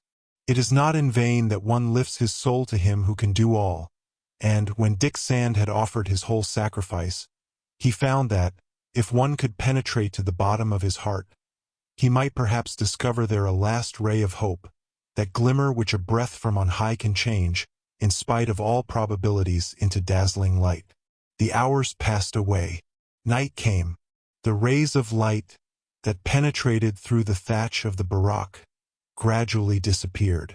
The last noises of the chitoka, which during that day had been very silent, after the frightful uproar of the night before, those last noises died out. Darkness became very profound in the interior of the narrow prison. Soon all reposed in the city of Kazounda. Dick Sand fell into a restoring sleep that lasted 2 hours. After that he awoke still stronger. He succeeded in freeing one of his arms from their bands, It was already a little reduced, and it was a delight for him to be able to extend it and draw it back at will. The night must be half over. The overseer slept with heavy sleep, due to a bottle of brandy, the neck of which was still held in his shut hand. The savage had emptied it to the last drop. Dick Sand's first idea was to take possession of his jailer's weapons, which might be of great use to him in case of escape. But at that moment he thought he heard a slight scratching at the lower part of the door of the barack. Helping himself with his arms, he succeeded in crawling as far as the doorsill without wakening the overseer. Dick Sand was not mistaken.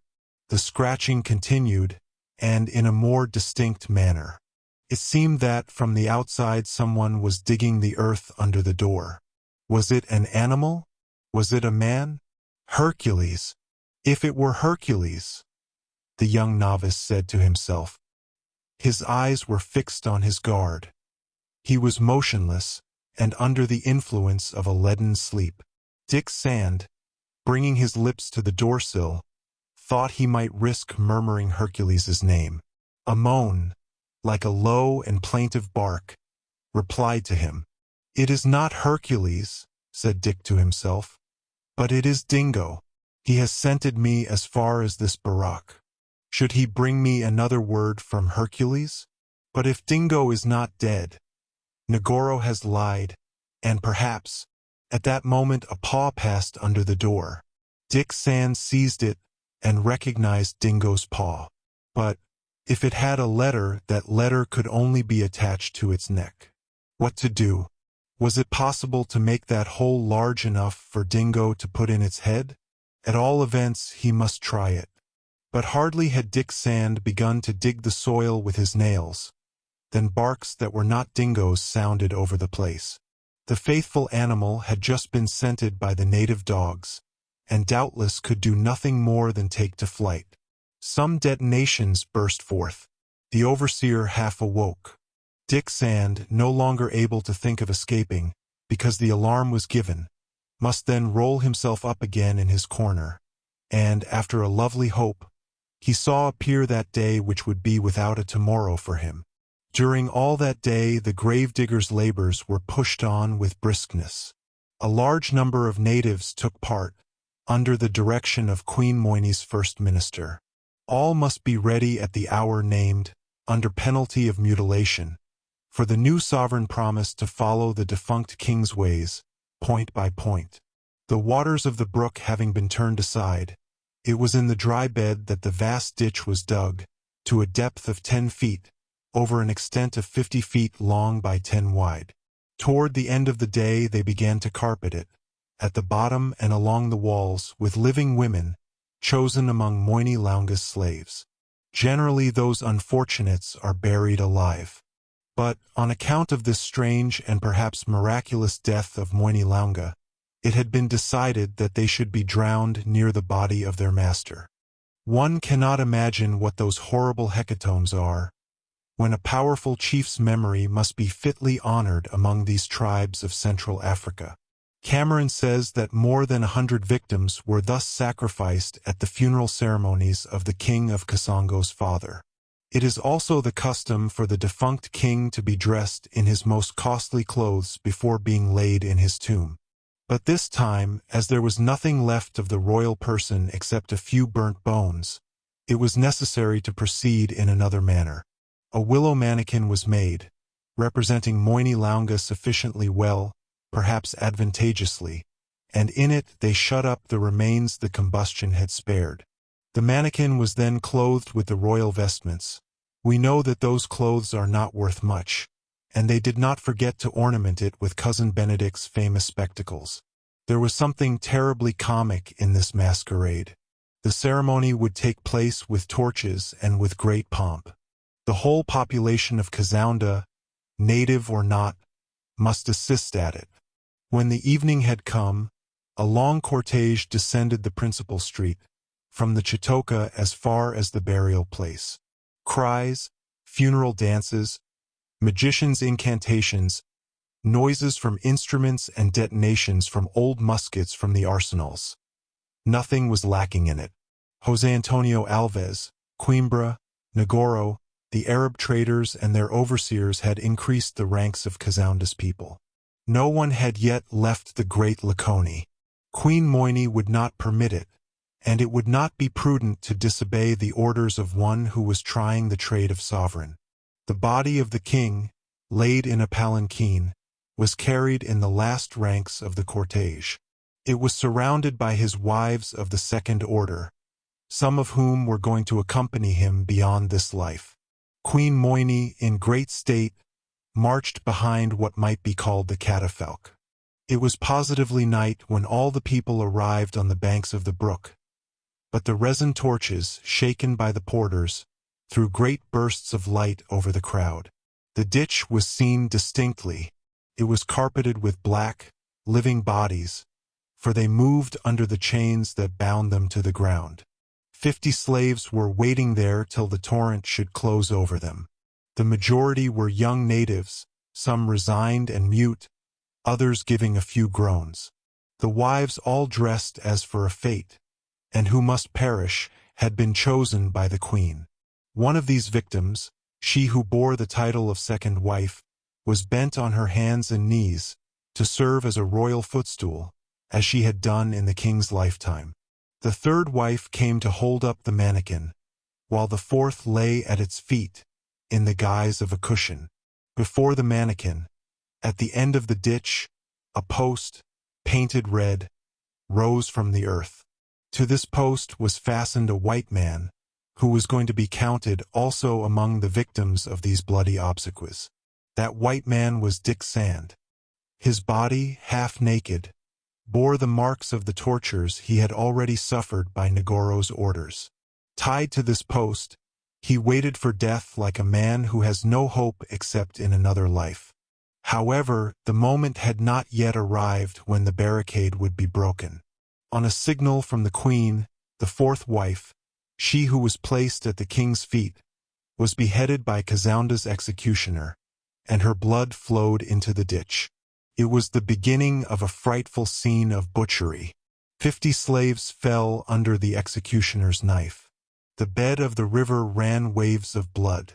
During half an hour the victims' cries mingled with the assistants' vociferations, and one would seek in vain in that crowd for a sentiment of repugnance or of pity.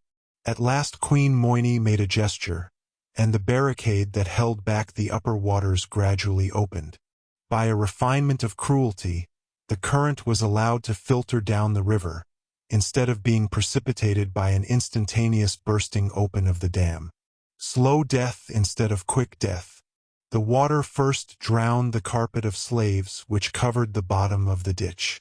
Horrible leaps were made by those living creatures who struggled against asphyxia. They saw Dick Sand, submerged to the knees, make a last effort to break his bonds.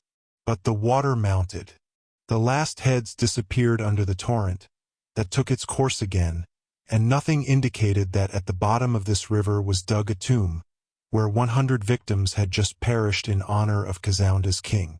The pen would refuse to paint such pictures, if regard for the truth did not impose the duty of describing them in their abominable reality.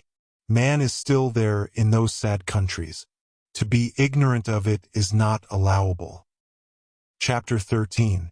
The Interior of a Factory. Harris and Negoro had told a lie in saying that Mrs. Weldon and little Jack were dead. She, her son, and cousin Benedict were then in Kazanda. After the assault on the anthill, they had been taken away beyond the camp on the Coanza by Harris and Negoro, accompanied by a dozen native soldiers.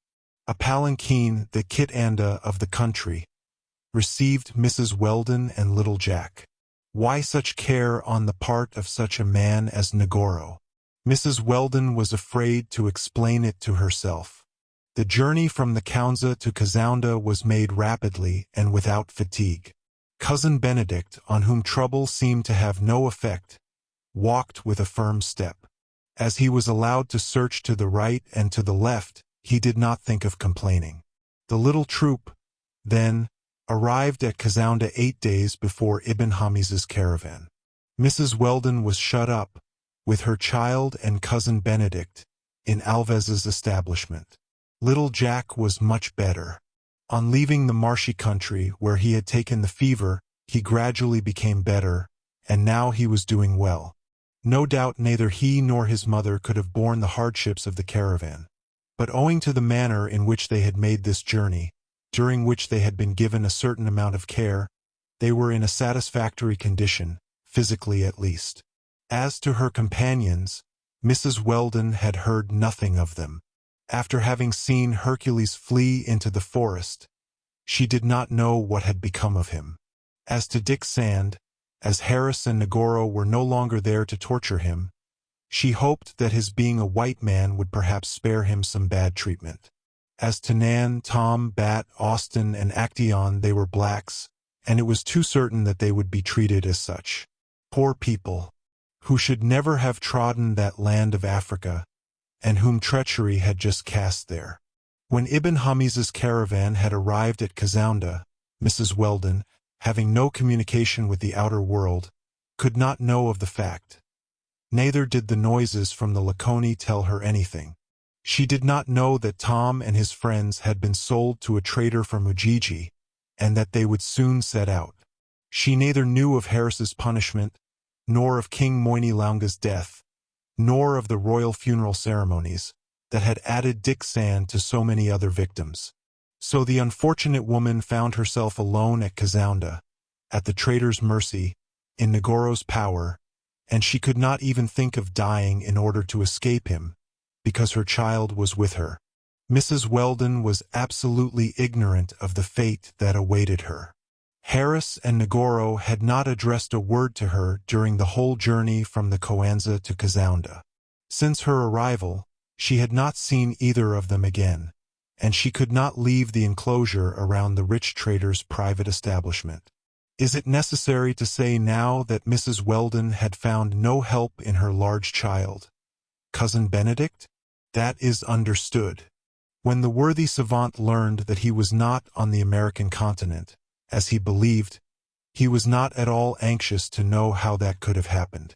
No, his first movement was a gesture of anger. The insects that he imagined he had been the first to discover in America, those tsetses and others, were only mere African hexapods, found by many naturalists before him in their native places. Farewell, then, to the glory of attaching his name to those discoveries. In fact, as he was in Africa, what could there be astonishing in the circumstance that Cousin Benedict had collected African insects?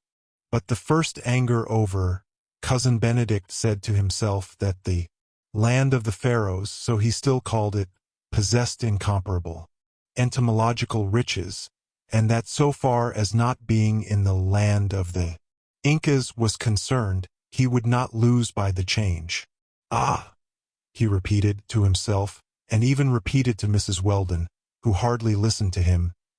This is the country of the manticores, those coleopteres with long hairy feet, with welded and sharp wing shells, with enormous mandibles, of which the most remarkable is the tuberculous manticore. It is the country of the colossums with golden ends, of the Goliaths of Guinea and of the Gabon, whose feet are furnished with thorns, of the sacred Egyptian Atuchis, that the Egyptians of Upper Egypt venerated as gods. It is here that those sphinxes with heads of death, now spread over all Europe, belong, and also those Idias bigote, whose sting is particularly dreaded by the Senegalians of the coast. Yes, there are superb things to be found here, and I shall find them, if these honest people will only let me. We know who those honest people were, of whom Cousin Benedict did not dream of complaining. Besides, it has been stated, the entomologist had enjoyed a half-liberty in Negoro's and Harris's company, a liberty of which Dick Sand had absolutely deprived him during the voyage from the coast to the Coanza. The simple-hearted savant had been very much touched by that condescension. Finally, Cousin Benedict would be the happiest of entomologists if he had not suffered a loss to which he was extremely sensitive. He still possessed his tin box, but his glasses no longer rested on his nose, his magnifying glass no longer hung from his neck. Now, a naturalist without his magnifying glass and his spectacles no longer exists. Cousin Benedict, however, was destined never to see those two optical attendants again, because they had been buried with the royal mannequin. So, when he found some insect, he was reduced to thrusting it into his eyes to distinguish its most prominent peculiarities. It was a great loss to Cousin Benedict, and he would have paid a high price for a pair of spectacles, but that article was not current on the Laconis of Casounda. At all events, Cousin Benedict could go and come in José Antonio Alves's establishment. They knew he was incapable of seeking to flee. Besides, a high palisade separated the factory from the other quarters of the city, and it would not be easy to get over it. But, if it was well enclosed, this enclosure did not measure less than a mile in circumference. Trees, bushes of a kind peculiar to Africa, great herbs, a few rivulets, the thatch of the barracks and the huts, were more than necessary to conceal the continent's rarest insects, and to make Cousin Benedict's happiness, at least if not his fortune. In fact, he discovered some hexapods, and nearly lost his eyesight in trying to study them without spectacles. But, at least, he added to his precious collection, and laid the foundation of a great work on African entomology. If his lucky star would let him discover a new insect, to which he would attach his name, he would have nothing more to desire in this world. If Alves's establishment was sufficiently large for Cousin Benedict's scientific promenades, it seemed immense to little Jack, who could walk about there without restraint. But the child took little interest in the pleasures so natural to his age. He rarely quitted his mother, who did not like to leave him alone, and always dreaded some misfortune. Little Jack often spoke of his father, whom he had not seen for so long. He asked to be taken back to him. He inquired after all for old Nan, for his friend Hercules, for Bat, for Austin, for Actaeon, and for Dingo that appeared, indeed, to have deserted him. He wished to see his comrade Dick Sand again. His young imagination was very much affected, and only lived in those remembrances. To his questions Mrs. Weldon could only reply by pressing him to her heart, while covering him with kisses. All that she could do was not to cry before him. Meanwhile, Mrs. Weldon had not failed to observe that, if bad treatment had been spared her during the journey from the Coanza, nothing in Alves's establishment indicated that there would be any change of conduct in regard to her. There were in the factory only the slaves in the trader's service. All the others, which formed the object of his trade, had been penned up in the barracks of the Chitoka, then sold to the brokers from the interior.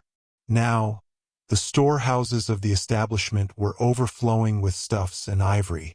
The stuffs were intended to be exchanged in the provinces of the center, the ivory to be exported from the principal markets of the continent. In fact, then, there were few people in the factory.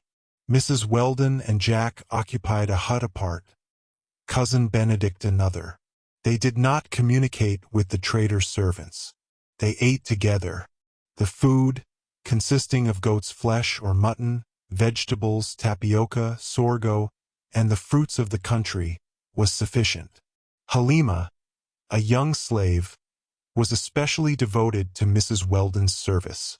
In her way, and as she could, she even evinced for her a kind of savage, but certainty sincere, affection.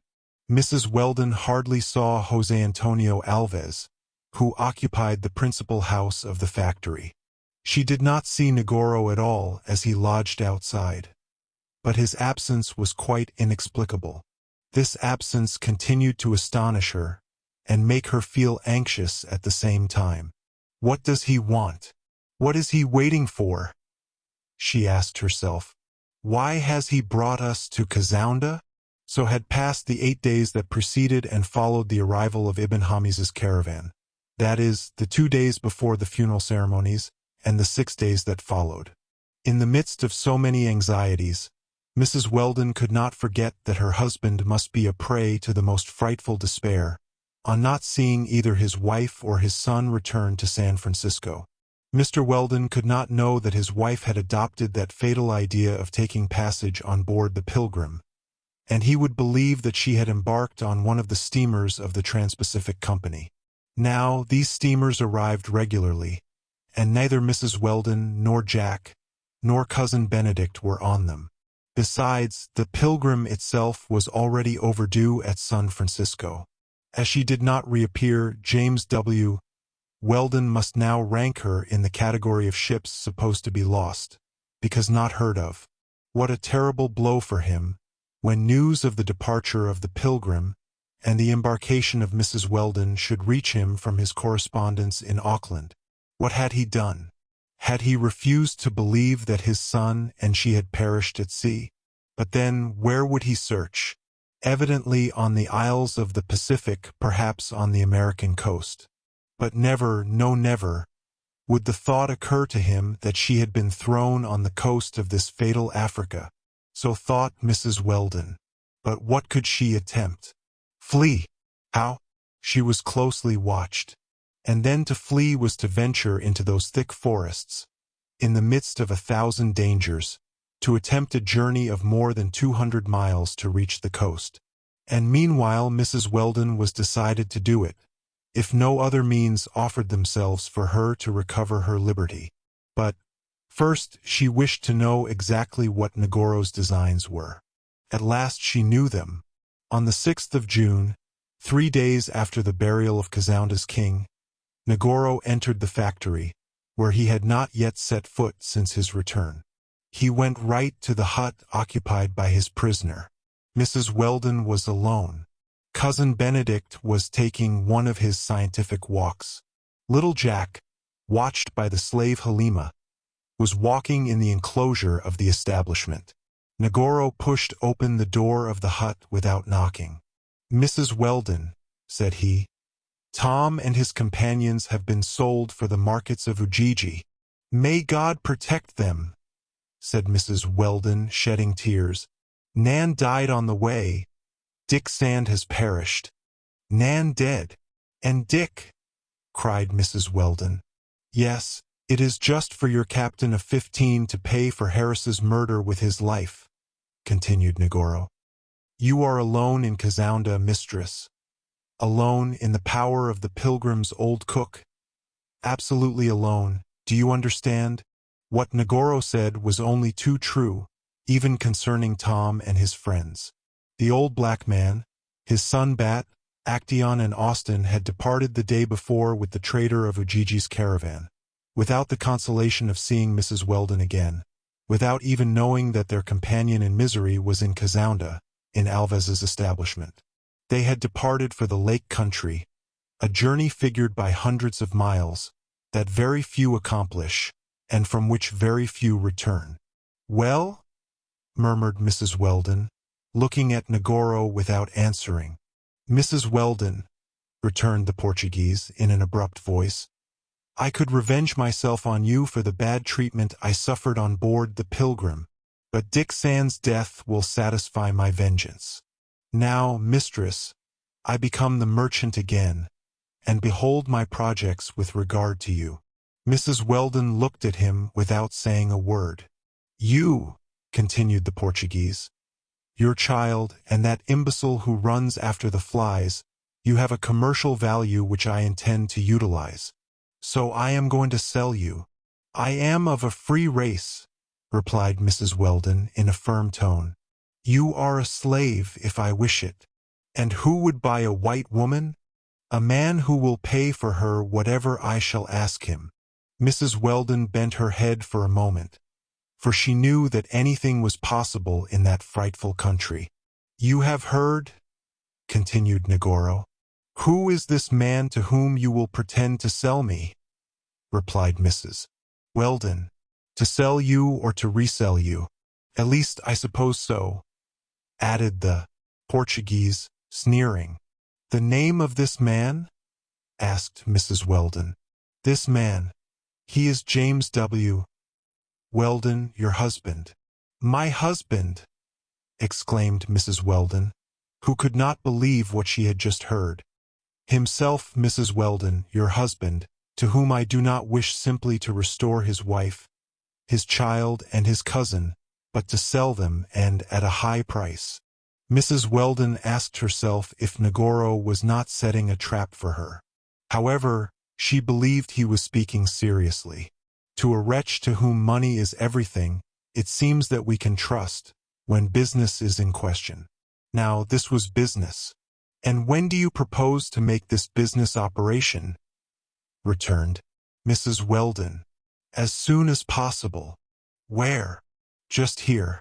Certainly James Weldon will not hesitate to come as far as Kazounda for his wife and son. No, he will not hesitate. But who will tell him? I shall go to San Francisco to find James Weldon. I have money enough for this voyage. The money stolen from on board the Pilgrim? Yes, that and more besides, replied Negoro insolently. But if I wish to sell you soon, I also wish to sell you at a high price. I think that James Weldon will not regard $100,000. He will not regard them if he can give them, replied Mrs. Weldon coldly. Only my husband, to whom you will say, doubtless, that I am held a prisoner at Kazounda in Central Africa. Precisely. My husband will not believe you without proofs, and he will not be so imprudent as to come to Kazounda on your word alone. He will come here, returned Negoro, if I bring him a letter written by you, which will tell him your situation, which will describe me as a faithful servant, escaped from the hands of these savages. My hand shall never write that letter, Mrs. Weldon replied, in a still colder manner. You refuse? Exclaimed Negoro. I refuse.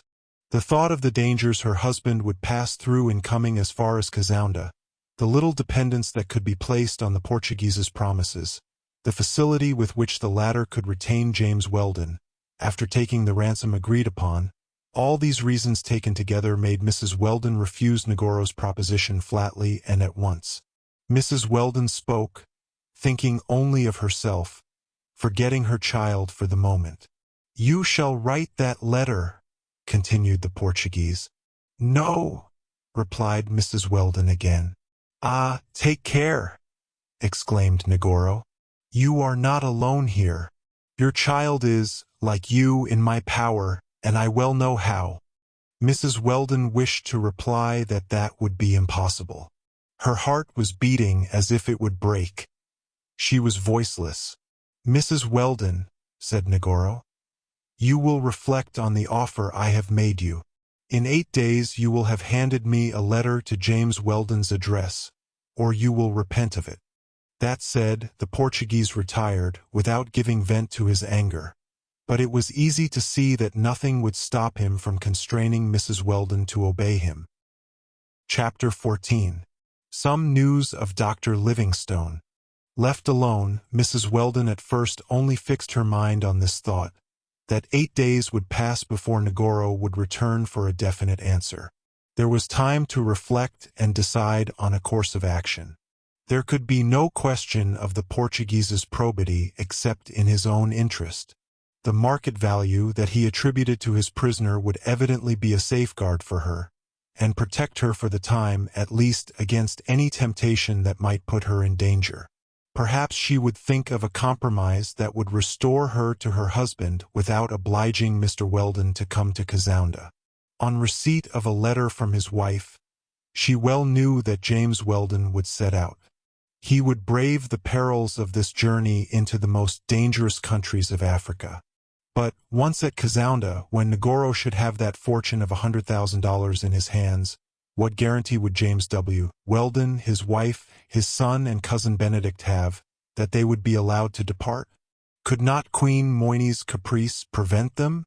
Would not this sale of Mrs. Weldon and hers be better accomplished if it took place at the coast, at some point agreed upon, which would spare Mr. Weldon both the dangers of the journey to the interior and the difficulties, not to say the impossibilities, of a return? So reflected Mrs. Weldon. That was why she had refused at once to accede to Negoro's proposition and give him a letter for her husband. She also thought that, if Negoro had put off his second visit for 8 days, it was because he needed that time to prepare for his journey. If not, he would return sooner to force her consent. Would he really separate me from my child? Murmured she. At that moment Jack entered the hut, and, by an instinctive movement, his mother seized him, as if Negoro were there, ready to snatch him from her. "You are in great grief, mother?" asked the little boy. "No, dear Jack," replied Mrs. Weldon. "I was thinking of your papa. You would be very glad to see him again." "Oh, yes, mother. Is he going to come?" "No, no. He must not come." "Then we will go to see him again?" "Yes, darling Jack. With my friend Dick, and Hercules, and old Tom?" "Yes, yes," replied Mrs. Weldon, putting her head down to hide her tears. "Has Papa written to you?" asked little Jack. "No, my love." "Then you are going to write to him, mother?" "Yes, yes, perhaps," replied Mrs. Weldon, and without knowing it, little Jack entered directly into his mother's thoughts. To avoid answering him further, she covered him with kisses. It must be stated that another motive of some value was joined to the different reasons that had urged Mrs. Weldon to resist Negoro's injunctions. Perhaps Mrs. Weldon had a very unexpected chance of being restored to liberty without her husband's intervention, and even against Negoro's will. It was only a faint ray of hope, very vague as yet, but it was one. In fact, a few words of conversation, overheard by her several days before, made her foresee a possible succor near at hand.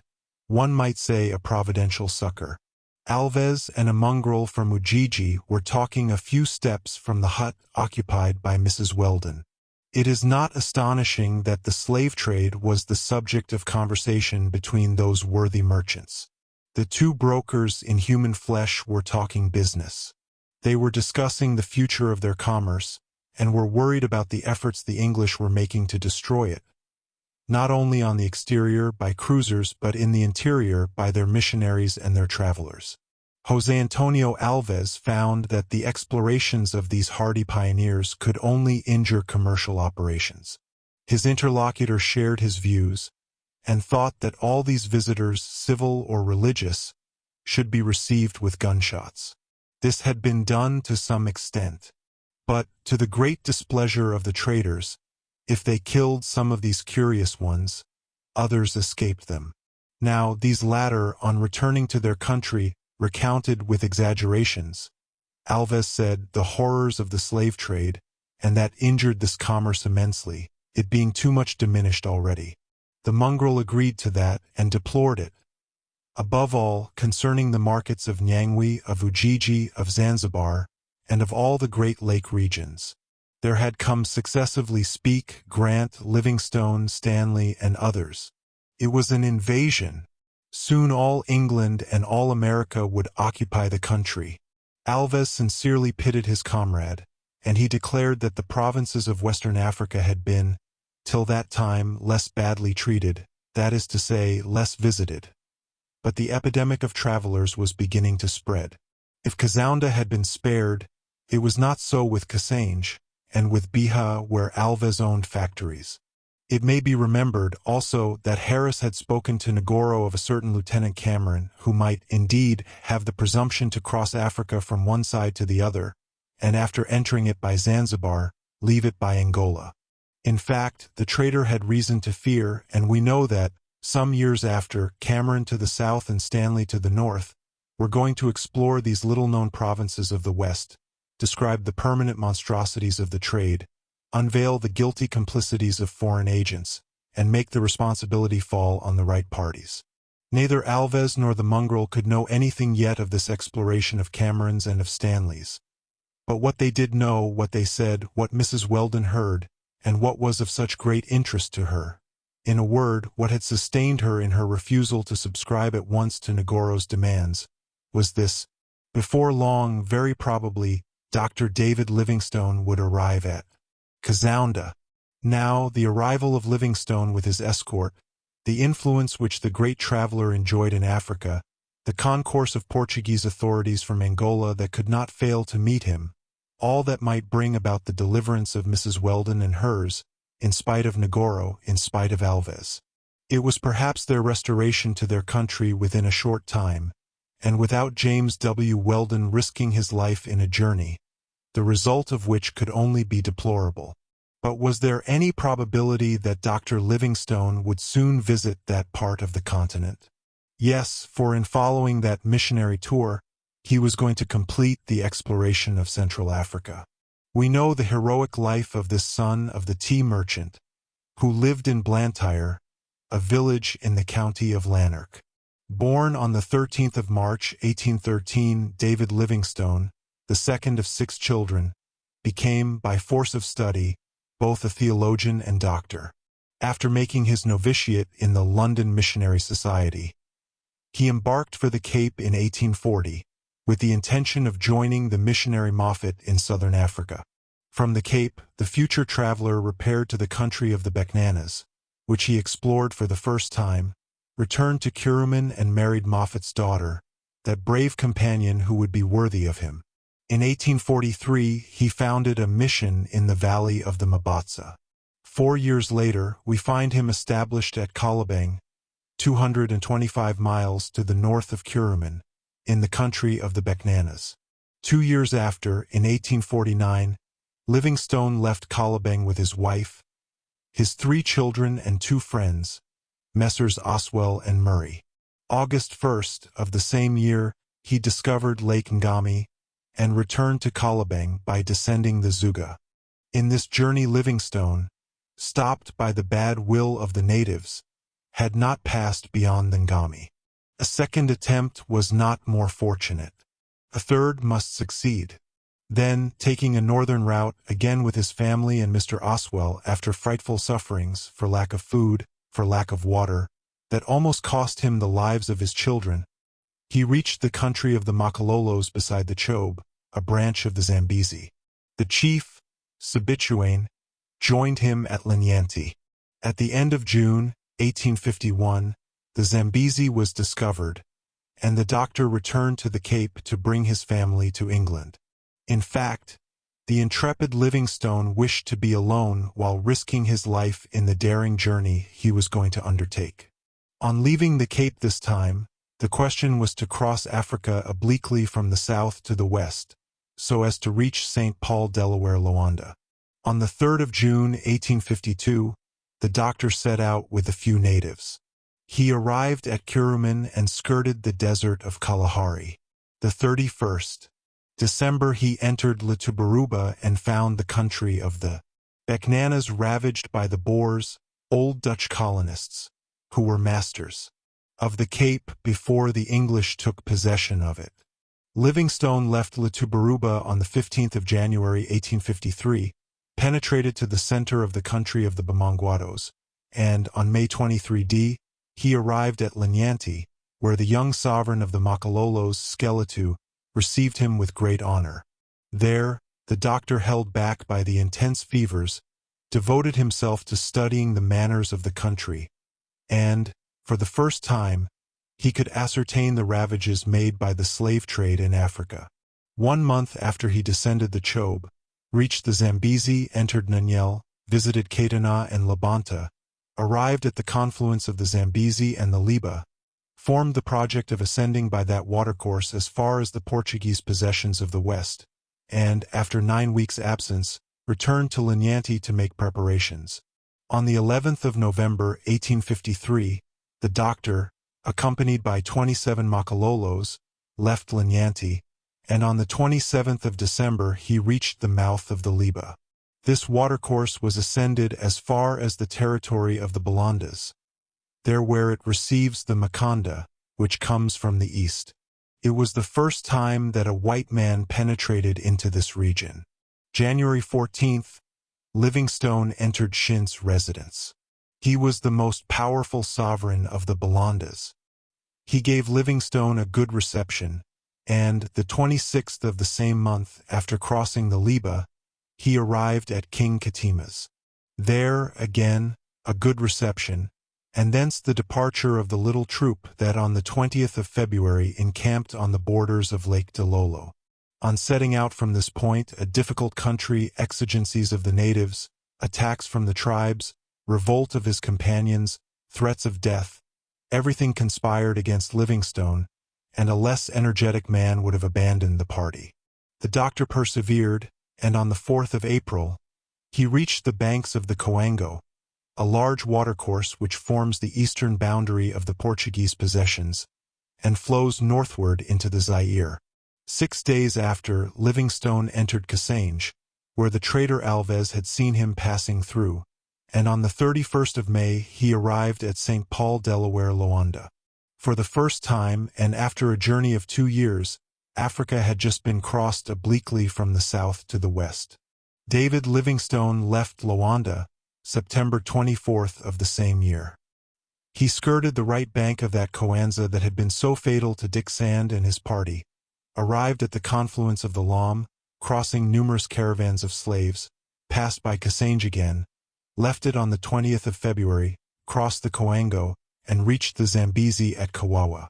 On the 8th of June he discovered Lake Delolo again, saw Shint again, descended the Zambezi and re-entered Linyanti, which he left on the 3d of November, 1855. This second part of the journey, which would lead the doctor toward the eastern coast, would enable him to finish completely this crossing of Africa from the west to the east. After having visited the famous Victoria Falls, the Thundering Foam, David Livingstone abandoned the Zambezi to take a northeastern direction. The passage across the territory of the Batokas, natives who were besotted by the inhalation of hemp, the visit to Semelembone, the powerful chief of the region, the crossing of the Kafoni, the finding of the Zambezi again, the visit to King Baruma, the sight of the ruins of Zambo, an ancient Portuguese city, the encounter with the chief Mpende on the 17th of January 1856, then at war with the Portuguese, the final arrival at Tet, on the border of the Zambezi, on the 2d of March, such were the principal halting places of this tour. The 22d of April Livingstone left that station, formerly a rich one, descended as far as the delta of the river, and arrived at Quillimane at its mouth on the 20th of May, 4 years after leaving the Cape. On the 12th of July he embarked for Maurice, and on the 22d of December he was returning to England after 16 years' absence. The prize of the Geographical Society of Paris, the Grand Medal of the London Geographical Society, and brilliant receptions greeted the illustrious traveler. Another would, perhaps, have thought that repose was well earned. The doctor did not think so, and departed on the 1st of March, 1858, accompanied by his brother Charles, Captain Bedingfield, the doctors Kirk and Meller, and by Messrs. Thornton and Baines. He arrived in May on the coast of Mozambique, having for an object the exploration of the basin of the Zambezi. All would not return from this voyage. A little steamer, the My Robert, enabled the explorers to ascend the great river by the Rongon. They arrived at Tet, September the 8th. Thence reconnaissance of the lower course of the Zambezi and of the Chire, its left branch, in January 1859. Visit to Lake Chirona in April. Exploration of the Manganges territory. Discovery of Lake Nyassa on September 10th. Return to the Victoria Falls, August 9, 1860. Arrival of Bishop Mackenzie and his missionaries at the mouth of the Zambezi, January 31, 1861. The exploration of the Rovuma on the Pioneer. In March, the return to Lake Nyassa. In September, 1861, and residence there till the end of October, January 30, 1862, arrival of Mrs. Livingstone and a second steamer, the Lady Nyassa. Such were the events that marked the first years of this new expedition. At this time, Bishop Mackenzie and one of his missionaries had already succumbed to the unhealthfulness of the climate, and on the 27th of April, Mrs. Livingstone died in her husband's arms. In May, the doctor attempted a second reconnaissance of the Rovuma. Then, at the end of November, he entered the Zambezi again and sailed up the Chire again. In April 1863, he lost his companion, Thornton, sent back to Europe his brother Charles and Dr. Kirk, who were both exhausted by sickness, and November 10th, for the third time he saw Nyasa, of which he completed the hydrography. 3 months after he was again at the mouth of the Zambezi, passed to Zanzibar, and July 20th, 1864, after 5 years' absence, he arrived in London, where he published his work entitled Exploration of the Zambezi and its Branches. January 28, 1866, Livingstone landed again at Zanzibar. He was beginning his 4th voyage. August 8th, after having witnessed the horrible scenes provoked by the slave trade in that country, the doctor, taking this time only a few Sipais and a few Negroes, found himself again at Mokaleos on the banks of the Nyasa. 6 weeks later, the majority of the men forming the escort took flight, returned to Zanzibar, and there falsely spread the report of Livingstone's death. He, however, did not draw back. He wished to visit the country comprised between the Nyasa and Lake Tanganyika.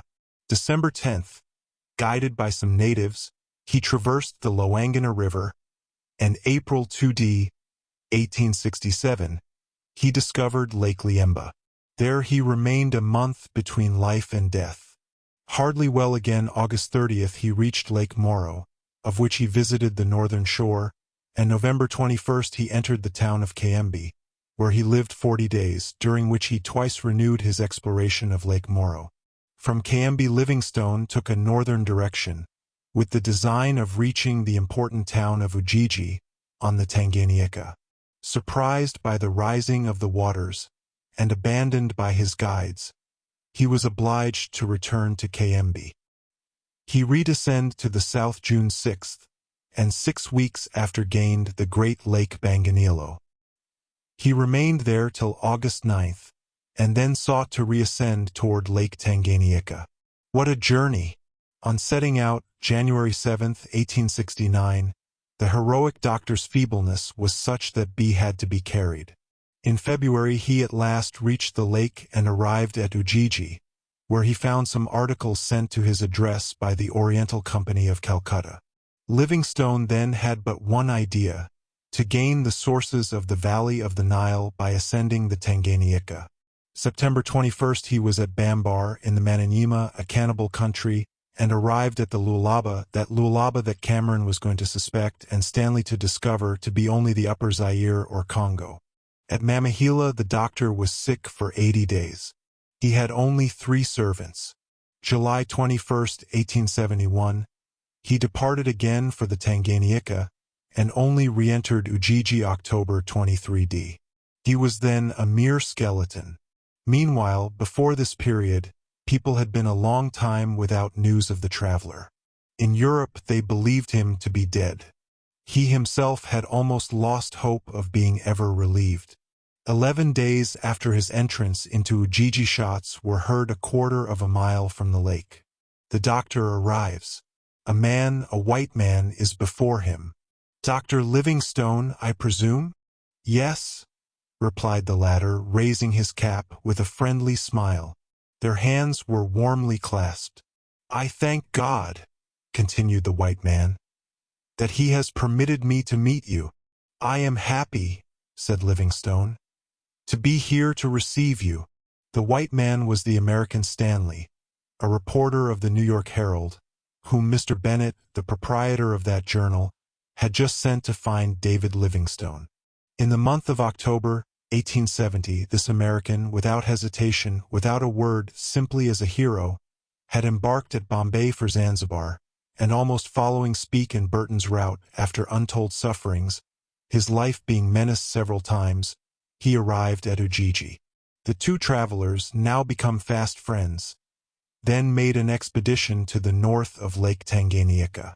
They embarked, pushed as far as Cape Malaya, and after a minute exploration, were of the opinion that the Great Lake had for an outlet a branch of the Lualaba. It was what Cameron and Stanley himself were going to determine positively some years after. December 12th, Livingstone and his companion were returning to Ujiji. Stanley prepared to depart. December 27th, after a navigation of 8 days, the doctor and he arrived at Usimba. Then, February 23d, they entered Kuahara. March 12th was the day of parting. "You have accomplished," said the doctor to his companion, "what few men would have done, and done it much better than certain great travelers. I am very grateful to you for it. May God lead you, my friend, and may He bless you." "May He," said Stanley, taking Livingstone's hand, "bring you back to us safe and sound, dear doctor." Stanley drew back quickly from this embrace, and turned so as to conceal his tears. "Goodbye, doctor, dear friend," he said in a stifled voice. "Goodbye," replied Livingstone feebly. Stanley departed, and July 12, 1872, he landed at Marseilles. Livingstone was going to return to his discoveries. August 25th, after 5 months passed at Kanehara, accompanied by his black servants, Susie, Chouma, and Amoda, by 2 other servants, by Jacob Wainwright, and by 56 men sent by Stanley, he went toward the south of the Tanganyika. A month after, the caravan arrived at Mora, in the midst of storms, caused by an extreme drought. Then came the rains, the bad will of the natives, and the loss of the beasts of burden, from falling under the stings of the tsetse. January 24, 1873, the little troop was at Chitankone. April 27th, after having left Lake Bangangilo to the east, the troop was going toward the village of Chitambo. At that place some traders had left Livingstone. This is what Alves and his colleague had learned from them. They had good reason to believe that the doctor, after exploring the south of the lake, would venture across the Luanda, and come to seek unknown countries in the west. Thence he was to ascend toward Angola, to visit those regions infested by the slave trade, to push as far as Kazounda. The tour seemed to be all marked out, and it was very probable that Livingstone would follow it. Mrs. Weldon then could count on the approaching arrival of the great traveler, because, in the beginning of June, it was already more than 2 months since he had reached the south of Lake Bangangilo. Now, June 13th, the day before that on which Negoro would come to claim from Mrs. Weldon the letter that would put $100,000 in his hands, sad news was spread, at which Alves and the traders only rejoiced. May 1st, 1873, at dawn, Dr. David Livingstone died. In fact, on April 29th, the little caravan had reached the village of Chitambo, to the south of the lake. The doctor was carried there on a litter.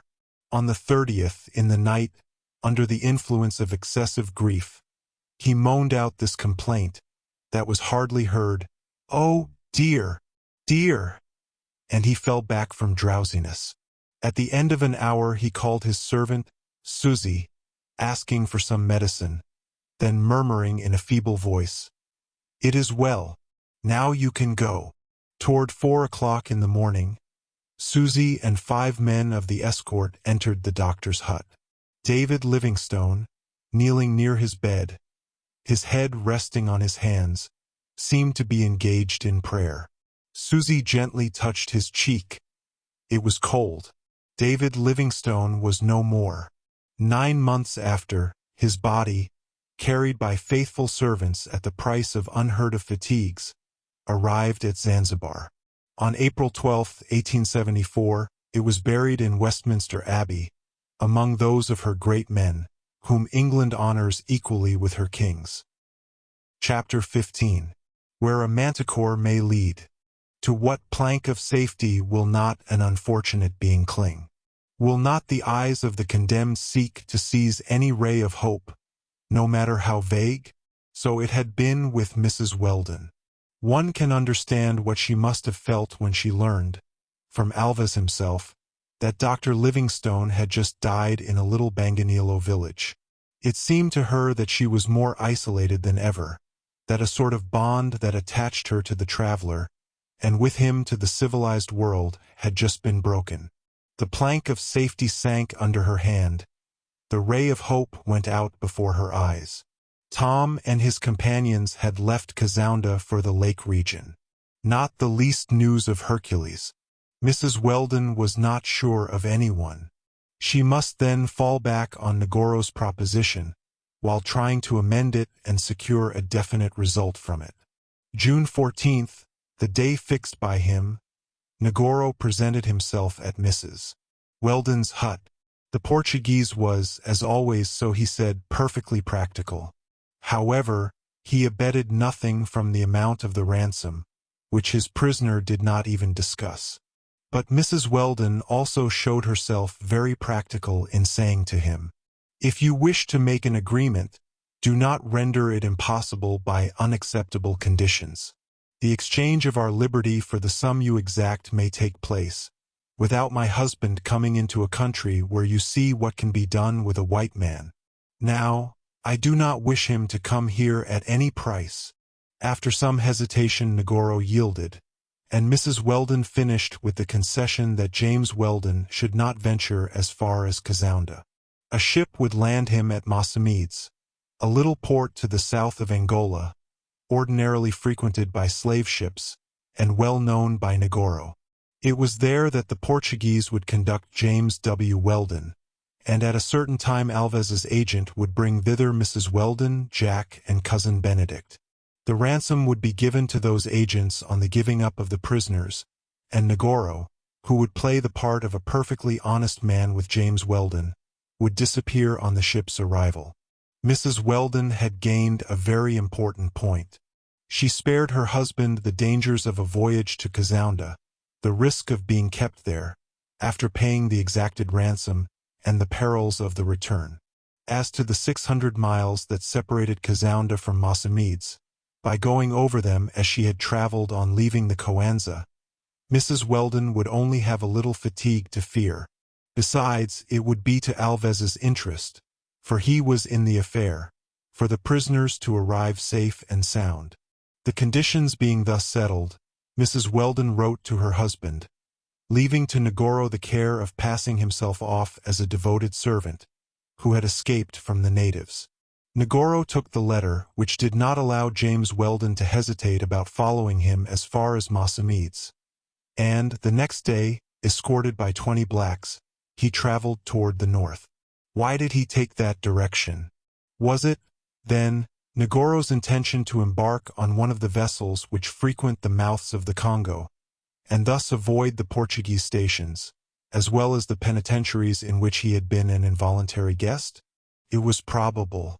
At least, that was the reason he gave Alves. After his departure, Mrs. Weldon must try to arrange her existence in such a manner as to pass the time of her sojourn at Casounda as happily as possible. Under the most favorable circumstances, it would last 3 or 4 months. Negoro's going and returning would require at least that time. Mrs. Weldon's intention was not to leave the factory. Her child, Cousin Benedict, and she were comparatively safe there. Halima's good care softened the severity of this sequestration a little. Besides, it was probable that the traitor would not permit her to leave the establishment. The great premium that the prisoner's ransom would procure him made it well worth while to guard her carefully. It was even fortunate that Alves was not obliged to leave Casounda to visit his 2 other factories of Beja and Cassange. Coimbra was going to take his place in the expedition on new razzias or raids. There was no motive for regretting the presence of that drunkard. Above all, Negoro, before setting out, had given Alves the most urgent commands in regard to Mrs. Weldon. It was necessary to watch her closely.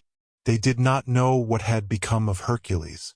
If he had not perished in that dreadful province of Casounda, perhaps he would attempt to get near the prisoner and snatch her from Alves's hands. The traitor perfectly understood a situation which ciphered itself out by a good number of dollars. He would answer for Mrs. Weldon as for his own body. So the monotonous life of the prisoner during the first days after her arrival at the factory was continued. What passed in this enclosure reproduced very exactly the various acts of native existence outside. Alves lived like the other natives of Casounda. The women of the establishment worked as they would have done in the town, for the greater comfort of their husbands or their masters. Their occupations included preparing rice with heavy blows of the pestle in wooden mortars, to perfect decortication. cleansing and winnowing maize, and all the manipulations necessary to draw from it a granulous substance which serves to compose that potage called mtael in the country.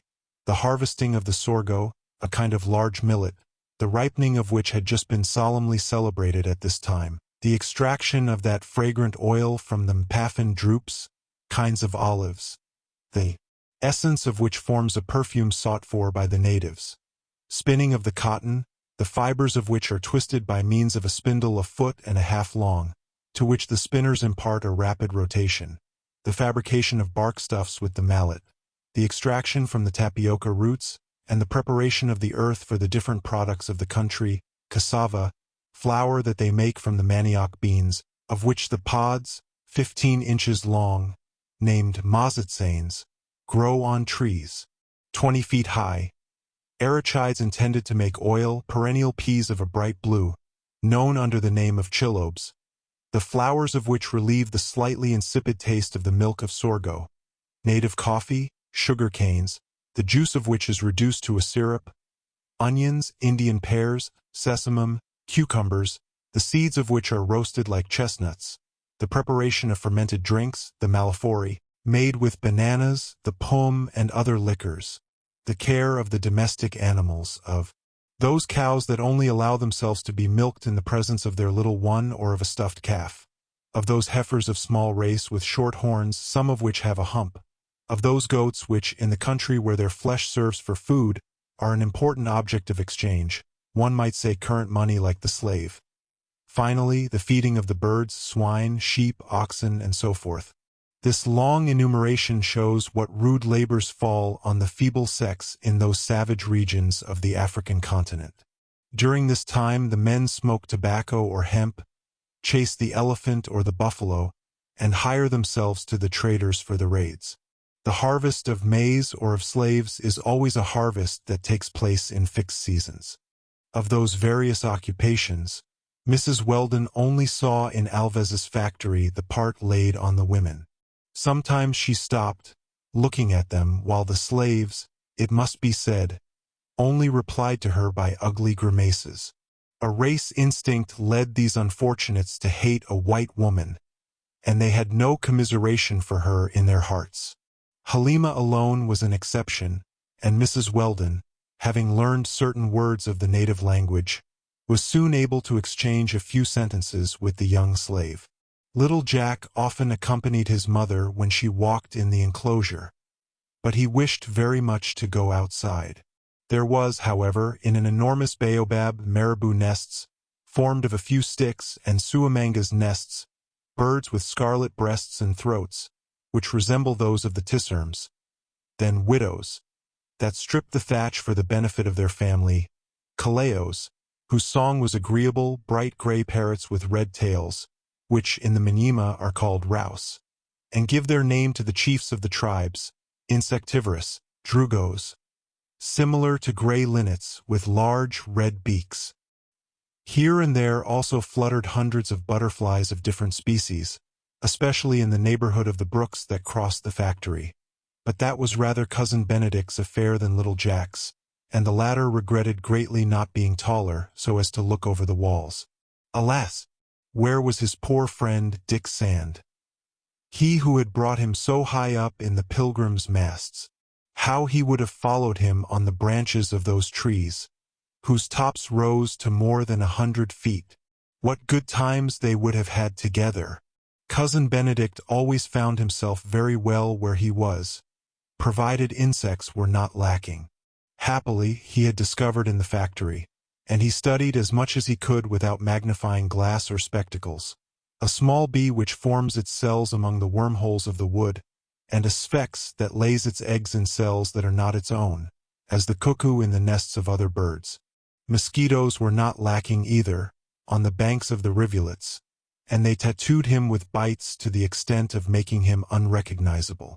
And when Mrs. Weldon reproached him with letting himself be thus devoured by those venomous insects, "It is their instinct, Cousin Weldon," he replied to her, scratching himself till the blood came.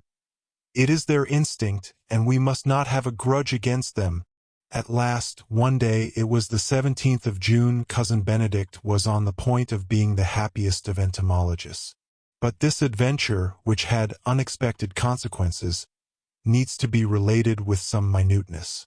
It was about 11 o'clock in the morning.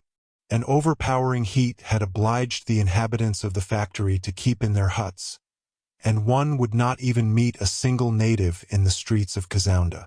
Mrs. Weldon was dozing near little Jack, who was sleeping soundly. Cousin Benedict himself, suffering from the influence of this tropical temperature, had given up his favorite hunts, which was a great sacrifice for him. For in those rays of the midday sun, he heard the rustle of a whole world of insects. He was sheltered, then, at the end of his hut, and their sleep began to take possession of him in this involuntary siesta. Suddenly, as his eyes half closed, he heard a humming. This is one of those insupportable buzzings of insects, some of which can give 15 or 16,000 beats of their wings in a second. "A hexapode!" exclaimed Cousin Benedict, awakened at once, and passing from the horizontal to the vertical position. There was no doubt that it was a hexapode that was buzzing in his hut.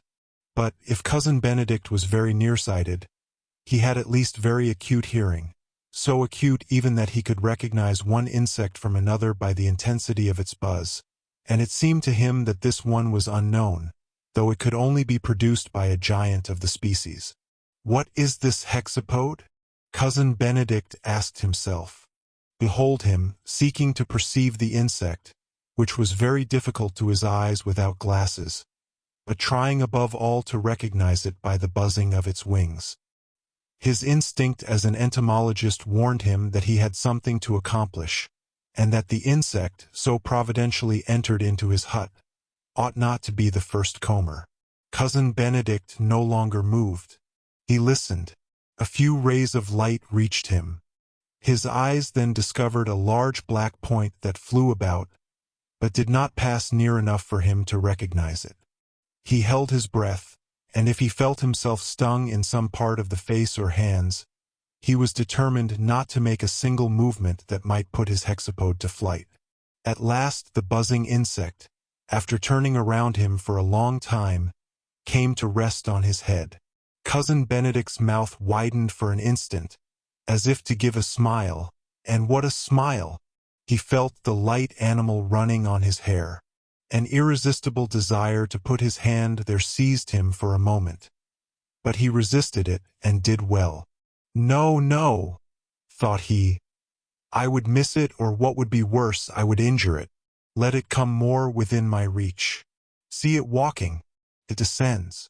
I feel its dear little feet running on my skull. This must be a hexapode of great height. My God! Only grant that it may descend on the end of my nose, and there, by squinting a little, I might perhaps see it, and determine to what order, genus, species, or variety it belongs." So thought Cousin Benedict. But it was a long distance from his skull, which was rather pointed, to the end of his nose, which was very long. How many other roads the capricious insect might take, beside his ears, beside his forehead, roads that would take it to a distance from the savant's eyes, without counting that at any moment it might retake its flight, leave the hut, and lose itself in those solar rays where, doubtless, its life was past, and in the midst of the buzzing of its congeners that would attract it outside. Cousin Benedict said all that to himself. Never, in all his life as an entomologist, had he passed more touching minutes. An African hexapode of a new species, or at least of a new variety, or even of a new subvariety, was there on his head, and he could not recognize it except it deigned to walk at least an inch from his eyes. However, Cousin Benedict's prayer must be heard. The insect, after having traveled over the half-bald head, as on the summit of some wild bush, began to descend Cousin Benedict's forehead, and the latter might at last conceive the hope that it would venture to the top of his nose. Once arrived at that top, why would it not descend to the base? In its place I would descend, thought the worthy savant. What is truer than that, in Cousin Benedict's place, any other would have struck his forehead violently, so as to crush the enticing insect, or at least to put it to flight. To feel 6 feet moving on his skin, without speaking of the fear of being bitten, and not make a gesture, one will agree that it was the height of heroism.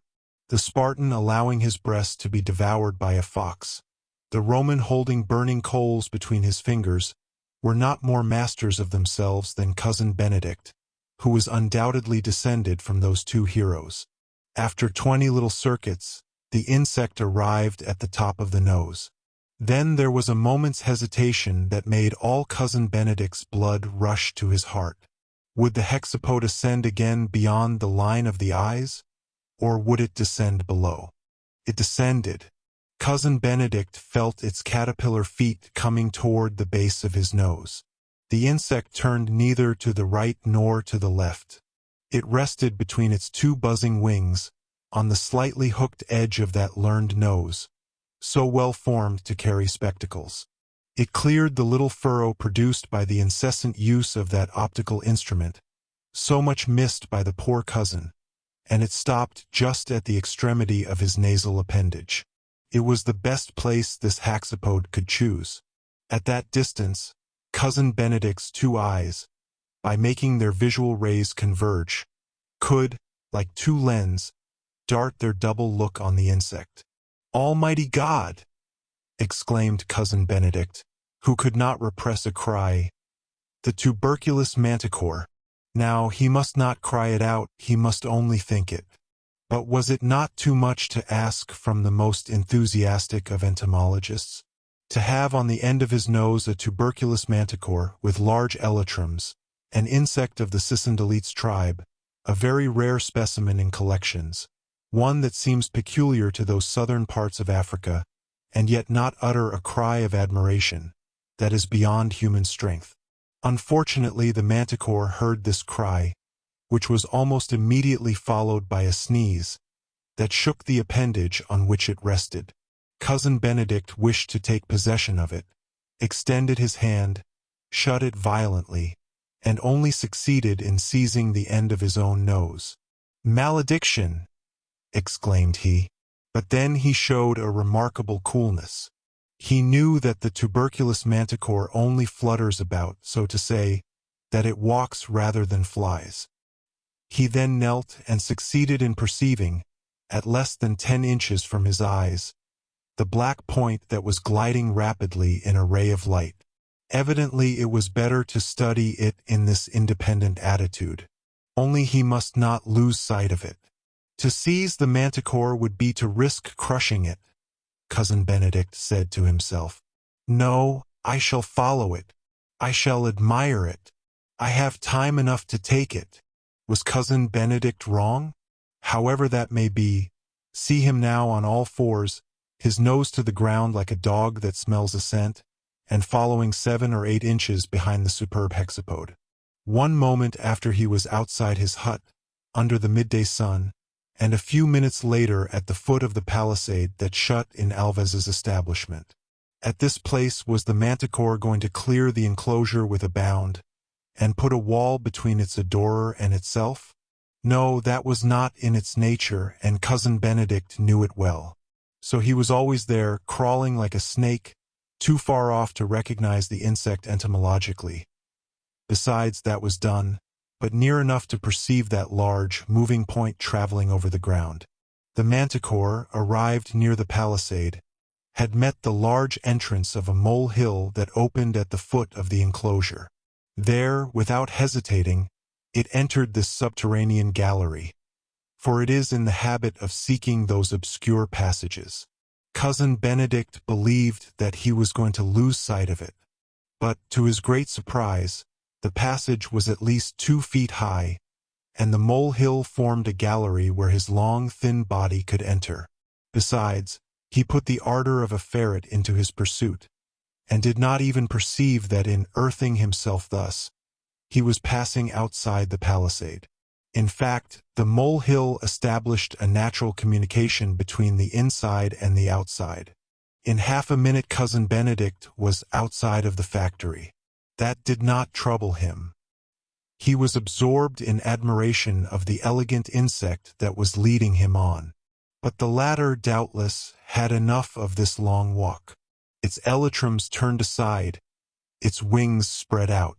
Cousin Benedict felt the danger, and, with his curved hand, he was going to make a provisional prison for the manticore, when, frrrr, it flew away.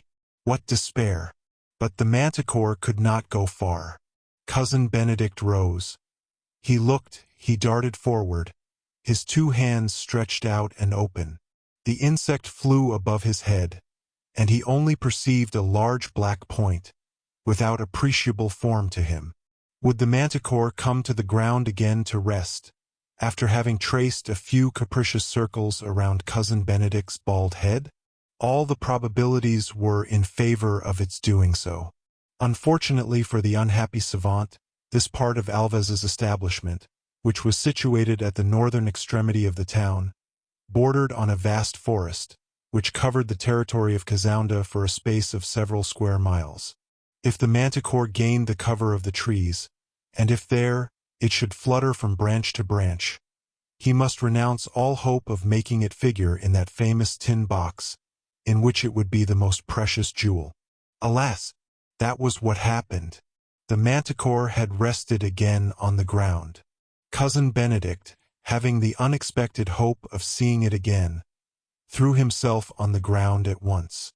But the manticore no longer walked. It proceeded by little jumps. Cousin Benedict, exhausted, his knees and hands bleeding, jumped also. His two arms, his hands open, were extended to the right, to the left, according as the black point bounded here or there. It might be said that he was drawing his body over that burning soil, as a swimmer does on the surface of the water. Useless trouble. His two hands always closed on nothing. The insect escaped him while playing with him, and soon, arrived under the fresh branches, it arose after throwing into Cousin Benedict's ear, which it touched lightly, the most intense but also the most ironical buzzing of its coleopter wings. "Malediction!" exclaimed Cousin Benedict, a second time. "It escapes me. Ungrateful hexapode, thou to whom I reserved a place of honor in my collection. Well, no, I shall not give thee up. I shall follow thee till I reach thee." He forgot, this discomfited cousin, that his nearsighted eyes would not enable him to perceive the manticore among the foliage. But he was no longer master of himself. Vexation, anger made him a fool. It was himself, and only himself, that he must blame for his loss. If he had taken possession of the insect at first, instead of following it in its independent ways, nothing of all that would have happened, and he would possess that admirable specimen of African manticores, the name of which is that of a fabulous animal, having a man's head and a lion's body. Cousin Benedict had lost his head. He little thought that the most unforeseen of circumstances had just restored him to liberty. He did not dream that the anthill into which he had just entered had opened to him an escape, and that he had just left Alves's establishment. The forest was there, and under the trees was his manticore, flying away. At any price he wanted to see it again. See him, then, running across the thick forest, no longer conscious even of what he was doing, always imagining he saw the precious insect, beating the air with his long arms like a gigantic field spider. Where he was going, how he would return, and if he should return, he did not even ask himself, and for a good mile he made his way thus, at the risk of being met by some native, or attacked by some beast. Suddenly, as he passed near a thicket, a gigantic being sprang out and threw himself on him. Then, as Cousin Benedict would have done with the manticore, that being seized him with one hand by the nape of the neck, with the other by the lower part of the back, and before he had time to know what was happening, he was carried across the forest. Truly, Cousin Benedict had that day lost a fine occasion of being able to proclaim himself the happiest entomologist of the 5 parts of the world. Chapter 16. A Magician. When Mrs. Weldon, on the 17th of the month, did not see Cousin Benedict reappear at the accustomed hour, she was seized with the greatest uneasiness. She could not imagine what had become of her big baby. That he had succeeded in escaping from the factory, the enclosure of which was absolutely impassable, was not admissible. Besides, Mrs. Weldon knew her cousin. Had one proposed to this original to flee, abandoning his tin box and his collection of African insects, he would have refused without the shadow of hesitation. Now, the box was there in the hut, intact, containing all that the savant had been able to collect since his arrival on the continent. To suppose that he was voluntarily separated from his entomological treasures was inadmissible. Nevertheless, Cousin Benedict was no longer in José Antonio Alves's establishment. During all that day Mrs. Weldon looked for him persistently. Little Jack and the slave Halima joined her. It was useless. Mrs. Weldon was then forced to adopt this sad hypothesis. The prisoner had been carried away by the traitor's orders, for motives that she could not fathom. But then, what had Alves done with him? Had he incarcerated him in one of the barracks of the large square? Why this carrying away, coming after the agreement made between Mrs. Weldon and Negoro, an agreement which included Cousin Benedict in the number of the prisoners whom the traitor would conduct to Massamedes, to be placed in James W. Weldon's hands for a ransom. If Mrs. Weldon had been a witness of Alves's anger, when the latter learned of the prisoner's disappearance, she would have understood that this disappearance was indeed made against his will. But then, if Cousin Benedict had escaped voluntarily, why had he not let her into the secret of his escape? However, the search of Alves and his servants, which was made with the greatest care, led to the discovery of that molehill, which put the factory in direct communication with the neighboring forest. The traitor no longer doubted that the fly hunter had fled by that narrow opening. One may then judge of his fury, when he said to himself that this flight would doubtless be put to account, and would diminish the prize that the affair would bring him. That imbecile is not worth much, thought he. Nevertheless, I shall be compelled to pay dear for him. Ah, if I take him again! But notwithstanding the searchings that were made inside, and though the woods were beaten over a large radius, it was impossible to find any trace of the fugitive. Mrs. Weldon must resign herself to the loss of her cousin, and Alves mourn over his prisoner. As it could not be admitted that the latter had established communications with the outside, it appeared evident that chance alone had made him discover the existence of the molehill, and that he had taken flight without thinking any more of those he left behind than if they had never existed. Mrs. Weldon was forced to allow that it must be so, but she did not dream of blaming the poor man, so perfectly unconscious of his actions. The unfortunate! What will become of him? She asked herself. It is needless to say that the molehill had been closed up the same day, and with the greatest care, and that the watch was doubled inside as well as outside the factory. The monotonous life of the prisoners then continued for Mrs. Weldon and her child. Meanwhile, a climatic fact very rare at that period of the year was produced in the province. Persistent rains began about the 19th of June, though the Masika period that finishes in April was past. In fact, the sky was covered, and continual showers inundated the territory of Kazounda.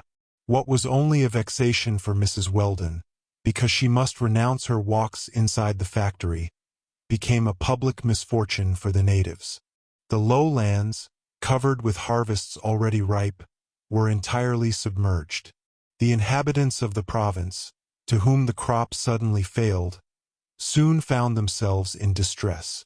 All the labors of the season were compromised, and Queen Moini, any more than her ministers, did not know how to face the catastrophe. They then had recourse to the magicians, but not to those whose profession is to heal the sick by their incantations and sorceries, or who predict success to the natives.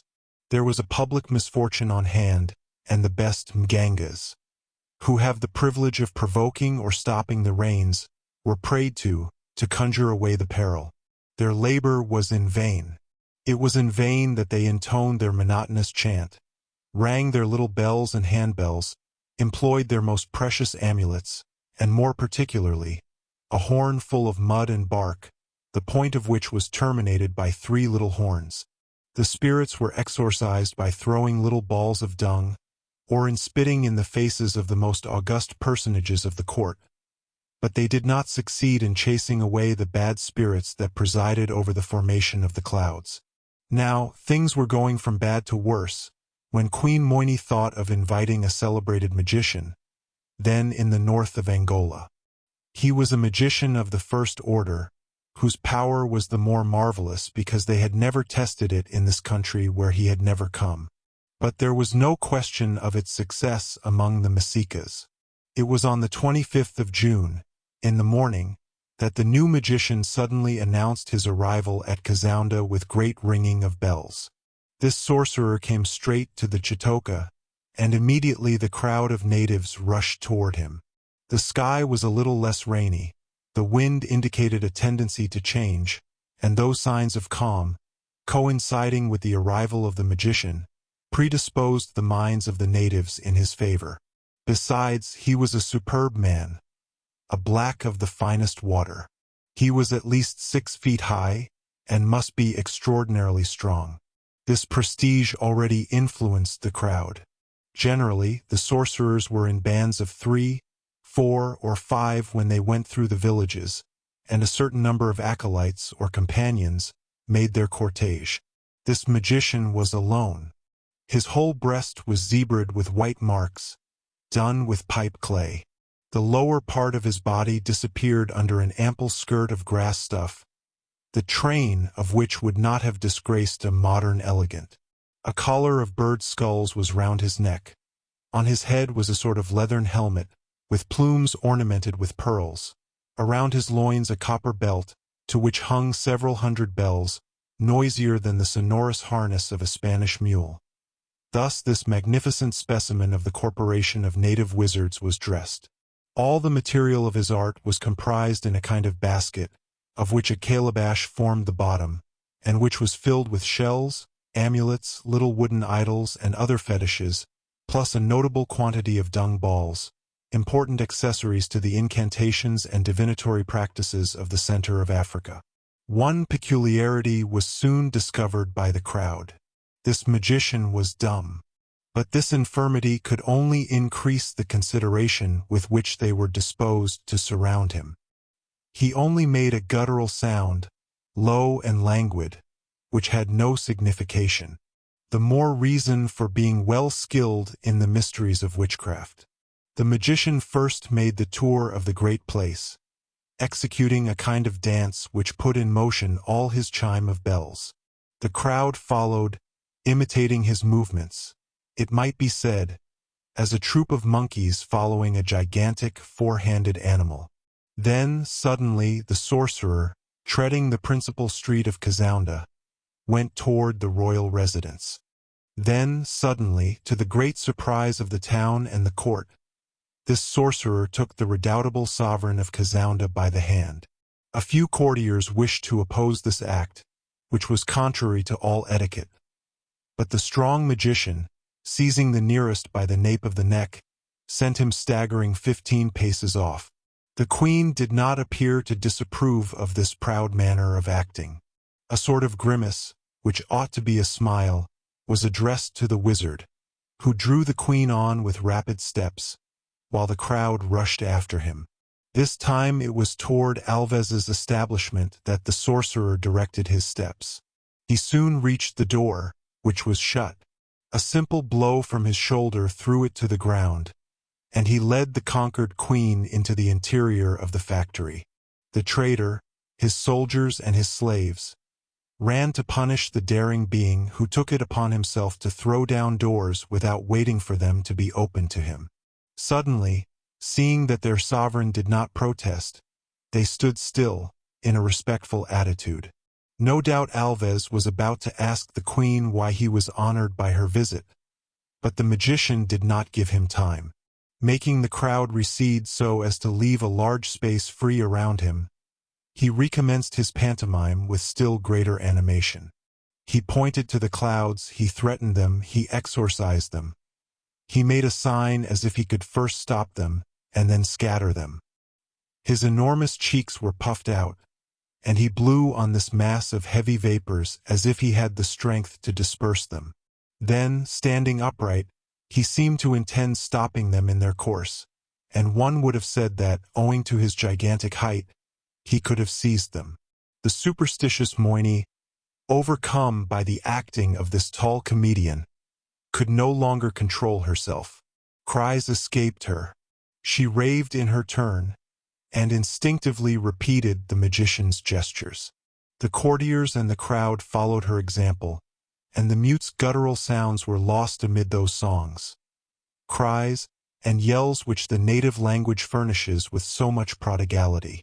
Did the clouds cease to rise on the eastern horizon and veil the tropical sun? Did they vanish before the exorcisms of this new wizard? No. And just at this moment, when the queen and her people imagined that they had appeased the evil spirits that had watered them with so many showers, the sky, somewhat clear since daybreak, became darker than ever. Large drops of rain fell pattering on the ground. Then a sudden change took place in the crowd. They then saw that this sorcerer was worth no more than the others. The queen's brows were frowning. They understood that he at least was in danger of losing his ears. The natives had contracted the circle around him.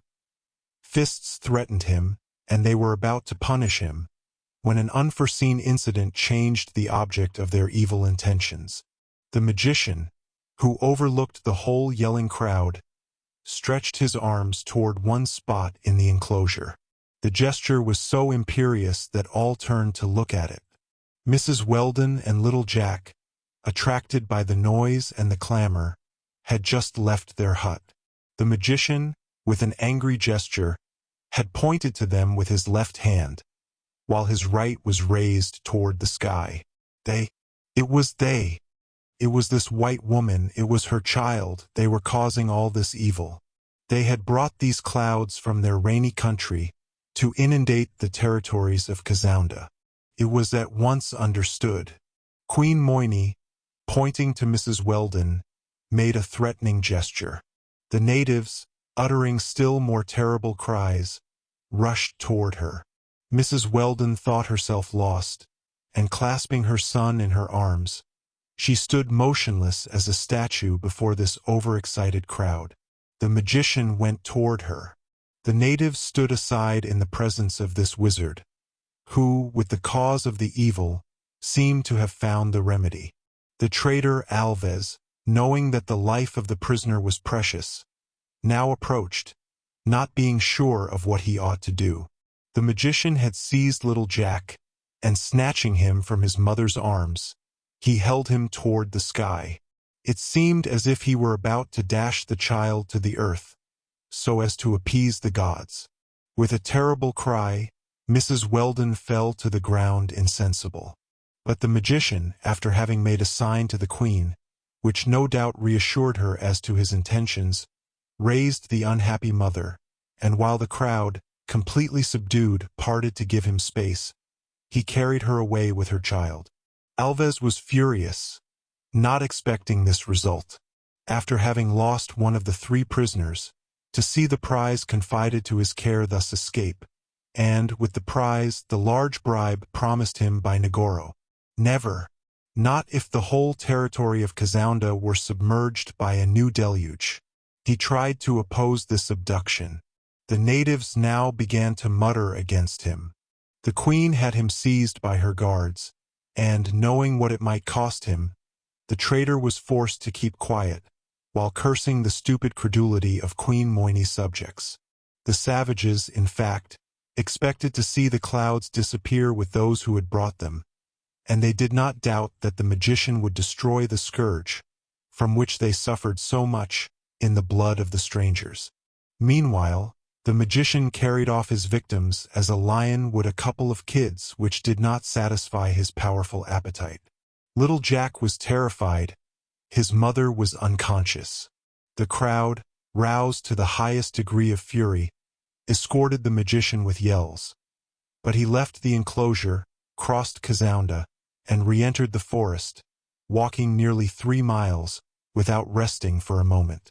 Finally he was alone, the natives having understood that he did not wish to be followed.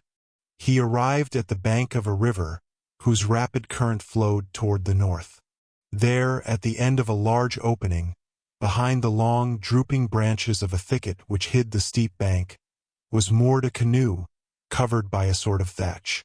The magician lowered his double burden into the boat, and following himself, shoved out from the bank, and the current rapidly carried them down the stream. The next minute he said, in a very distinct voice, "Captain, here are Mrs. Weldon and little Jack. I present them to you. Forward. And may all the clouds in heaven fall on those idiots of Kazounda." Chapter 17. Drifting. It was Hercules, not easily recognized in his magician's attire, who was speaking thus, and it was Dick Sand whom he was addressing. Dick Sand, still feeble enough to lean on Cousin Benedict, near whom Dingo was lying. Mrs. Weldon, who had regained consciousness, could only pronounce these words. "You, Dick, you." The young novice rose, but already Mrs. Weldon was pressing him in her arms, and Jack was lavishing caresses on him. "My friend Dick, my friend Dick," repeated the little boy. Then, turning to Hercules, "And he added, "I did not know you." "Hey, what a disguise," replied Hercules, rubbing his breast to efface the variety of colors that striped it. "You were too ugly," said little Jack. "Bless me, I was the devil, and the devil is not handsome." "Hercules," said Mrs. Weldon, holding out her hand to the brave black.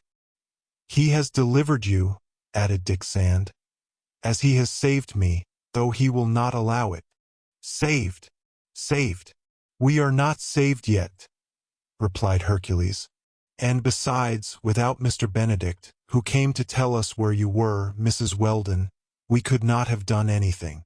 In fact, it was Hercules who, 5 days before, had jumped upon the savant at the moment when, having been led 2 miles from the factory, the latter was running in pursuit of his precious manticore. Without this incident, neither Dick Sand nor the black would have known Mrs. Weldon's retreat, and Hercules would not have ventured to Kazounda in a magician's dress. While the boat drifted with rapidity in this narrow part of the river, Hercules related what had passed since his flight from the camp on the Coanza.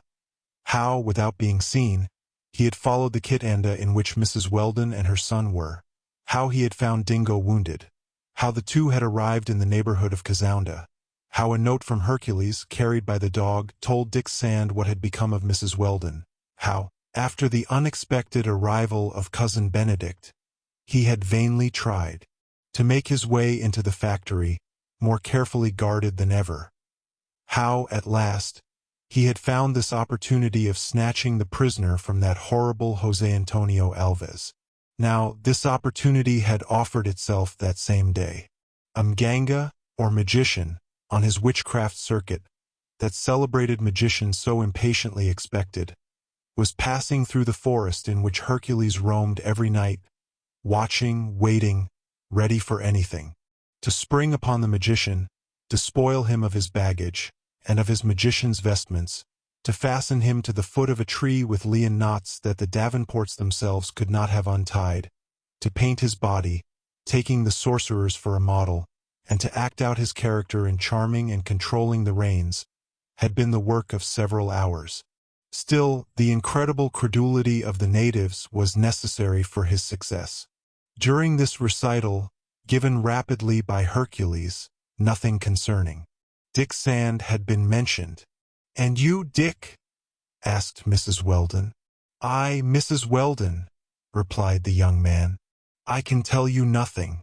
My last thought was for you, for Jack. I tried in vain to break the cords that fastened me to the stake. The water rose over my head. I lost consciousness. When I came to myself, I was sheltered in a hole, concealed by the papyrus of this bank, and Hercules was on his knees beside me, lavishing his care upon me." "Well, that is because I am a physician," replied Hercules. A diviner, a sorcerer, a magician, a fortune-teller. Hercules, said Mrs. Weldon. Tell me, how did you save Dick Sand? Did I do it, Mrs. Weldon? Replied Hercules. Might not the current have broken the stake to which our captain was tied, and in the middle of the night carried him half dead on this beam to the place where I received him?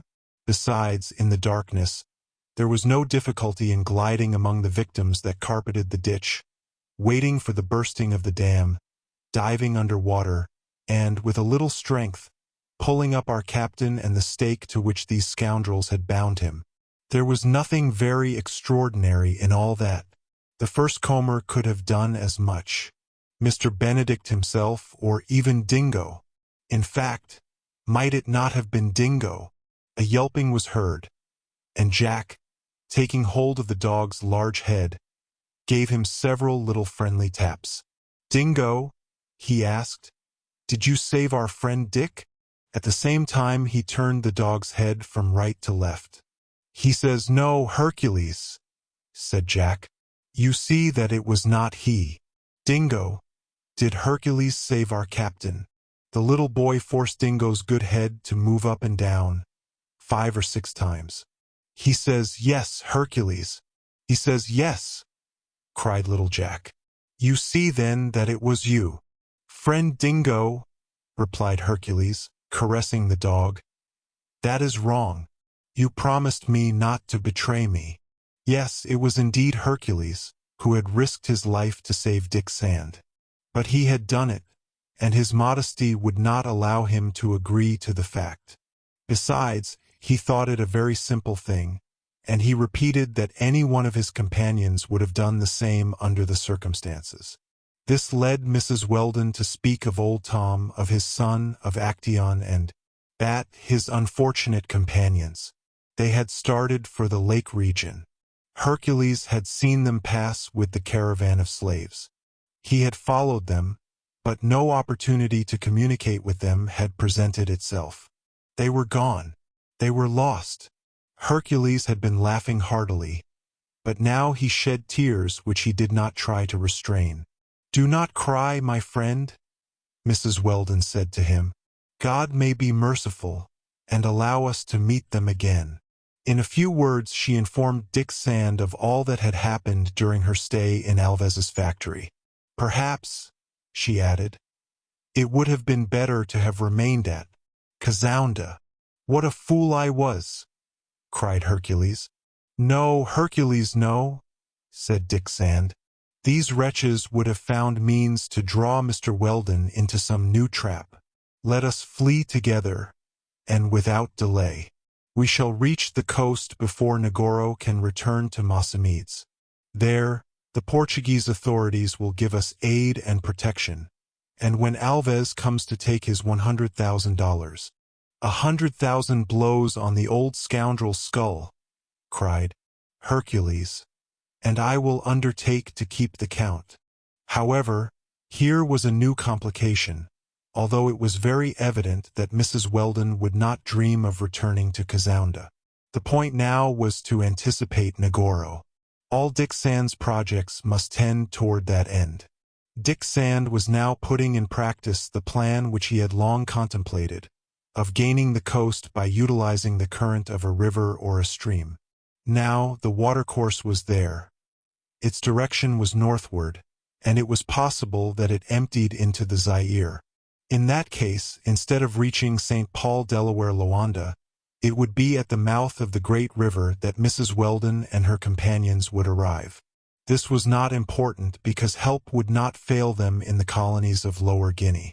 Having decided to descend the current of this river, Dick Sand's first idea was to embark on one of the herbaceous rafts, a kind of floating isle of which Cameron has often spoken, which drifts in large numbers on the surface of African rivers. But Hercules, while roaming at night on the bank, had been fortunate enough to find a drifting boat. Dick Sand could not hope for anything better, and chance had served him kindly. In fact, it was not one of those narrow boats which the natives generally use. The pirogue found by Hercules was one of those whose length exceeds 30 feet, and the width 4, and they are carried rapidly on the waters of the Great Lakes by the aid of numerous paddles. Mrs. Weldon and her companions could install themselves comfortably in it, and it was sufficient to keep it in the stream by means of an oar to descend the current of the river. At first, Dick Sand, wishing to pass unseen, had formed a project to travel only at night. But to drift 12 hours out of the 24 was to double the length of a journey which might be quite long. Happily, Dick Sand had taken a fancy to cover the pirogue with a roof of long grasses, sustained on a rod, which projected fore and aft. This, when on the water, concealed even the long oar. One would have said that it was a pile of herbs which drifted downstream, in the midst of floating islets. Such was the ingenious arrangement of the thatch, that the birds were deceived, and, seeing there some grains to pilfer, red-beaked gulls, areniscas of black plumage, and gray and white halcyons frequently came to rest upon it. Besides, this green roof formed a shelter from the heat of the sun. A voyage made under these conditions might then be accomplished almost without fatigue, but not without danger. In fact, the journey would be a long one, and it would be necessary to procure food each day. Hence the risk of hunting on the banks if fishing would not suffice, and Dick Sand had no firearms but the gun carried off by Hercules after the attack on the anthill. But he counted on every shot. Perhaps even by passing his gun through the thatch of the boat he might fire with surety, like a butter through the holes in his hut. Meanwhile, the pirogue drifted with the force of the current a distance not less than 2 miles an hour, as near as Dick Sand could estimate it. He hoped to make, thus, 50 miles a day.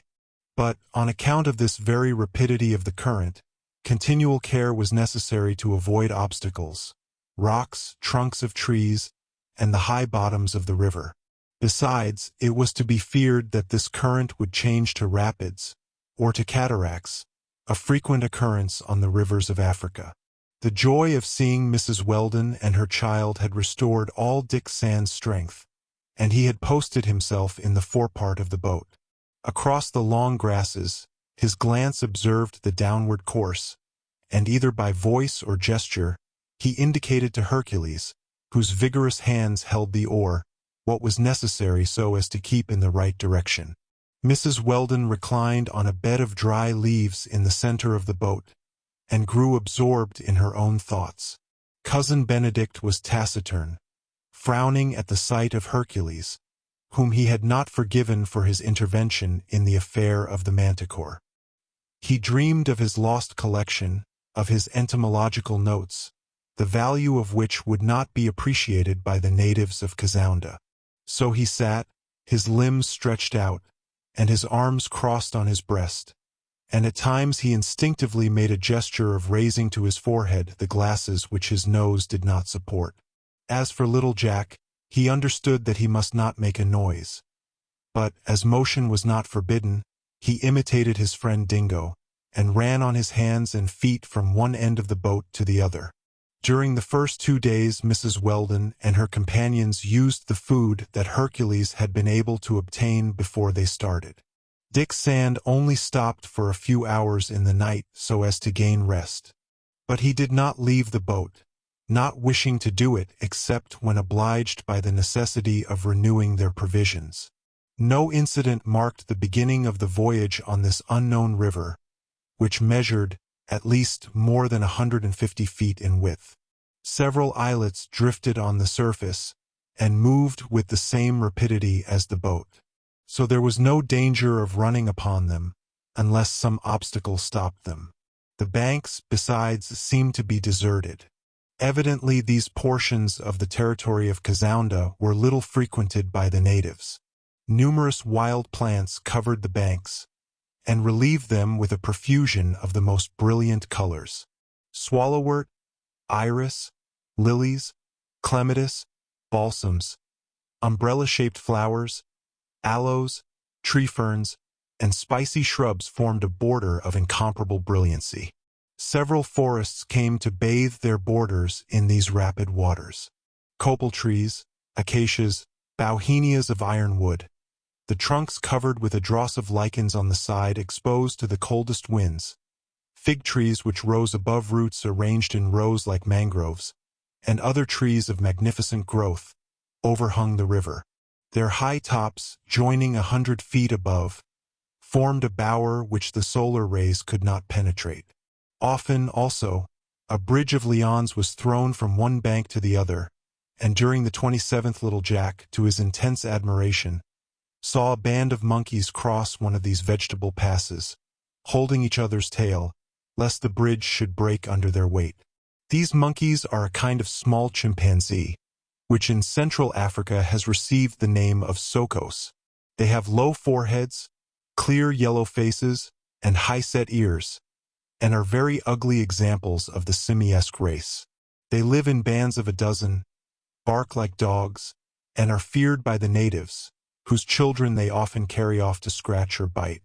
In passing the Leon Bridge they never suspected that, beneath that mass of herbs which the current bore onward, there was a little boy who would have exactly served to amuse them. The preparations, designed by Dick Sand, were very well conceived, because these clear-sighted beasts were deceived by them. 20 miles farther on, that same day, the boat was suddenly stopped in its progress. "What is the matter?" asked Hercules, always posted at his oar. "A barrier," replied Dick Sand. "But a natural barrier. It must be broken, Mr. Dick." "Yes, Hercules, and with a hatchet.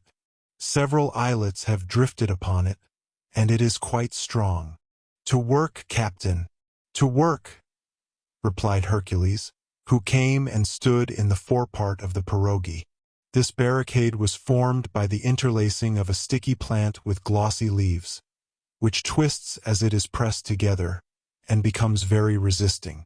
They call it tikatika, and it will allow people to cross watercourses dry-shod, if they are not afraid to plunge 12 inches into its green apron. Magnificent ramifications of the lotus covered the surface of this barrier. It was already dark. Hercules could, without imprudence, quit the boat, and he managed his hatchet so skillfully that 2 hours afterward the barrier had given way. The current turned up the broken pieces on the banks, and the boat again took the channel. Must it be confessed, that great child of a cousin Benedict had hoped for a moment that they would not be able to pass. Such a voyage seemed to him unnecessary. He regretted Alves's factory and the hut that contained his precious entomologist's box. His chagrin was real, and indeed it was pitiful to see the poor man. Not an insect. No, not one to preserve. What, then, was his joy when Hercules, his pupil after all, brought him a horrible little beast which he had found on a sprig of the tikatika. Singularly enough, the brave black seemed a little confused in presenting it to him. But what exclamations Cousin Benedict uttered when he had brought this insect, which he held between his index finger and his thumb, as near as possible to his short-sighted eyes, which neither glasses nor microscope could now assist. "Hercules!" he cried. "Hercules! Ah! See what will gain your pardon. Cousin Weldon, Dick, a hexapode, unique in its species, and of African origin. This, at least, they will not dispute with me, and it shall quit me only with my life." "It is, then, very precious?" asked Mrs. Weldon. "Precious!" cried Cousin Benedict. "An insect which is neither a coleopter, nor a neuropteran, nor a hymenopter, which does not belong to any of the 10 orders recognized by savants, and which they will be rather tempted to rank in the second section of the arachnids. A sort of spider which would be a spider if it had 8 legs, and is, however, a hexapode because it has but 6. Ah, my friends, heaven owed me this joy, and at length I shall give my name to a scientific discovery. That insect shall be the Hexapods benedictus." The enthusiastic savant was so happy. He forgot so many miseries past and to come in riding his favorite hobby, that neither Mrs. Weldon nor Dick Sand grudged him his felicitations. All this time the pirogue moved on the dark waters of the river. The silence of night was only disturbed by the clattering scales of the crocodiles, or the snorting of the hippopotami that sported on the banks. Then, through the sprigs of the thatch, the moon appeared behind the tops of the trees, throwing its soft light to the interior of the boat. Suddenly, on the right bank, was heard a distant hubbub, then a dull noise as if giant pumps were working in the dark. It was several hundred elephants, that, satiated by the woody roots which they had devoured during the day, came to quench their thirst before the hour of repose. One would really have supposed that all these trunks, lowered and raised by the same automatic movement, would have drained the river dry. Chapter 18. Various Incidents. For 8 days the boat drifted, carried by the current under the conditions already described. No incident of any importance occurred. For a space of many miles the river bathed the borders of superb forests. Then the country, shorn of these fine trees, spread in jungles to the limits of the horizon. If there were no natives in this country, a fact which Dick Sand did not dream of regretting, the animals at least abounded there.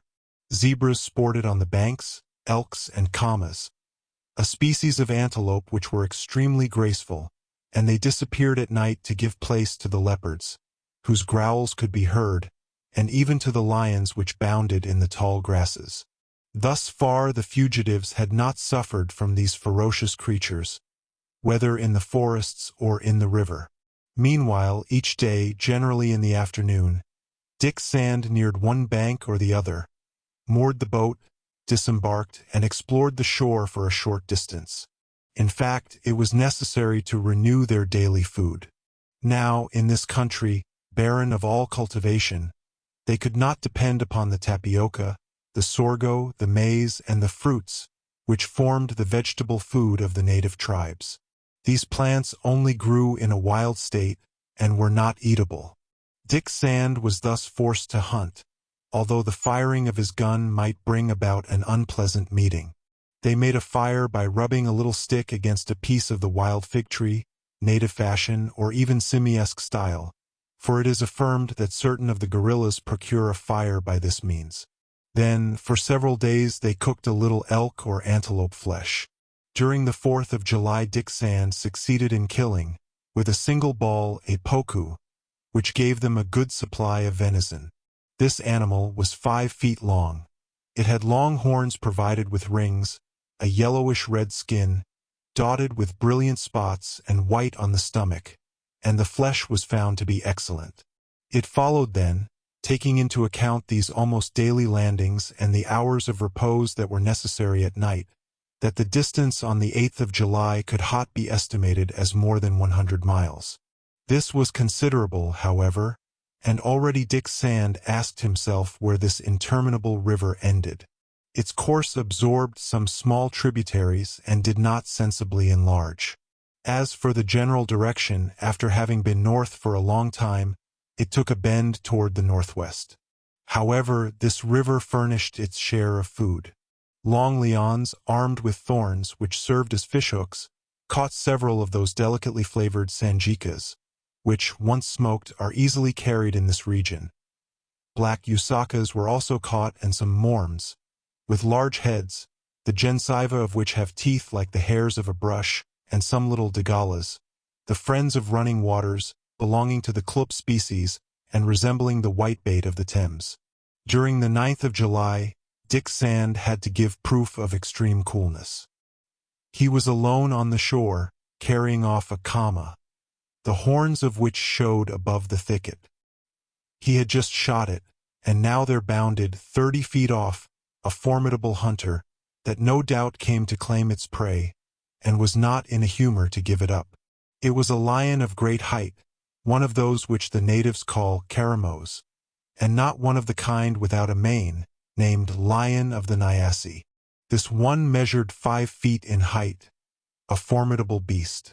With one bound the lion had fallen on the kama, which Dick Sand's ball had just thrown to the ground, and, still full of life, it shook and cried under the paw of the powerful animal. Dick Sand was disarmed, not having had time to slide a second cartridge into his gun. Dick Sand, in front, lowering his voice, gave directions to avoid striking against these rotten constructions. The night was clear. They saw well to direct the boat, but they could also be seen. Then came a terrible moment. Two natives, who talked in loud tones, were squatting close to the water on the piles, between which the current carried the boat, and the direction could not be changed for a narrower pass. Now, would they not see it? And at their cries might not the whole village be alarmed? A space of 100 feet at most remained to be passed, when Dick Sand heard the two natives call more quickly to each other. One showed the other the mass of drifting herbs, which threatened to break the long lian ropes which they were occupied in stretching at that moment. Rising hastily, they called out for help. 5 or 6 other blacks ran at once along the piles and posted themselves on the crossbeams which supported them, uttering loud exclamations which the listeners could not understand.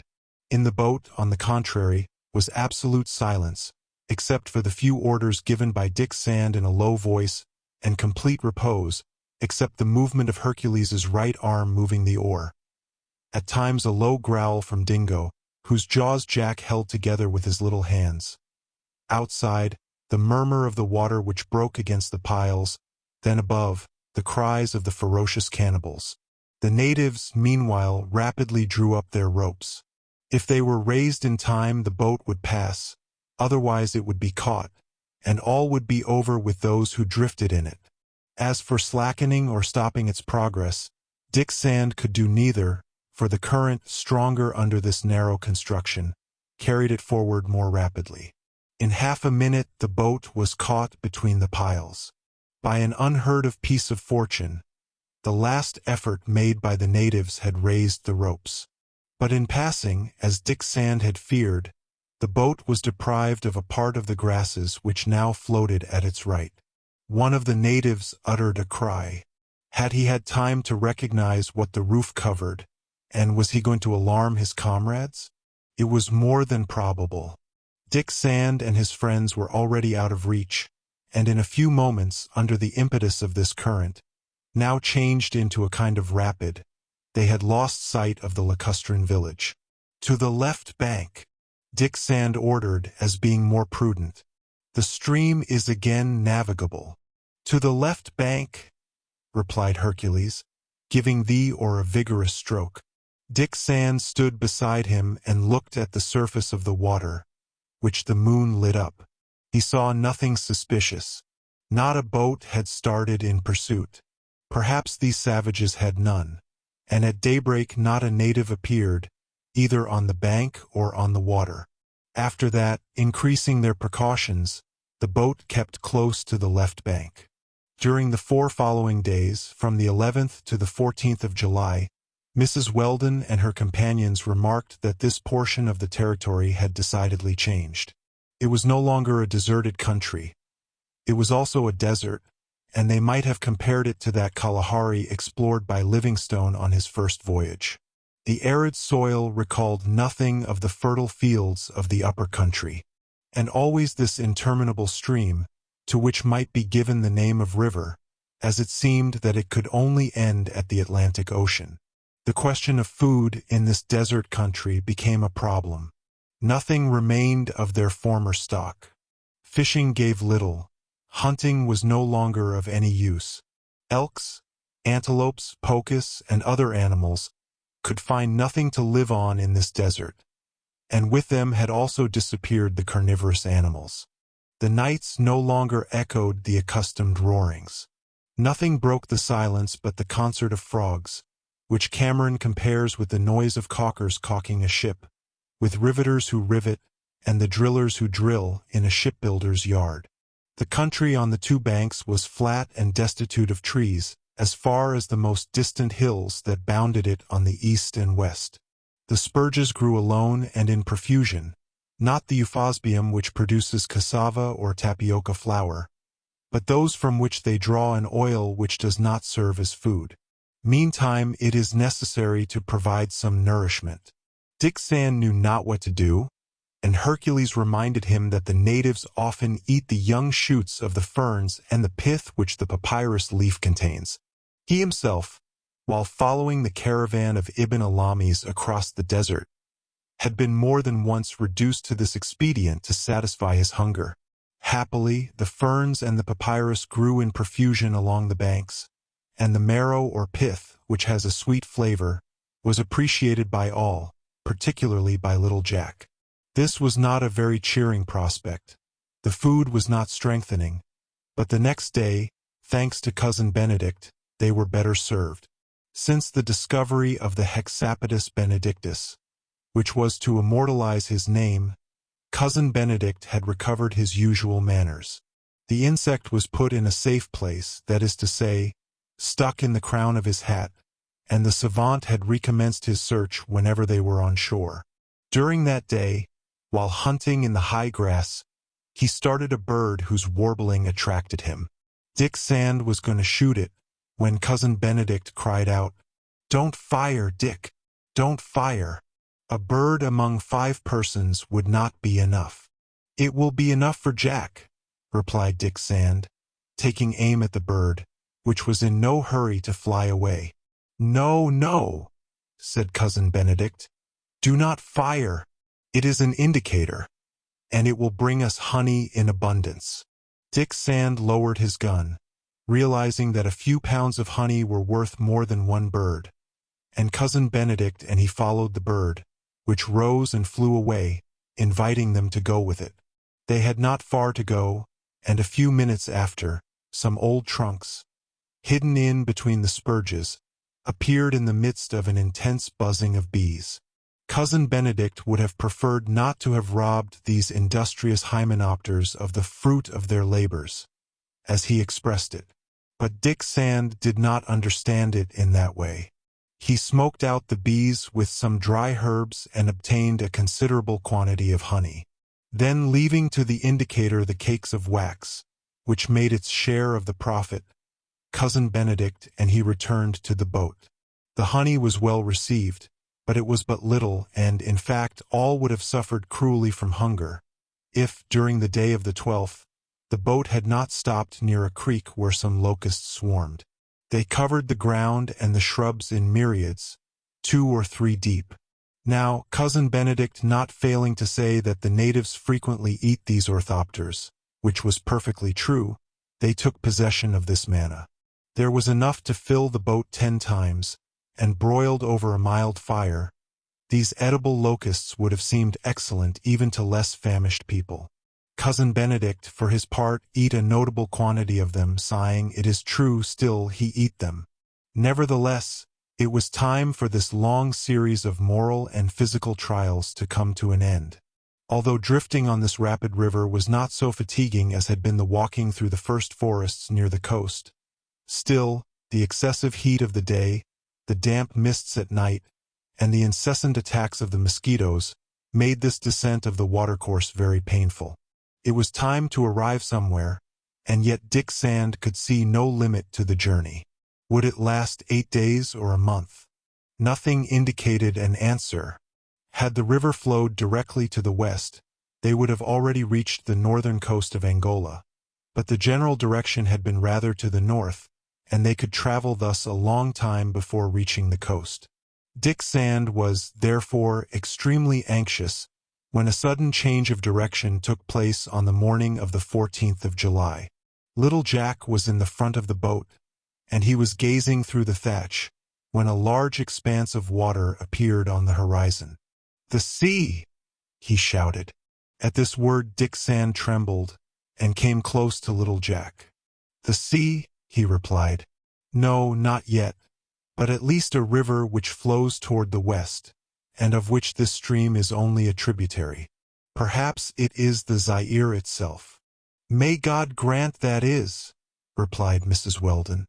"Yes, for if this were the Zaire or Congo, which Stanley was to discover a few years later, they had only to descend its course so as to reach the Portuguese settlements at its mouth." Dick Sand hoped that it might be so, and he was inclined to believe it. During the 15th, 16th, 17th, and 18th of July, in the midst of a more fertile country, the boat drifted on the silvery waters of the river. They still took the same precautions, and it was always a mass of herbs that the current seemed to carry on its surface. A few days more, and no doubt the survivors of the Pilgrim would see the termination of their miseries. Self-sacrifice had been shared in by all, and if the young novice would not claim the greater part of it, Mrs. Weldon would demand its recognition for him. But on the 18th of July, during the night, an incident took place which compromised the safety of the party. Toward 3 o'clock in the morning, a distant noise, still very low, was heard in the west. Dick Sand, very anxious, wished to know what caused it. While Mrs. Weldon, Jack, and Cousin Benedict slept in the bottom of the boat, he called Hercules to the front and told him to listen with the greatest attention. The night was calm. Not a breeze stirred the atmosphere. "It is the noise of the sea," said Hercules, whose eyes shone with joy. "No," replied Dick Sand, holding down his head. "What is it then?" asked Hercules. "Wait until day, but we must watch with the greatest care." At this answer, Hercules returned to his post. Dick Sand stood in front, listening all the time. The noise increased. It was soon like distant roaring. Day broke almost without dawn. About half a mile down the river, just above the water, a sort of cloud floated in the atmosphere. But it was not a mass of vapor, and this became only too evident when, under the first solar rays, which broke in piercing it, a beautiful rainbow spread from one bank to the other. "To the shore!" cried Dick Sand, whose voice awoke Mrs. Weldon. "It is a cataract. Those clouds are spray. To the shore, Hercules!" Dick Sand was not mistaken. Before them, the bed of the river broke in a descent of more than 100 feet, and the waters rushed down with superb but irresistible impetuosity. Another half-mile, and the boat would have been engulfed in the abyss. Chapter 19. V. With a vigorous plow of the oar, Hercules had pushed toward the left bank. Besides, the current was not more rapid in that place, and the bed of the river kept its normal declivity to the falls. As has been said, it was the sudden sinking of the ground, and the attraction was only felt 300 or 400 feet above the cataract. On the left bank were large and very thick trees. No light penetrated their impenetrable curtain. It was not without terror that Dick Sand looked at this territory, inhabited by the cannibals of the lower Congo, which he must now cross, because the boat could no longer follow the stream. He could not dream of carrying it below the falls. It was a terrible blow for these poor people, on the eve perhaps of reaching the Portuguese villages at its mouth. They were well aided, however. Would not heaven come to their assistance?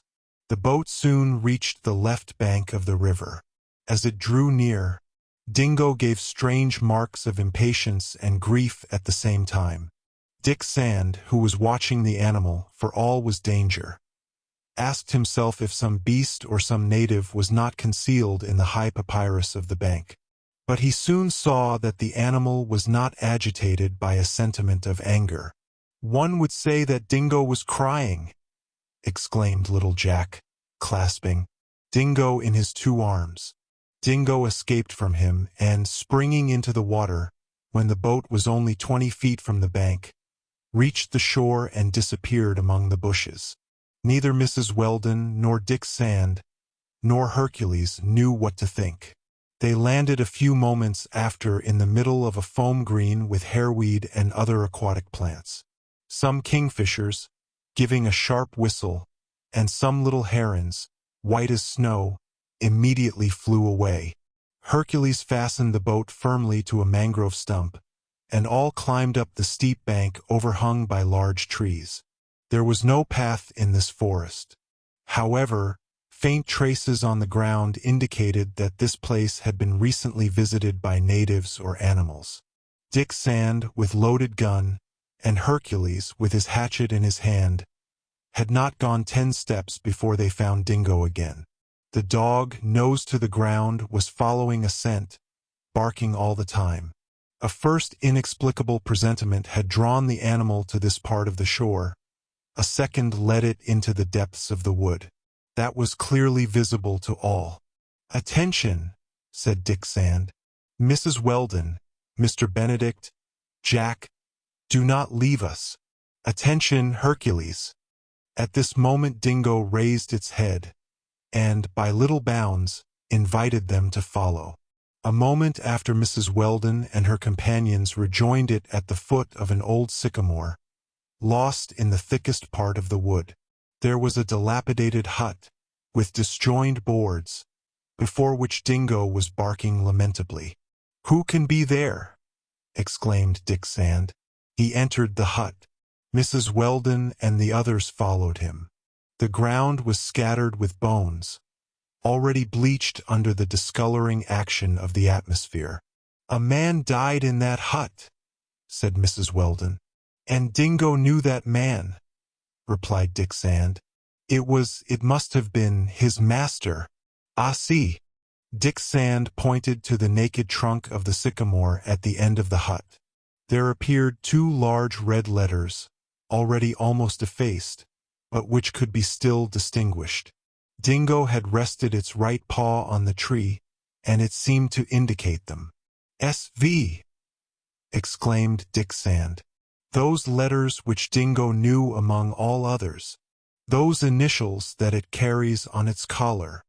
He did not finish, and stooping, he picked up a little copper box, all oxidized, which lay in a corner of the hut.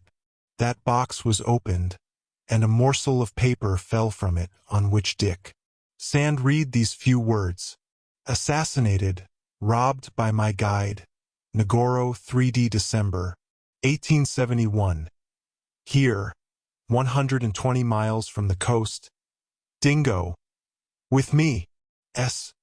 Vernon." The note told everything. Samuel Vernon set out with his dog, Dingo, to explore the center of Africa, guided by Negoro.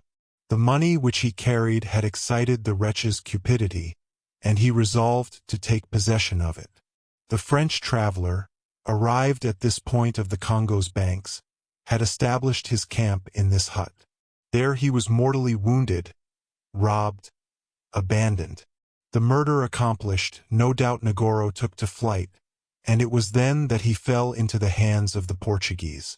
Recognized as one of the traitor Alves's agents, conducted to St. Paul, Delaware, Luanda, he was condemned to finish his days in one of the penitentiaries of the colony. We know that he succeeded in escaping, in reaching New Zealand, and how he embarked on the Pilgrim, to the misfortune of those who had taken passage on it. But what happened after the crime? Nothing but what was easy to understand. The unfortunate Vernon, before dying, had evidently had time to write the note which, with the date and the motive of the assassination, gave the name of the assassin. This note he had shut up in that box where, doubtless, the stolen money was, and, in a last effort, his bloody finger had traced like an epitaph the initials of his name. Before those 2 red letters, Dingo must have remained for many days. He had learned to know them. He could no longer forget them. Then, returned to the coast, the dog had been picked up by the captain of the Waldeck, and finally, on board the Pilgrim, found itself again with Negoro. During this time, the bones of the traveler were whitening in the depths of this lost forest of Central Africa, and he no longer lived except in the remembrance of his dog. Yes, such must have been the way the events had happened. As Dick Sand and Hercules prepared to give a Christian burial to the remains of Samuel Vernon, Dingo, this time giving a howl of rage, dashed out of the hut. Almost at once horrible cries were heard at a short distance. Evidently a man was struggling with the powerful animal. Hercules did what Dingo had done. In his turn he sprang out of the hut, and Dick Sand, Mrs. Weldon, Jack, Benedict, following his steps, saw him throw himself on a man, who fell to the ground, held at the neck by the dog's formidable teeth. It was Negoro. In going to the mouth of the Zaire so as to embark for America, this rascal, leaving his escort behind, had come to the very place where he had assassinated the traveler who had trusted himself to him. But there was a reason for it. and all understood it when they perceived some handfuls of French gold which glittered in a recently dug hole at the foot of a tree. So it was evident that after the murder, and before falling into the hands of the Portuguese, Negoro had hidden the product of his crime, with the intention of returning some day to get it. He was going to take possession of this gold when Dingo scented him and sprang at his throat. The wretch, surprised, had drawn his cutlass and struck the dog at the moment when Hercules threw himself on him, crying, "Ah, villain! I am going to strangle you at last." There was nothing more to do. The Portuguese gave no sign of life, struck, it may be said, by divine justice, and on the very spot where the crime had been committed. But the faithful dog had received a mortal blow, and dragging itself to the hut, it came to die there, where Samuel Vernon had died.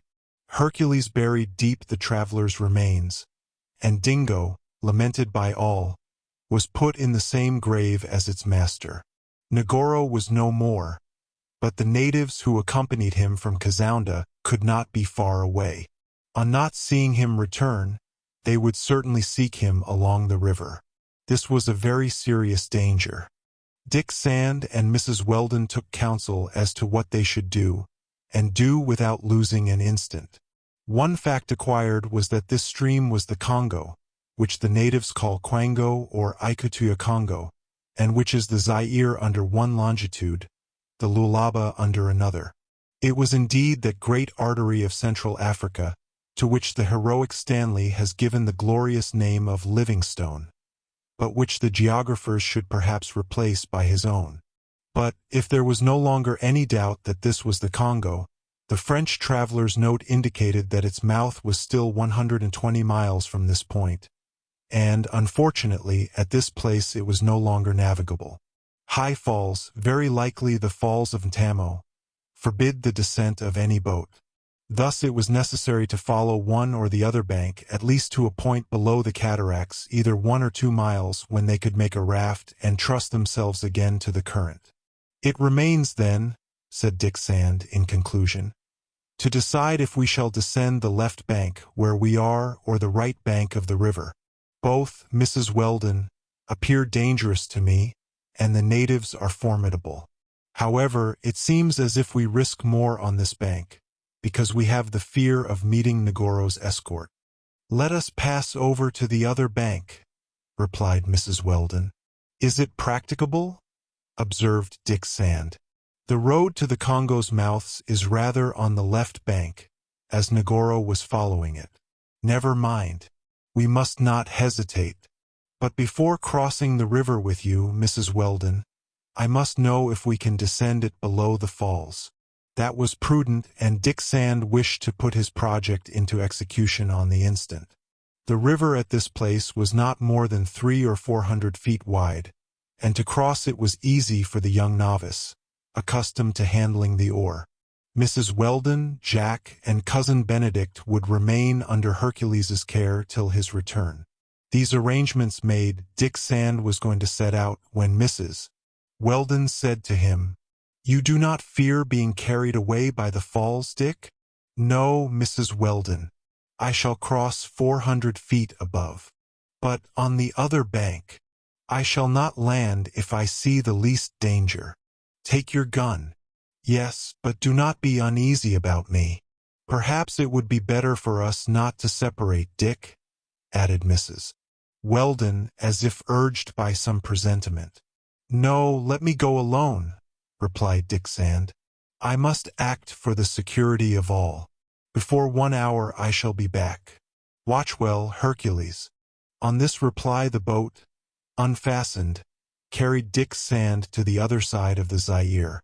Mrs. Weldon and Hercules, lying in the papyrus thickets, followed him with their eyes. Dick Sand soon reached the middle of the stream. The current, without being very strong, was a little accentuated there by the attraction of the falls. For 100 feet below, the imposing roaring of the waters filled the space, and some spray, carried by the western wind, reached the young novice. He shuddered at the thought that the boat, if it had been less carefully watched during the last night, would have been lost over those cataracts that would only have restored dead bodies. But that was no longer to be feared, and at that moment, the oar skillfully handled sufficed to maintain it in a direction a little oblique to the current. A quarter of an hour after, Dick Sand had reached the opposite shore, and was preparing to spring on the bank. At that moment cries were heard, and 10 natives rushed on the mass of plants that still hid the boat. They were the cannibals from the lake village. For 8 days they had followed the right bank of the river. Under that thatch, which was torn by the stakes of their village, they had discovered the fugitives, that is to say, a sure prey for them, because the barrier of the falls would sooner or later oblige those unfortunate ones to land on one or the other side of the river. Dick Sand saw that he was lost, but he asked himself if the sacrifice of his life might not save his companions. Master of himself, standing in the front of the boat, his gun pointed, he held the cannibals in check. Meanwhile, they snatched away the thatch, under which they expected to find other victims. When they saw that the young novice alone had fallen into their hands, they betrayed their disappointment by frightful cries. A boy of 15 among 10. But then one of those natives stood up, his arms stretched toward the left bank, and pointed to Mrs. Weldon and her companions, who, having seen all and not knowing what to do, had just climbed up the bank. Dick Sand, not even dreaming of himself, waited for an inspiration from heaven that might save them. The boat was going to be pushed out into the stream. The cannibals were going to cross the river. They did not budge before the gun aimed at them, knowing the effect of firearms. But one of them had seized the oar. He managed it like a man who knew how to use it, and the boat crossed the river obliquely. Soon it was not more than 100 feet from the left bank. "Flee!" cried Dick Sand to Mrs. Weldon. "Flee!" Neither Mrs. Weldon nor Hercules stirred. One would say that their feet were fastened to the ground. Flee! Besides, what good would it do? In less than an hour they would fall into the hands of the cannibals. Dick Sand understood it, but then that supreme inspiration which he asked from heaven was sent him. He saw the possibility of saving all those whom he loved by making the sacrifice of his own life. He did not hesitate to do it. "May God protect them," murmured he, "and in his infinite goodness may he have pity on me." At the same instant Dick Sand pointed his gun at the native who was steering the boat, and the oar, broken by a ball, flew into fragments. The cannibals gave a cry of terror. In fact, the boat, no longer directed by the oar, went with the stream. The current bore it along with increasing swiftness, and, in a few moments, it was only 100 feet from the falls. Mrs. Weldon and Hercules understood all. Dick Sand attempted to save them by precipitating the cannibals, with himself, into the abyss. Little Jack and his mother, kneeling on the bank, sent him a last farewell. Hercules's powerless hand was stretched out to him. At that moment the natives, wishing to gain the left bank by swimming, threw themselves out of the boat, which they capsized. Dick Sand had lost none of his coolness in the presence of the death which menaced him. A last thought then came to him. It was that this boat, even because it was floating keel upward, might serve to save him. In fact, 2 dangers were to be feared when Dick Sand should be going over the cataract: asphyxia by the water and asphyxia by the air. Now, this overturned hull was like a box, in which he might, perhaps, keep his head out of the water, at the same time that he would be sheltered from the exterior air, which would certainly have stifled him in the rapidity of his fall. In these conditions, it seems that a man would have some chance of escaping the double asphyxia, even in descending the cataracts of a Niagara. Dick Sand saw all that like lightning. By a last instinct he clung to the seat which united the 2 sides of the boat, and, his head out of the water under the capsized hull, he felt the irresistible current carrying him away, and the almost perpendicular fall taking place.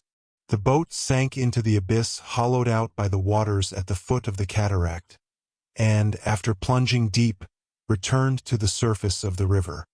Dick Sand, a good swimmer, understood that his safety now depended on the vigor of his arms.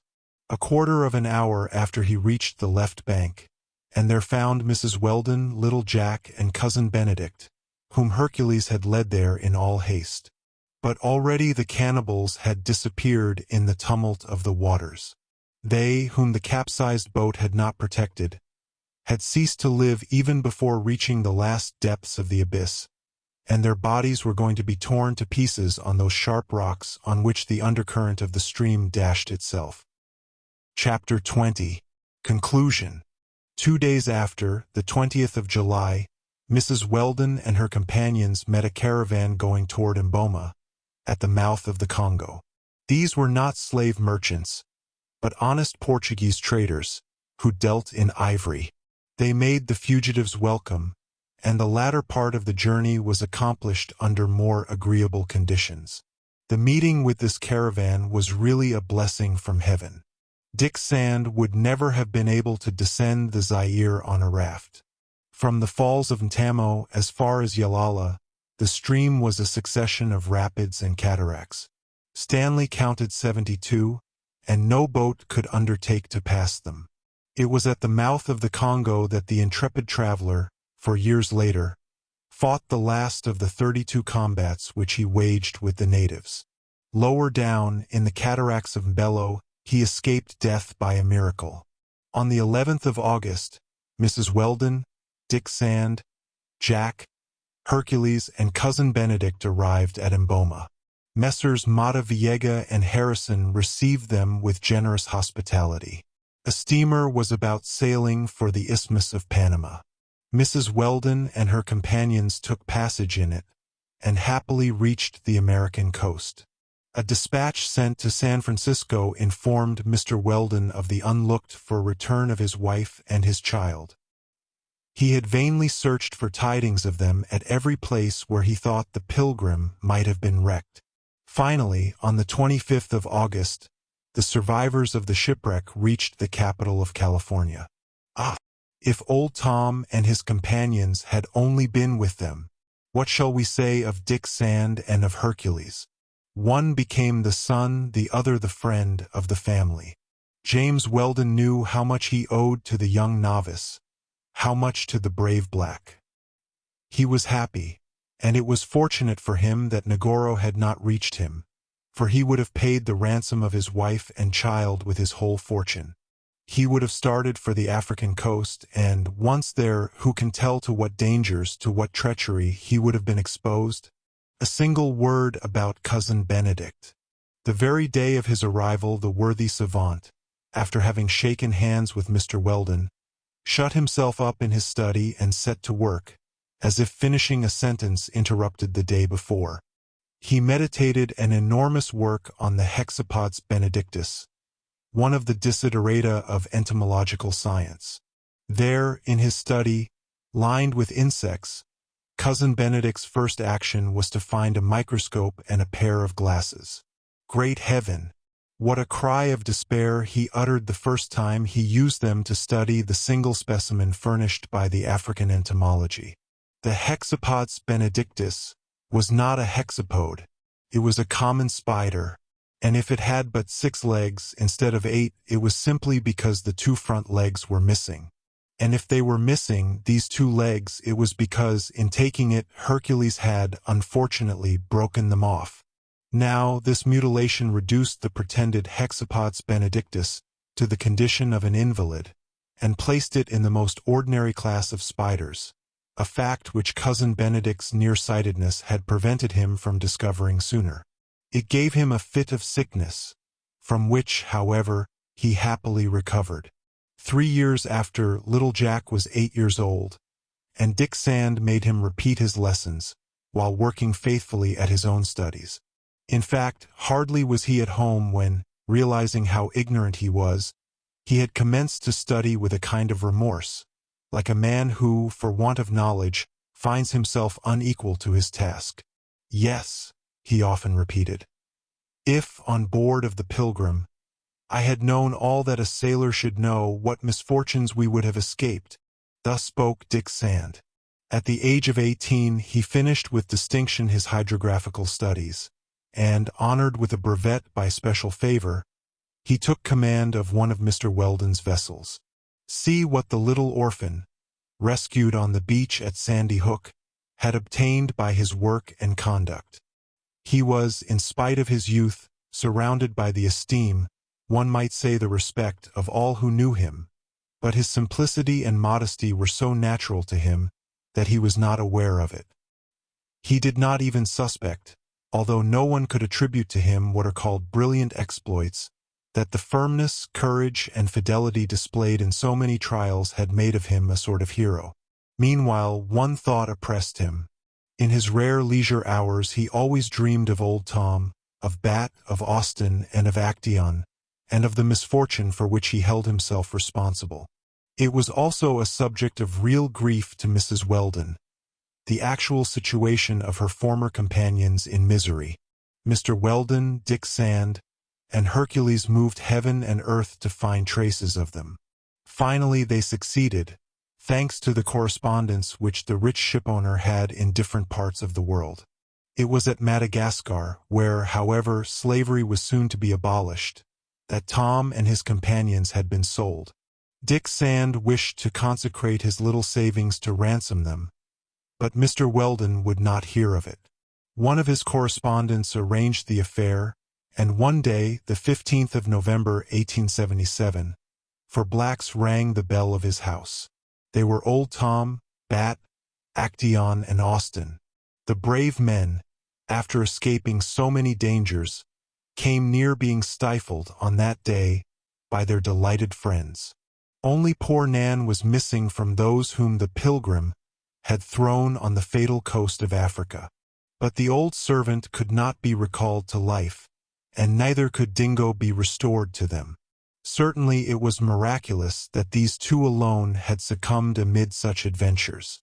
It is unnecessary to say that on that occasion they had a festival at the house of the California merchant. The best toast, which all applauded, was that given by Mrs. Weldon to Dick Sand, "To the captain at 15, the end."